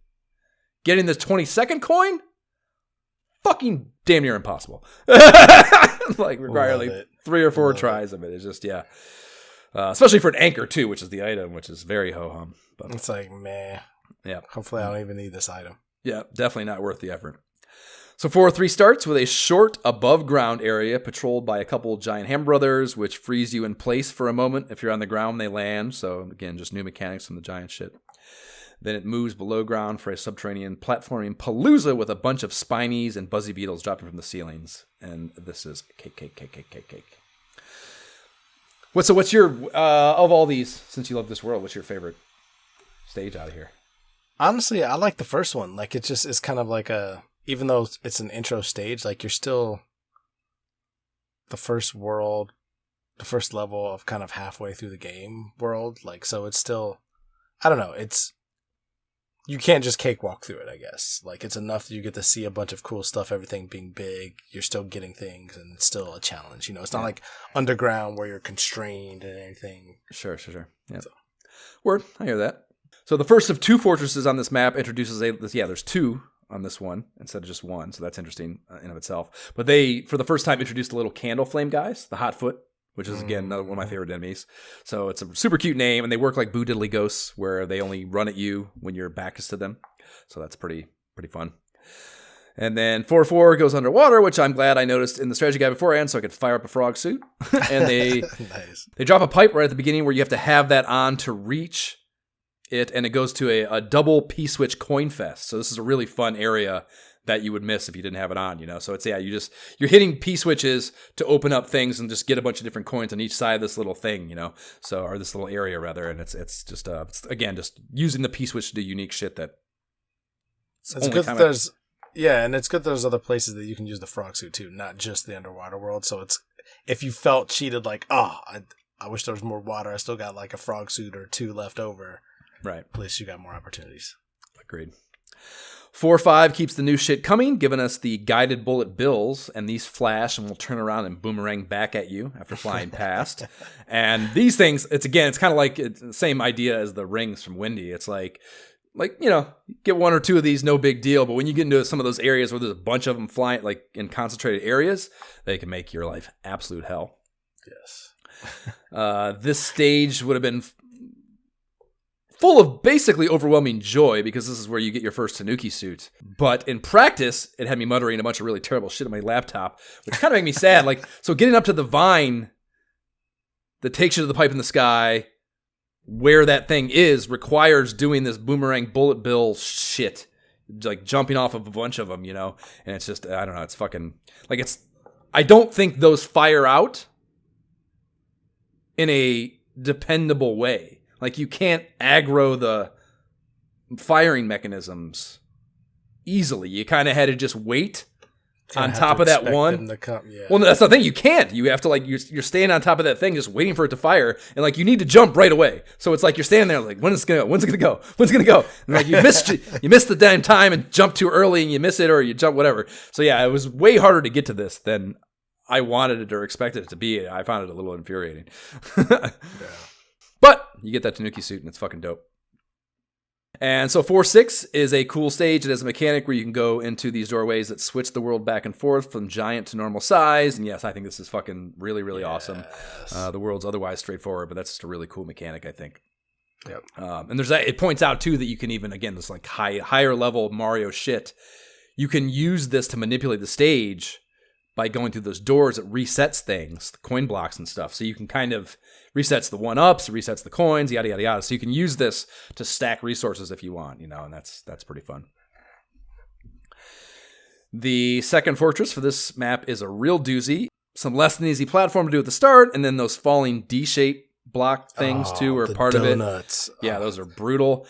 And that's all before you get to a P-switch at the end of a long hallway crawling with dry bones. So you have to time the dry bone deaths in a way that give you some runway to fly up and hit that P-switch so you can see the hidden doorway in the hall, which they surround with blue coins, you know? And that's cool if you can make it happen, but it's not easy to make happen. Agreed. Yep. And then you go inside here, and it just like, it opens up a whole new fucking deal inside of the fortress where it's like this vertical climb. We have to use these platforms like a smart logic platform system where you have to jump, like they're arrow blocks and they're hardwired to move in one constant direction while you're on them. And then there are light bulb blocks that you can change the direction by hopping up and down while riding on them. So you like have to move your way through these fucking pipe deals with piranha plants coming out of them and shit. And it's really, I really, really enjoy these. They're so different. This is such a different kind of mechanic that you have to force to do. Yep. It's very chess-like, and you have to be able to like see a few moves ahead, you know? Yep. I need to get up there, quickly go through that pipe, circle back there, and jump up through that pipe. Right. Yep. So coming out of there takes you through a couple of cool treasure rooms with coins and giant block deals with a few 1-ups before dropping you into the final stretch heading to the Boom Boom Room, where you'll find another basic bitch Boom Boom. And the fun thing about all that run around is you can just skip it if you want. Like that, like if you just go up that column where the P switch is, you're basically at Boom Boom. So it's like, if you want to just blow through this, you have that choice, and you don't have to deal with any of that logic block shit, but that's no fun. So coming out of there, the drawbridge leading to the main castle drops, and it's party time on the airship, and the king here has been transformed into a very derpy-looking dinosaur of the T-Rex variety, and the Koopaling shit-talking goes as... So what if I'm not as tough as my brothers and sister? I can still get you. Come on, Mario. I think I'll try to get him with my speed and a double blast from my wand. Yeah, that's the ticket. The airship is comparatively lightweight shit. There are no projectiles to deal with at all. It's just the fire thrusters you have to navigate. And if you can keep a tail going through the whole level, there's an opportunity to avoid going through the hardest part at the end by just flying over that. It doesn't look like you can do it because the thing goes off screen, but you can fly right over that and just wait for the fucking game. That's a perfect opportunity or situation where you're waiting for the thing to catch up, basically, if you do the right thing. Yeah. So that's a very satisfying area. Iggy's Arena has the uneven floor thing going on again, but he supposedly does the aforementioned double blast action with his wand, but I never saw it. He's pretty cake. Yeah, you can piece him up as long as you're quick and on top of things. I do love his sprite has like an egghead look going on, though. I really like is really fun. It's very unique for sure. Yes. So back to the throne room. I had kept my Tanuki suit, and this reminded me. And it's funny because it's in the strategy guide here as well. But if you can beat an airship and the boss in a specialty suit, the king gives you special dialogue. He says unique shit, which is awesome, dude. So, it happened to me by happenstance, but yes, it's also in the strategy guide here. So if you're Tanuki, he says, "Thank you, kind raccoon. Please tell me your name." And I literally laughed out loud. Yeah, I chuckled out loud. "Thank you, kind raccoon" is great dialogue. But so it also happened with the frog and the hammer bro. For the frog, he says, "Oh me, oh my, you've been transformed. Shall I change you back with this wand?" And then the hammer bro one says, "Hey you, how about lending me your clothes? No dice? What a drag." And that's pretty hip copywriting by Nintendo there, I think. That's very... I love how it's completely different for all three. Like, completely different verbiage. And just, again, it's almost... The odds of doing that, getting through a fucking... Bringing a specialty suit into one of these is its own rare enough thing to begin with. That's my new goal. That's my new goal. Every time I have to have a specialty suit on now. There you go. Heightened roleplay. I like it. Yeah, it's difficult enough just to get in there with one or even want to get in there with one, but the idea of getting through them with one is extra difficult. Like the frog suit in particular, like, holy shit, Jesus Christ. Like, how are you even doing that? Like, I mean, you can do it, but... Not easy. It's not, Princess's Letter is the strategy guide I mentioned earlier, telling you about warp whistle shit from earlier in the game, stage 2, so you know that for your next playthrough. And it reads, "Greetings, the thief who stole the whistle has escaped to the east side of the sand dunes."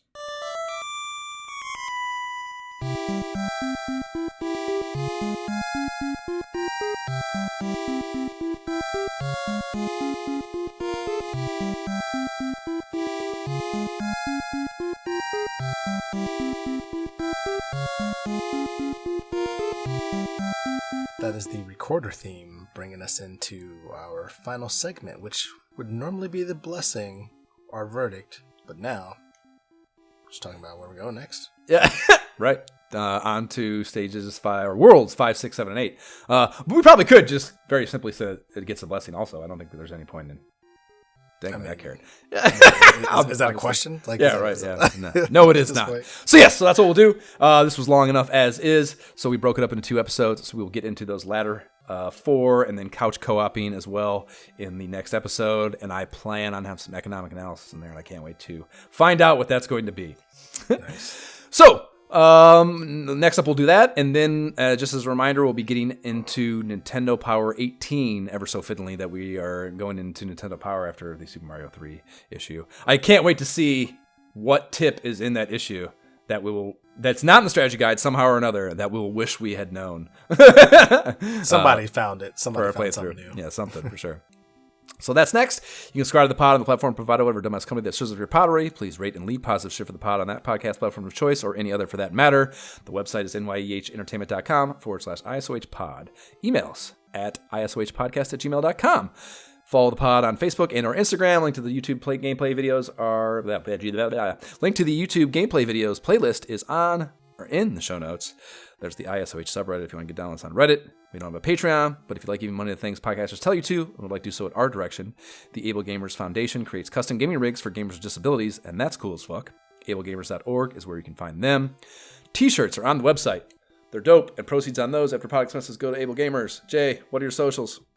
Gentleman JB without the second E is pretty much where you can find me across all the socials, and it's also my gamer tag, so come play some Diablo 4 with me, play some Redfall, play all the games on Xbox that Josh won't play because he's a snob.